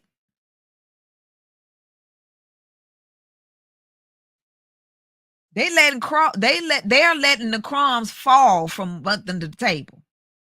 So we as the Samaritans, all right, we'll be the dogs, but we gonna sit right up under the table, and whatever they let drop, we gonna eat it. It's a thing going on now around now, right? About these women that's talking about we not going to the Cheesecake Factory because we too, I don't take me out to no Applebee's or all of that type of stuff. We like, huh? You like, then to the woman, this is me, I digress, right? To the woman is saying this, if we going on a date, I'm going to to Applebee's or Chili's or anything like that. That's just like sitting down at it's like she was equating it to like a sit down fast food. It's like that's just like sit down fast food. They it's not about the money or whatever. It's just about the quality of food is not good. So I don't wanna go to those places because of the quality of food. And so the gentleman, I forgot his name, but I don't know if he plays sports or something. He got some type of show, but anyway, he was like, "Okay, so basically what you're saying is it's not about the money, it's about," and she's like, "Yeah, I mean, and we just go to a better place with the quality of food and this is that and the other." That was her point. And it's like, okay, I get it. However, if that's the case, if it's about the quality of food, then and not just, hey, it's the money. And so take me to this expensive restaurant. And if you don't have it like that, then, if we not eating $200 plates or more, then, you're a bum or whatever the case may be. Hey, depending on it's it's a whole lot I can get into with that. Maybe that'll be another thing for another day. But if it's about the quality of food on the date, and then maybe said man cannot afford $400 because you gonna get $200 worth of food, and then he gonna sit up there $200 worth of food for you, and then get him a piece of bread because maybe he just got $200, and all of that type of stuff. Then why not just have a date where you go to the? You know what I'm saying? Like go to the grocery store together. Like, make it a thing. Like, what creative. I'm creative. I'm Listen, I'm gonna make a way out of no way. Even YAHSHUA did that. Hey, we're gonna keep the party going. The water, got water. We just got one ran out of wine. He turned the water into wine. Miracle. You know, we don't need to be pulling on a miracle card all the time. But we ran out. I'm gonna turn this water into wine. Boom, miracle. He did a couple of miracles, but it wasn't the go-to card every single time. You got your draw fours and your reverses and your wild card. That. So, all right, if there's this budget and you want to eat better quality food, why not make it a date to go to the grocery store? Hey, create the menu together. What do you like? What do I like? What do you really be learning a lot about each other and your food habits? Because that's what it's really coming down to, like dating with intention. Now, if you're just dating just because you want to date, okay. But usually with dating, it's again, it's a date. It's happening on a specific day.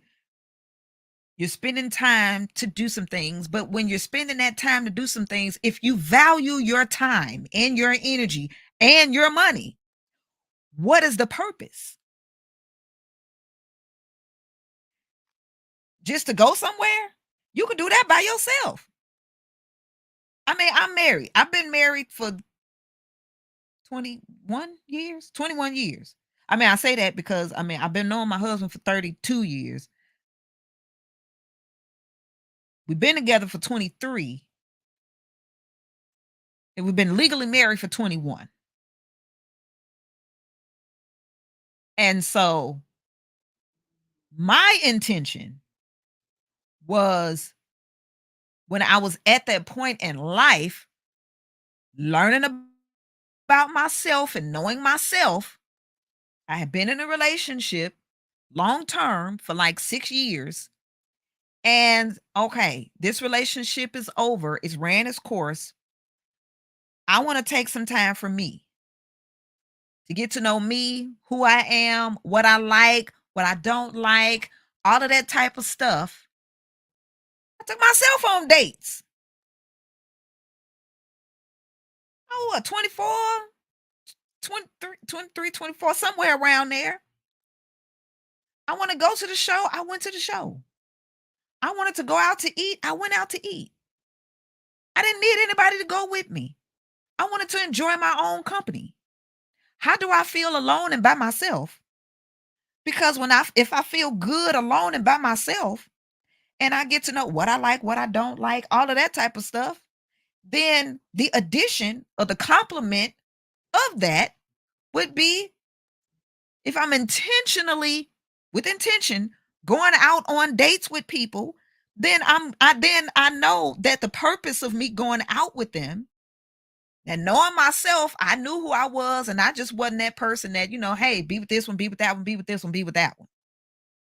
I understood that about me. Other people have to understand that. What about them? Maybe they're not a one-on-one type of person. Maybe they're the one that like to be with many different people. That's fine if that's for you.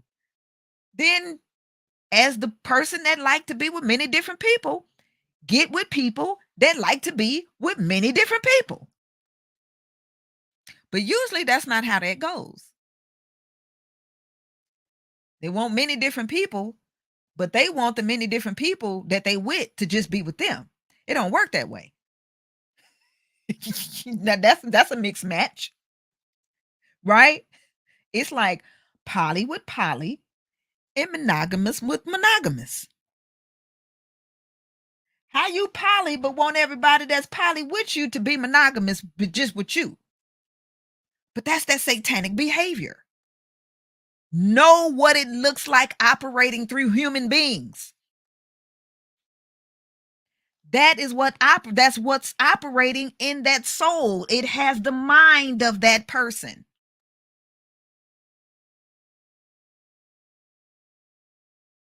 Right? I'm just trying to tell you what that is psychologically. you know.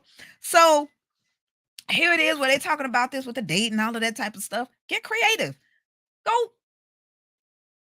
If your intention is, I want to go to take yourself out on a date, buy yourself $200-300 plates of food.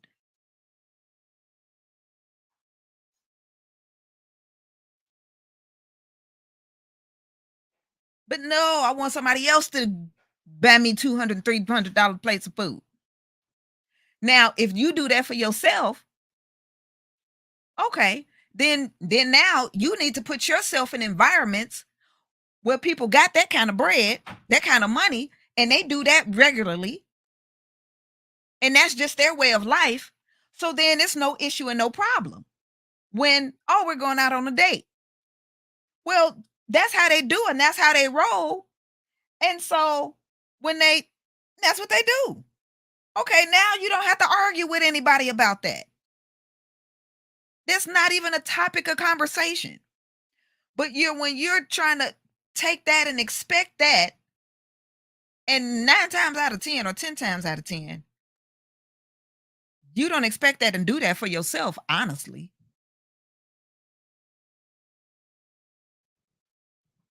And then maybe you hear about it, and it's like, oh, that's what people doing. Also, shoot, when I get with this, then he gonna have to get me. And then you're trying to get that from people who they not there. You're not there. You get there and you stay there and you do that for yourself. And then you get in environments where that's a norm. And then that happens over there. And you still got to be careful because guess what? Narcissists are over there too. As a matter of fact, they really over there. It's more of them over there than over here on the other side. you know, it is. It is. It is. So, um, you would do something like you're creative. Go go to the grocery store together. Get to know each other. That'd be a great way. A great way to get to know somebody and their things and their habits is how they eat and what they eat, what they put into their bodies, how they care for themselves. That's one of the ways, like, for real, for real. And you could probably have a really good meal that you've prepared together, and it's nice and healthy and the quality of food just like you like it, if that's what you like. But of course, if you're doing that, that's gonna take place at somebody's house. So is it gonna be your house or their house?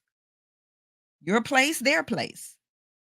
Oh, but I don't wanna go on a date where I'm sitting at somebody's house.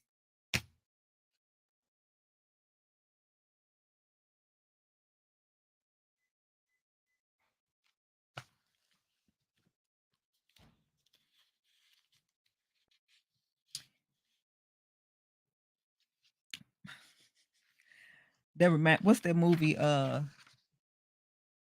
forgot the name of it. Austin Powers. Where there's just no pleasing you.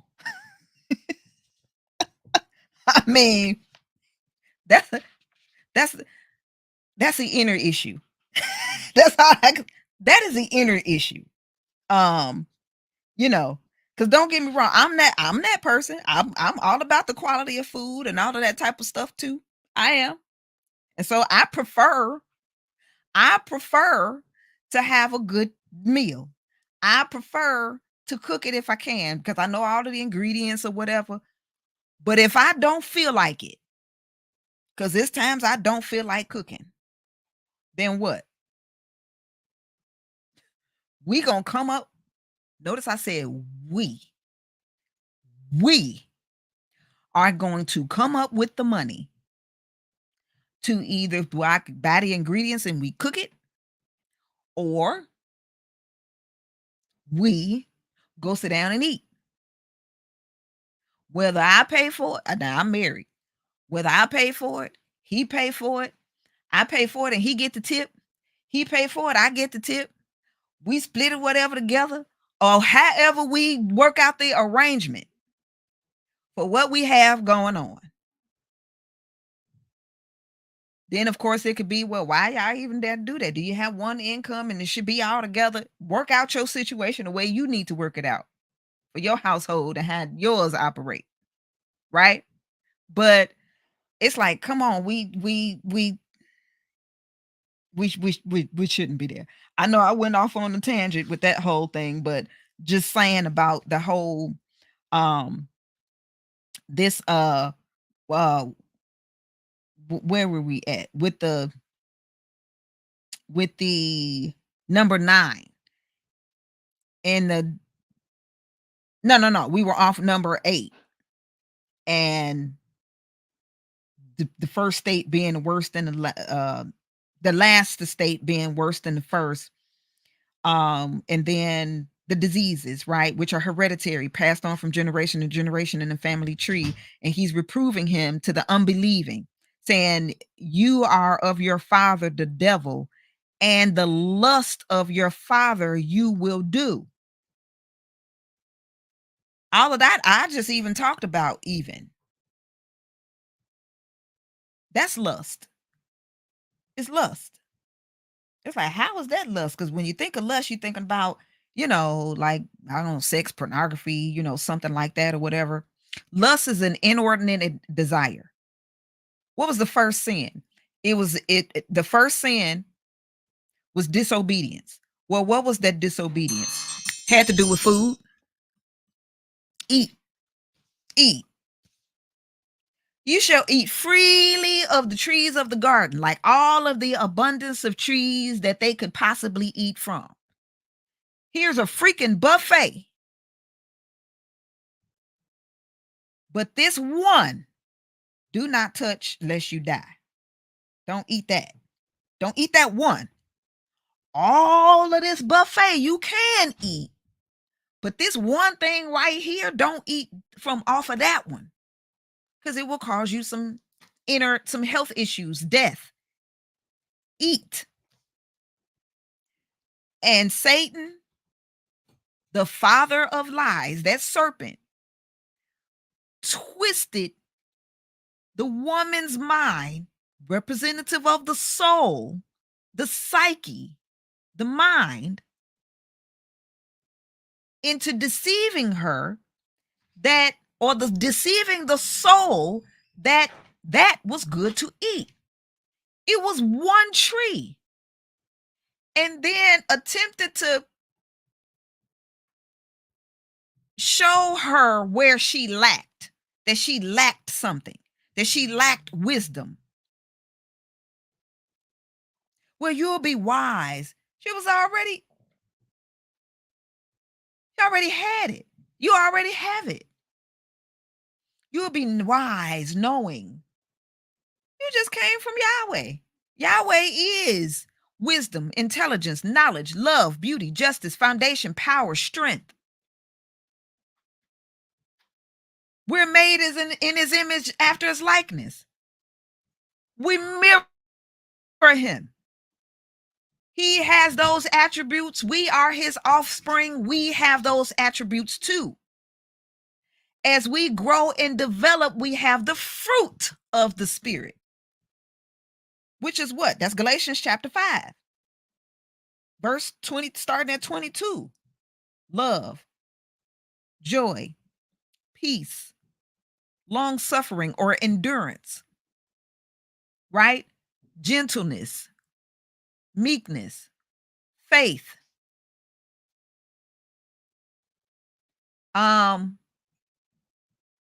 humility, temperance or self-control. Did I just name 9? Did I say righteousness? Like all of those. There is 9 of them, 9 fruits of the Spirit. And then it says, which against such there is no law or penalty of death, because you got the fruit of the Spirit. That is the fruit of the Spirit, and there's 9 of them, complete, and it's sweet. That's why I love fruit so much. Like, I eat fruit. I could eat fruit all day, preferably melons, watermelon, honeydew melon, cantaloupe. Love it. Eat freely of the trees, the fruit, and the leaves shall be for medicine. And the fruit shall be for food or meat. You have the meat of a mango, right?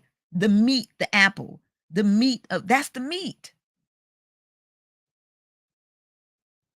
He like, but no, this one right here, you lack this thing. You don't know what he know. Just twisted the meaning of what Yahweh said and everything. This very subtle and deceptive. Because he ain't necessarily lie, but it was the implication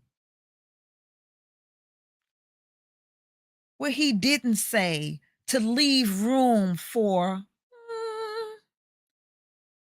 So then he could say, well, I didn't necessarily say that. What I kind of leave you may be wondering, well, and then you come to your own conclusion based on what he implied but didn't say.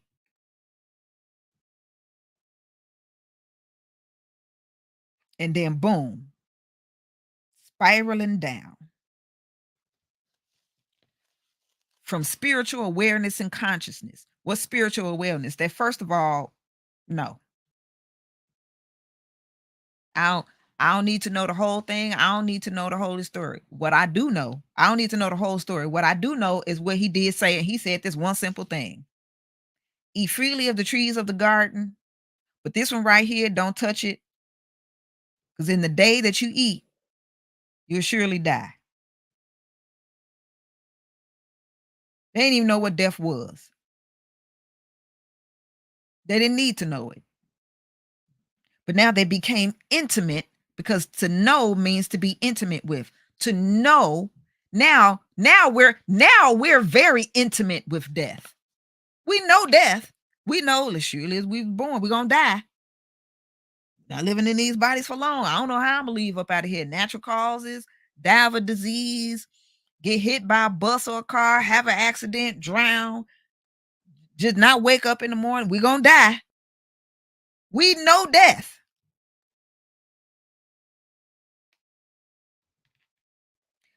But we're going into the age of immortality where there's no death.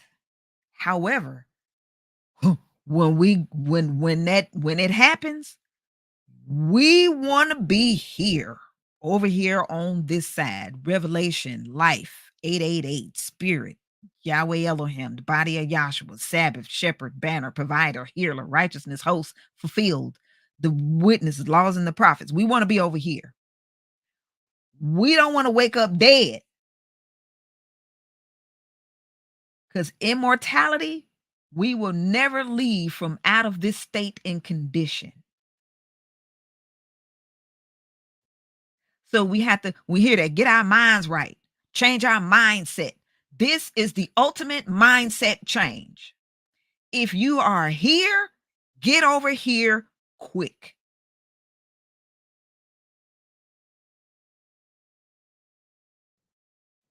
That's it. You want to move from death onto life. You want to get out of darkness into the light. And that is by the truth.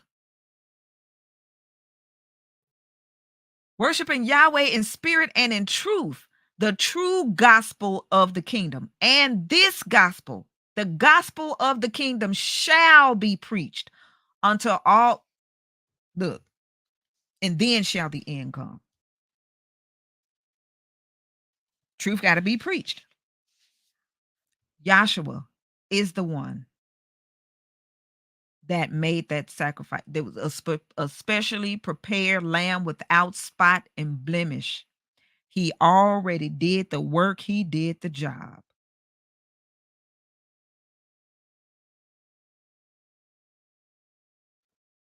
Believe on him, he did it. Open up to receive YAHSHUA, this Holy Spirit. He said that he would send a comforter. He already did that. It's poured out.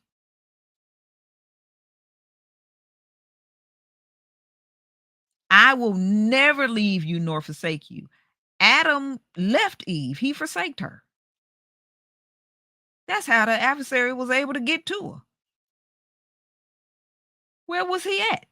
Everybody all Eve, Eve, Eve. It wasn't for Eve. And the woman, yeah, she was in the transgression, but where was Adam? Yahweh gave him a job to do. He said, dress it and keep it. Where was she? Where was he at?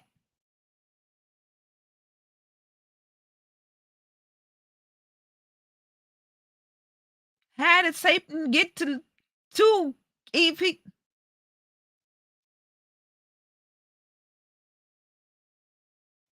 So that's why, I mean, the things that, when basically, let's just say Yahweh sentenced them, right? He sentenced them in the things that they were already going to do, but they were just going to do it in love and peace. Love, joy, and peace, and all of that, right? Now they're going to do that very same thing, but it's going to be hard. He already gave Adam to dress and keep the garden. But now you got to do it by the sweat of your brow with thorns and thistles.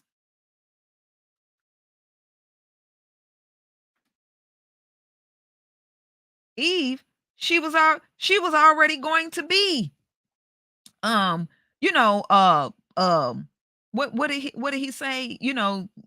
Like basically she'll always desire her husband. And then and sorrow, basically in pain and sorrow, that she'll bear children. She was she was already gonna be with her husband. She was already gonna bear children. It just wasn't gonna be painful and in sorrow. But now, or then, there's in pain and sorrow. They were already going to do those things, but now they got to do it with the pain and sorrow and suffering.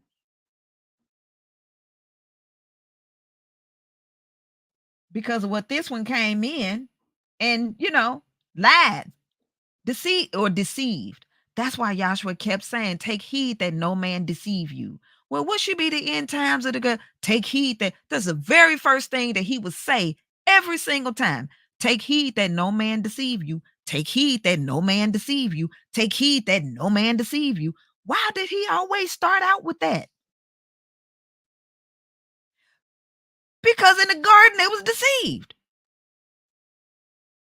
And then look, he told them, I go away for a minute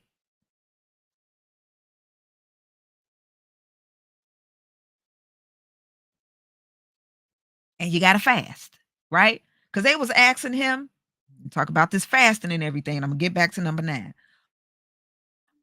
Fasting and feasting. It came to him, asked Joshua, they was like, you know what? You know, all the other people and they disciples, well, they student, they disciples, they fast often. But you with your disciples, I don't see y'all fasting. Y'all always feasting. Why is that? Joshua said, well, if the groom is with the bride, does she does she fast or does she feast or is that a feast?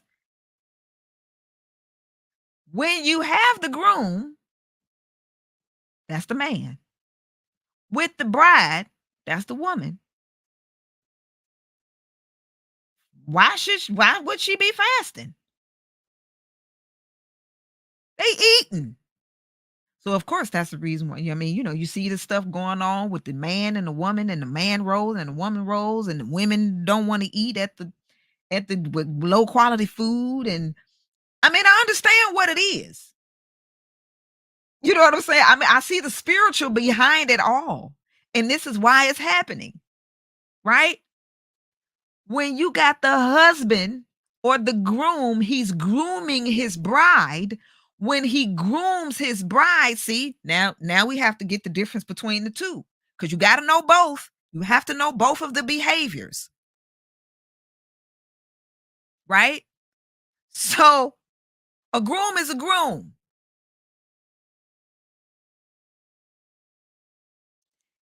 If you're being now,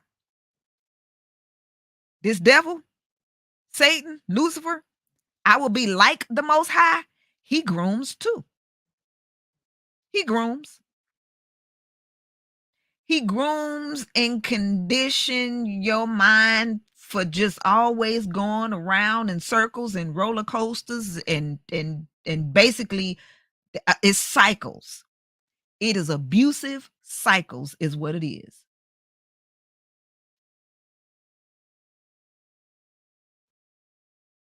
It is. The narcissist, that's exactly what they do. Groom and condition you in the beginning. That's what they talk about. I didn't see the red flags. I didn't pay attention to them. All of that. And it's like, baby, you have been basically dumbed down from you got the world that has said that is demonic for you to tap into your psychic senses. You feel something is off, something not right, but the world has conditioned you to, no, that's not doubting. We hear that term, given the benefit of the doubt. The doubt don't come with benefits. It never has and never will. Show me in this book, in the scriptures, where it say anything about the benefit. Now, I'll show you in the book where it says that you get that there are spiritual benefits. It said that he daily loads me with benefits. That's in the book. I think it's in Psalms. It's in Psalms. Daily loads me with benefits. Daily. The only thing that it said about doubt was in James. I said read the book of James today. Or before the night end.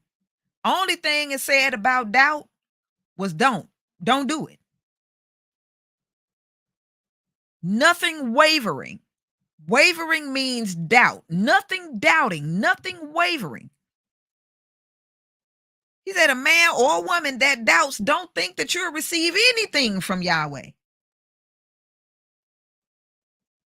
You can't doubt Yahweh.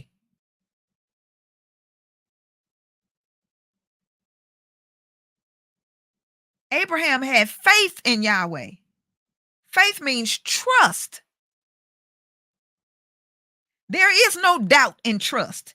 There is no doubt in faith.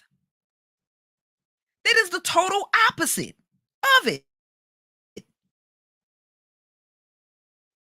But the world has conditioned you to doubt. Doubt your own inner nudging, your intuition, your all of that. Come on now, y'all know, especially women. That's Romans 1:19 and 20. Your spidey sense is telling you and something that, and then as soon as you be like, oh, you crazy. What you talking about? You come on now. Like, let's tell the truth and shame oust the devil. That happen in relationships. It happens in the ecclesiastical world. It happens in education. It happens across the board. So then you think your mind is not going to operate in that way where and it's like, oh, the red flags were there. The whole world and everything that's set up has conditioned you to give the benefit of the doubt. I mean, think about that term in itself. The benefit of doubt. Make that make sense. It don't even go together. So how would you have known? How? But the only thing that you can do when you spiritually discern the psychic senses, you can't see you. It's I mean, that's the best way I could describe it. Like you might get something where your hair stands up on on your skin or, whatever. You have to understand and know the senses of what happens in your body and how you feel it, how you just know it. And you don't doubt that, no matter what nobody says.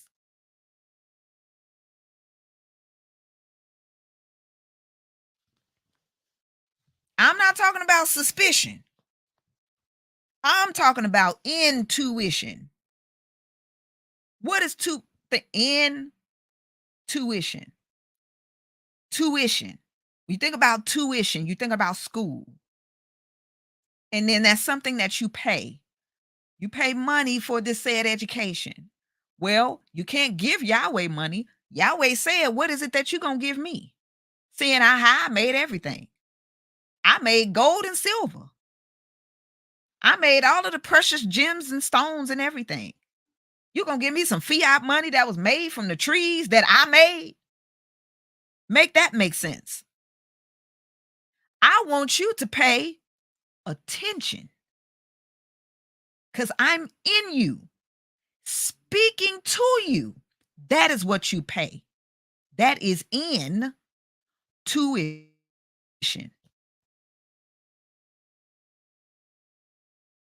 Yahweh gives you dreams. He gives you visions. He may speak to you right within your consciousness and it be quick like a download. That's what we call it now. You don't doubt that. That goes back to where is that at? I think that's in Proverbs. Might be in Proverbs. Put your trust in Yahweh, not man. He said, let Yahweh be true and every man a liar. Now, if Yahweh is operating in the man, he going to speak the truth. If he not operating in that man, you ain't gonna get nothing but lies.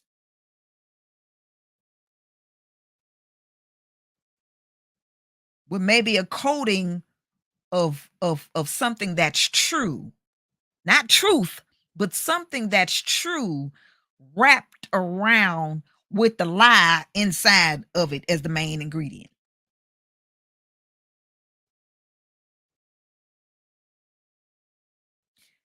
And then we talking about this widespread of cancer across the board. So from generation to generation in the family tree, you are of your father the devil, and the lust of your father will you do.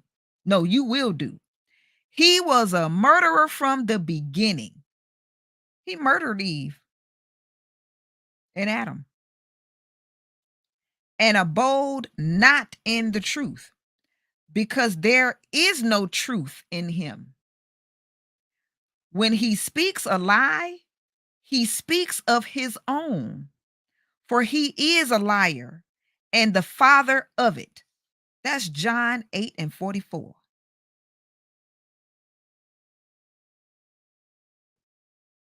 That's a wonder what chapter 8. There's that number of life. When you got life, you have to reveal. You have to truth reveals the lie. This is adequate proof that some of us are look, this is adequate proof that some of us are destined to play the satanic role, and there is nothing we can do about it. You see that? Do you see that? Did you hear that? This is adequate proof that some of us are destined to play the satanic role, and there is nothing we could do about it. So, the question that you should ask yourself, because I know I ask myself the question as well: which role am I playing? Which role did you give me?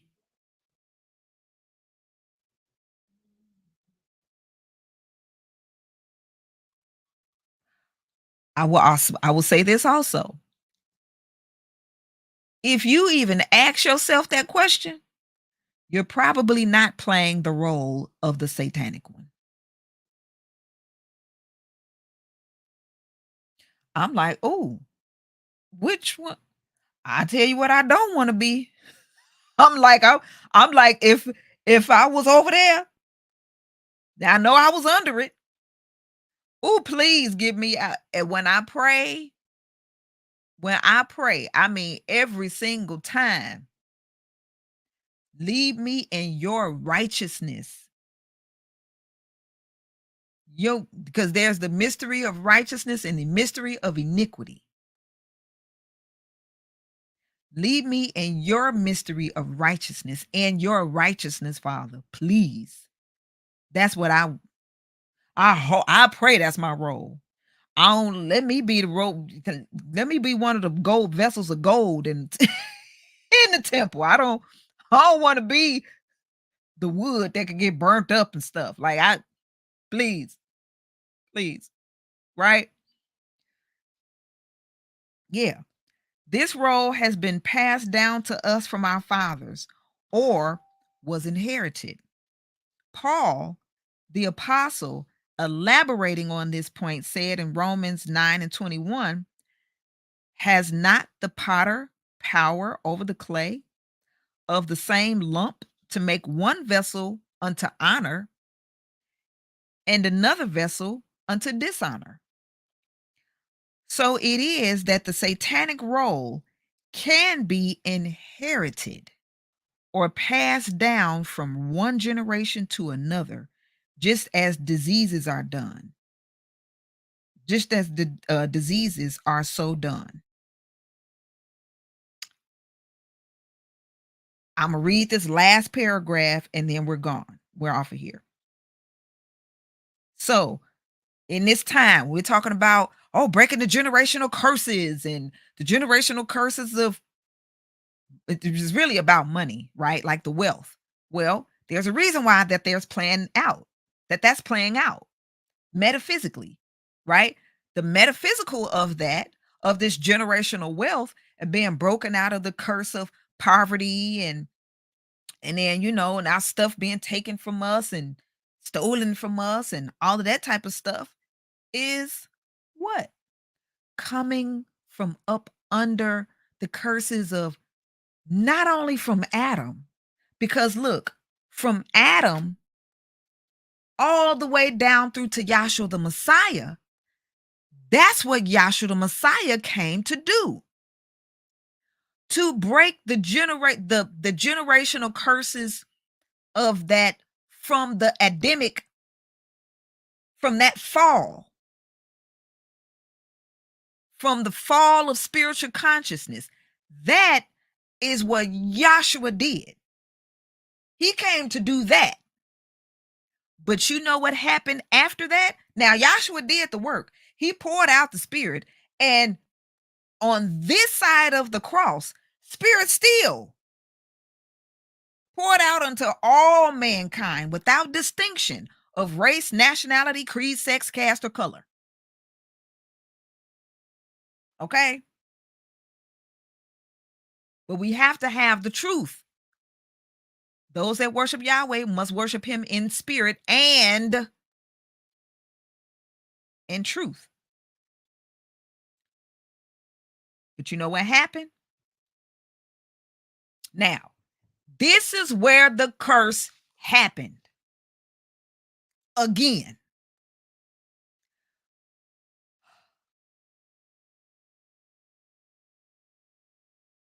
When I remember me and my sister was talking about this. Because we get on the phone and we'll be hours just because when you're talking about Yahweh and his purpose, you can do that. Right? I mean, you can go on and on. I can go on and on, but I know everybody, it's like she's still on it. Listen, take it in parts. Come back, do an hour, 50 minutes, like whatever. It's not a me show. This is what's coming out, is coming out. I even want to enter in maybe like at 60 minutes or possibly 90 minutes. But when it's coming out, it has to come out. So spare with us. So this is what happened. Joshua did his job. But when he was offered up, now here it was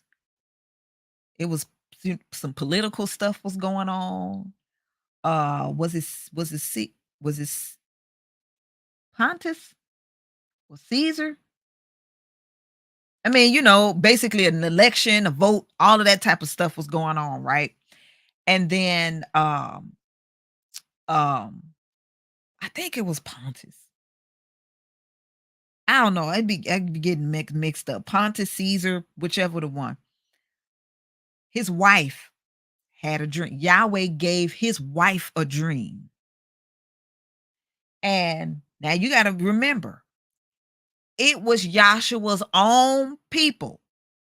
Judas, that was in his camp, is the one that offered him up. Okay. They wanted him, all of that. So when at the Last Supper, and he was like, hey, he was telling them about the things that was about to transpire. And he was like, hey, it's one of y'all gonna do it. And they like, oh, is it me? Is it me? Is it me? And then he said, he ain't ousted. He said, but the one that dips with me in in the bread, all of that. I think you know about that. If you don't know, read it in John or either one of them. You could read it in Matthew, Mark, Luke, John. Choose one because they all basically gave an account from their perspective about the same thing that was going on. So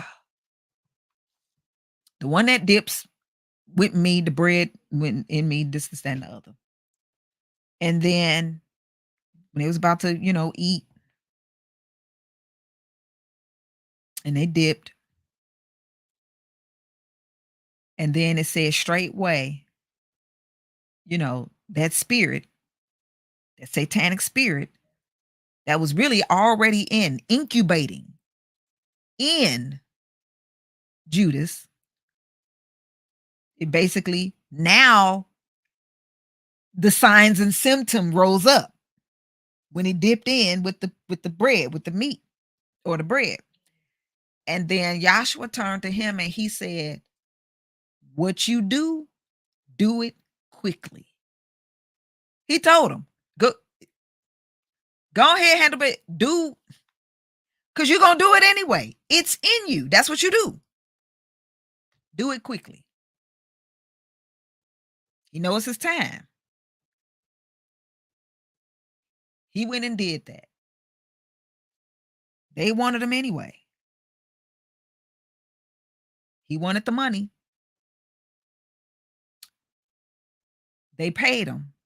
What was it, 30 pieces of 30 shekels? 30 pence, something like that. And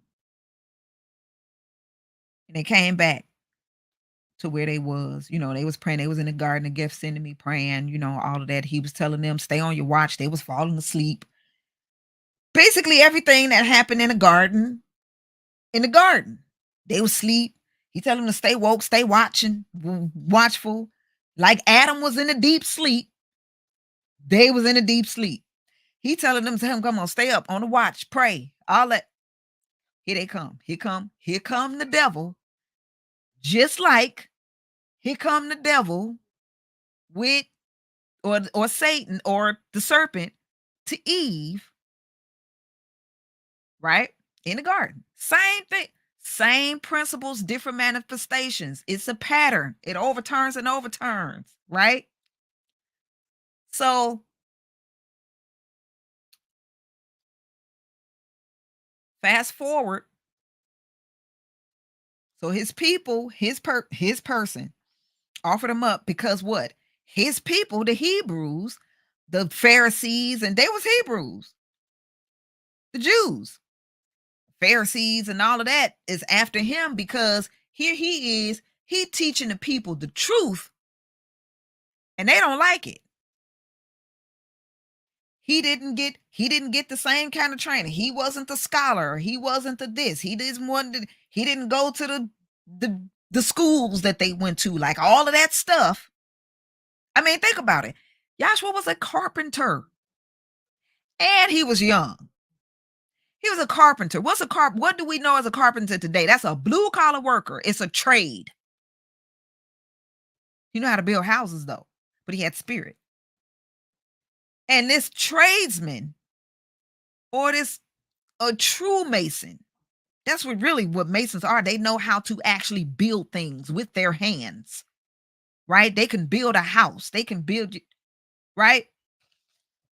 And here you are, this little blue collar worker, and we're the tax people, we the tax professionals, we're the doctors, and we're the lawyers, and because that's what the Pharisees were. They were the lawmakers, or not the lawmakers. Yahweh made the law, but they were supposed to, like enforce it and keep it and all of that type of stuff, right? And the doctors, the I think it was the sad. So you got the Pharisees, you had the Sadducees, you had the Essenes, you had so it was the certain ones that kept the strict, Levitical laws of the Levitical food laws, dietary laws, right? The Pharisees that kept like if you did this or again, the lawyer, all of that. And here come this little carpenter that was homeschooled, who is now 30 years old,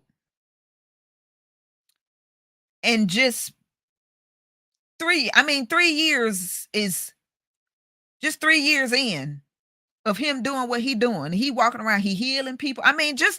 Just 3 years into his ministry, they killed him. 3 years. Now think about it. 3 years is You 4 years getting a bachelor's degree.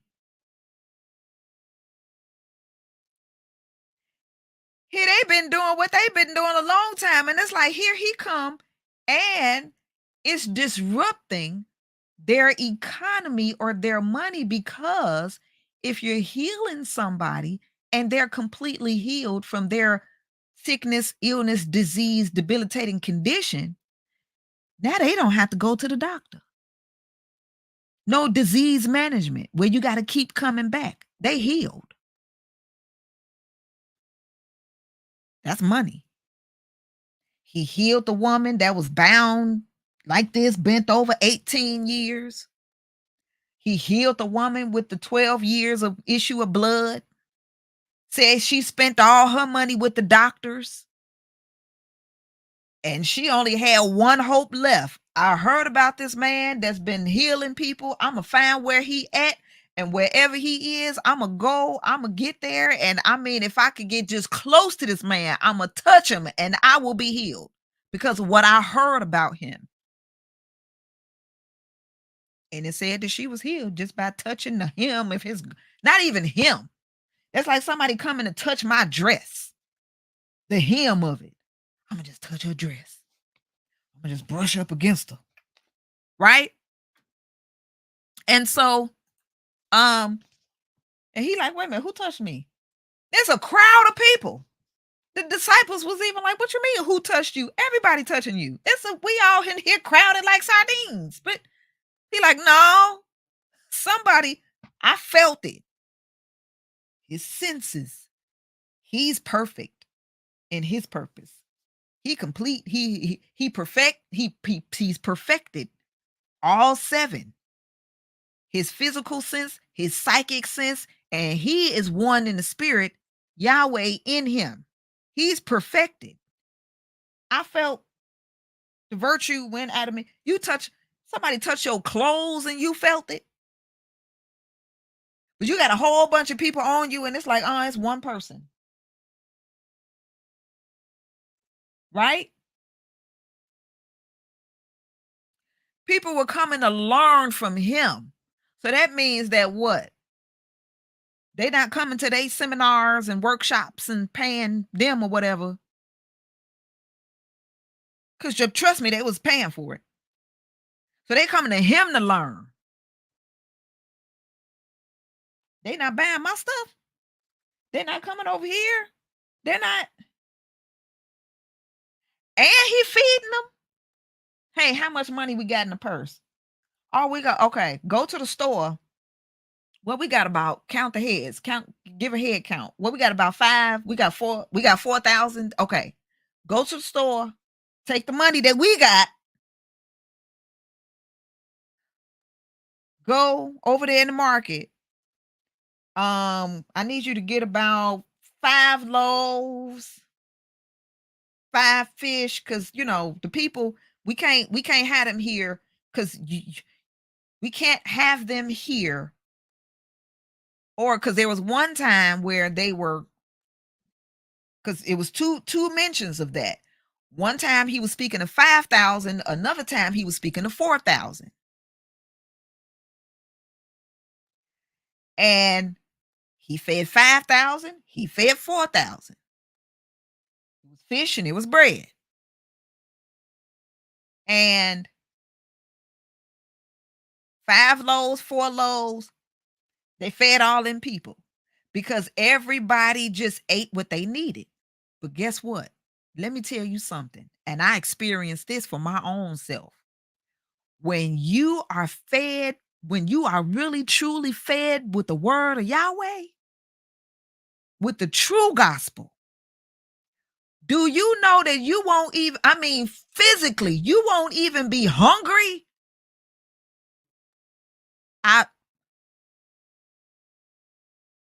He said, don't swear, but my right hand, that happened to me. It happened to me. And I know exactly who it was that was preaching that day. That was Dr. Alphonsia Macklin. He's passed on.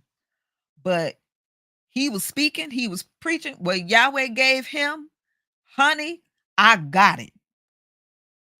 And when I tell you, I remember driving on the way home, and I was like, I am full. Not just that emotional, overwhelmed type of no, no, no. I'm talking about I felt like I felt, you know how we just had Thanksgiving. And you sit up there and you eat that plate and you like, whoo, you ready to unbutton your pants and sit back and put your hand down. That right there. I left class like I am full. Like I'm full. Like I'm not hungry. Like physically hungry where you feel like you leave and then you go get something to eat and you go home. Like I'm full. Like my appetite, like I'm I'm not I'm not hungry. I went home. I cooked Sunday dinner so that my family could eat because they ain't come to class with me. But I went home. I cooked dinner and I didn't even eat. I didn't eat. I wasn't hungry because the word that came through that vessel, and I give him his props, his flowers, even though he not here anymore. But it was good that I was able to give him his flowers while he was here. Yahweh speaking through him fed my soul that day. I had soul food that I was so full that I was not physically hungry. I kid you not. Yes, that is for real. So that's why when how you feed 5,000 people with 5 loaves and 5 fish, or because there was Yahweh manifested in a physical body, and everything that he taught and gave them, the word fed their souls. So they only needed a little bit of food. And in one instance, that was, because he said, hey, they've been so long with us, we don't want them to be hungry or whatever on their journey back home. And so that was the meal. How you feel? You don't need that. That's the reason why, if you've ever they'll say you could tell a person, like wealth status or class by how they eat, how they refer to food, right? Like, they say like a poor person or a person in poverty or whatever. Um, you know, they're, it's like how much, like, you food, did you get enough to eat? Did you get enough to eat? Right? They'll pile on a lot of food on their plates. Why? Because they might not, they don't know when another meal might come. So they'll eat a lot. They'll have big old, just large portions. I don't know where I might eat again. That's an indication of their class, right? Poor, or maybe poverty is like you don't have nothing. Poor, it could just be, hey, you might have a house or a car or whatever, but you might be the working poor. There are people that they work, but they poor. They don't have enough, right? So they'll eat that way. Did you have enough? The plates is big. The food is a bunch of food on their plate. The middle class is concerned with, how did it taste? Did it taste good? Did it taste good? Did it taste good? Did you like it? Did it taste good? It's good with the taste, the appetite, the taste on the tongue, right? The wealthy or elite is the presentation. It's smaller portions. That's why they served a 5-course meal or whatever. And the 5-course or 4-course or whatever, it'll be, it's like these little saucers. and it got about this much food in it. It really, with our plates, you're supposed to have as much food that can fit in the palm of your hand. Like this is your plate side right here. The palm of your hand. Like somebody else's hand might be bigger than my hand. So that's the amount of food that you need, right? The palm of my hand, this is the amount of food that I need, right? So you look at the palm of your hand, that should be the size of your plate. So that's when you see, these, you know, high class, wealthy, or whatever, and they're serving the dishes, and there's this little saucer, and it has the little, thing with a leaf on the side and drizzled with the sauce or whatever. You're looking like, what in the you know? I mean, I remember my fine dining experience a couple of times, and I mean, the first time I was like, so saucer, um, right? But then, of course, when I learned that, I'm like, "Oh, okay." So, I've been through all the classes, right? The poor, the middle, the, wealthy, upper class, and it's just like Paul said, I know how to be abased and abound. But whatever state and condition I'm in, I know wherewith to be content, because that's just the ebbs and flows of life. That's that 8. That's that 8, right? You might be in a season of famine, and then you might be in the season of feast. But whichever season you in, you better be content, because what will happen is, if you're not, you might eat. Here come the adversary. Here he come tempting you, saying, "Hey, I know you hungry. Uh, I got something for you." And you don't want it. It's not worth it. It's like, yeah, I will eat this manna and bread, because this is the food of my fathers. And when he say it's time for me to feast, I'll feast. But while he have me fasting, don't mean don't eat. Fasting means you might come off of this for him to give you this, right? The children of Israel, when you really look at it, and they came from out of Egypt, they ate. They just weren't eating the Pharaoh king's meat. They ate manna or bread from heaven, and he gave them quail, and they had water. Check the book, it's in there. So let me close with this. Now let us go on to specifics.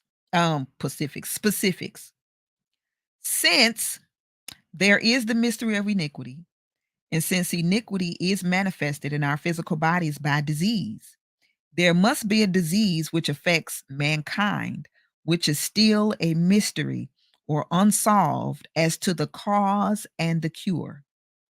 Accordingly, since there is a principal iniquitous force, Satan himself, who is aided and abetted by his ministers or satanic angels, then it is necessarily a fact that the disease which represents Satan must be the number one killer of all and all other diseases, secondary to it in killing power.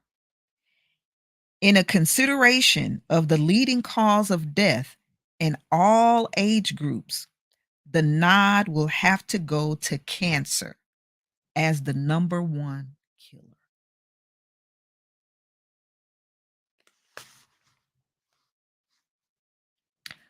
And I end cancer, trauma, and holistic healing according to the scriptures. This is part 4 on that note. And again, what I read was written by a medical doctor who had a 4-year study course at an approved grade A medical school, Meharry Medical College, with a 9-month internship at Harlem Hospital in New York City and a 15-month residency in cancer at New York City Cancer Institute and 10 and a half years of private practice as a medical doctor. And this was written in like late 1950s, um, early 1960s. And here we are in 2023, and it is still the number one uh, disease today.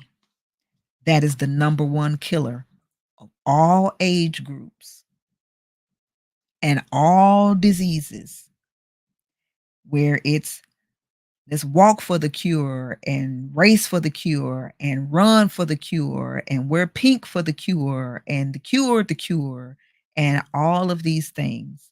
We're still here. Even with the research that has been done, that is still ongoing. And even with the many people who have actually healed themselves. Well, I don't want to say healed themselves, but Yahweh gave them the way to heal themselves alternatively, or we call holistic healing. And when we look at the things that they have done holistically, where they say, hey, my cancer went into remission, and now I have this lifestyle change, and I eat this way, or I remove myself from these toxic environments of chemicals. I don't use these toxic, put these toxic chemicals on my body or in my body, or I'm not in these toxic relationships and environments and all of these things, or I use cannabis and cannabis oil, or I used, a couple of rounds of chemo along with these other things.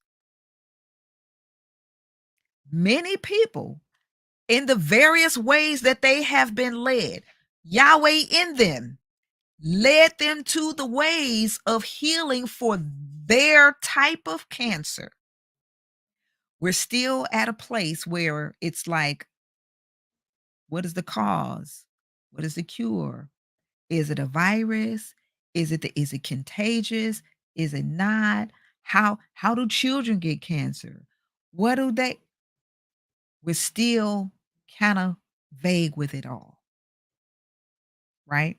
So on that note, I say that there are the ultimate healing tool is the Holy Spirit in you, to be led and guided by the Holy Spirit in you for your healing. Because you can't heal breast cancer the way that you will heal colorectal cancer. You can't heal colorectal cancer the way that you would heal, I don't liver cancer, or cancer of the kidneys, or cancer of the prostate, or cancer of the uterus, or, you know, um, colon cancer, brain cancer. It's different. So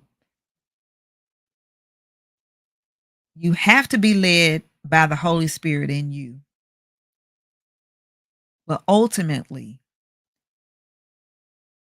spiritually, psychologically, mentally, and emotionally, you do want to start there. Get the truth, the truth, right? There's a lot of information out there. Under this video on my YouTube channel, in the description, it's not there now, but I'm going to gather some information and I'm going to post it under this video. But it's just a a introduction or the leading you into um the information that I have come to study and not only study but see, the results. Different people that I've seen them from afar or that I know personally, that has, Yahweh led and guided them, and the things that they did to heal cancer or their type of cancer, right? But it'll just be research information that you can, go, because the biggest thing is getting to, in your mind, right? And the belief, right? The belief. Because it can be a scary thing. I know that. I know that it can be very scary. Fear. Fear takes hold. It does. I don't care. I don't care how much faith you have. I don't care how much oh, I'm in the spirit and I go to church and I pray and I this and I that. Some of the most spiritual and religious people I know, they eat right and live a certain lifestyle and all of that. Still get cancer. Still get cancer. None of us are immune to it. I know that I'm not immune to it. I just name people in my family from my my maternal biological grandfather, my father, and my mother that passed away from cancer. So, my father and my mother,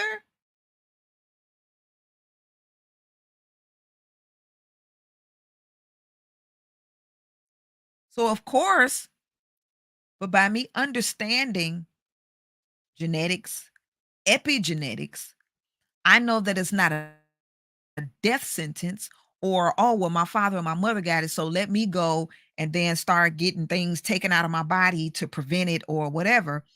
I know and I understand that it's lifestyle and it's how you handle your emotions and all of these things, right? So that's that. And then I look at who's still living, my maternal grandmother, and the things that she's been through in her life. And it's like, well, why didn't she get it? Why don't she have it? Why? Okay, what was her lifestyle? What did she do differently? Where it didn't take hold of her? Because it could have from trauma and all of that. Oh, well, this person had the trauma of that. She did too. That's just a part of me, just as my mother is a part of me, just as my father is, just as my grandfather is.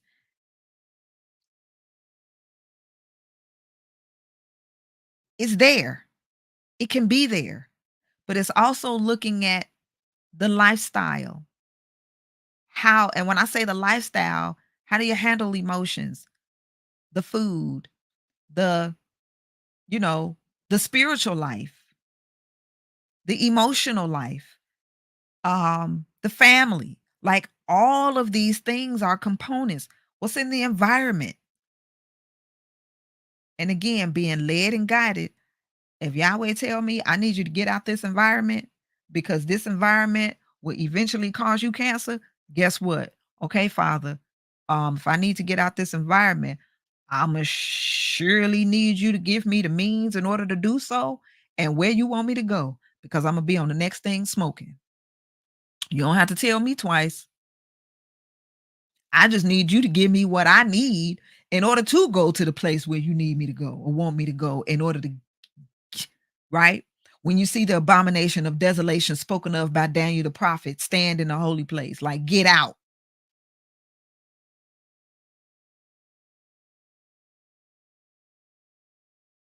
So these are things that you have to take into account and look at for you. It can be scary. We can have fear. Even the most spiritual of us.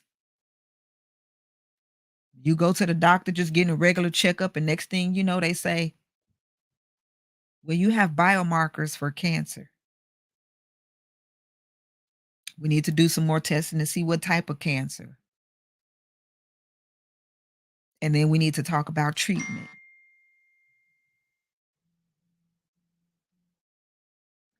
And if you haven't come into any other contact with anything other than cancer usually leads to death, then that's all that you have in your mind. But there's a it's a whole nother world of healing that has taken place, whether it was a combination of Western medicine and Eastern or holistic, right? Or just, okay, I'm gonna just go full-fledged holistic. People have been healed that way too. People have been healed using both. People have been experienced healing with using just Western.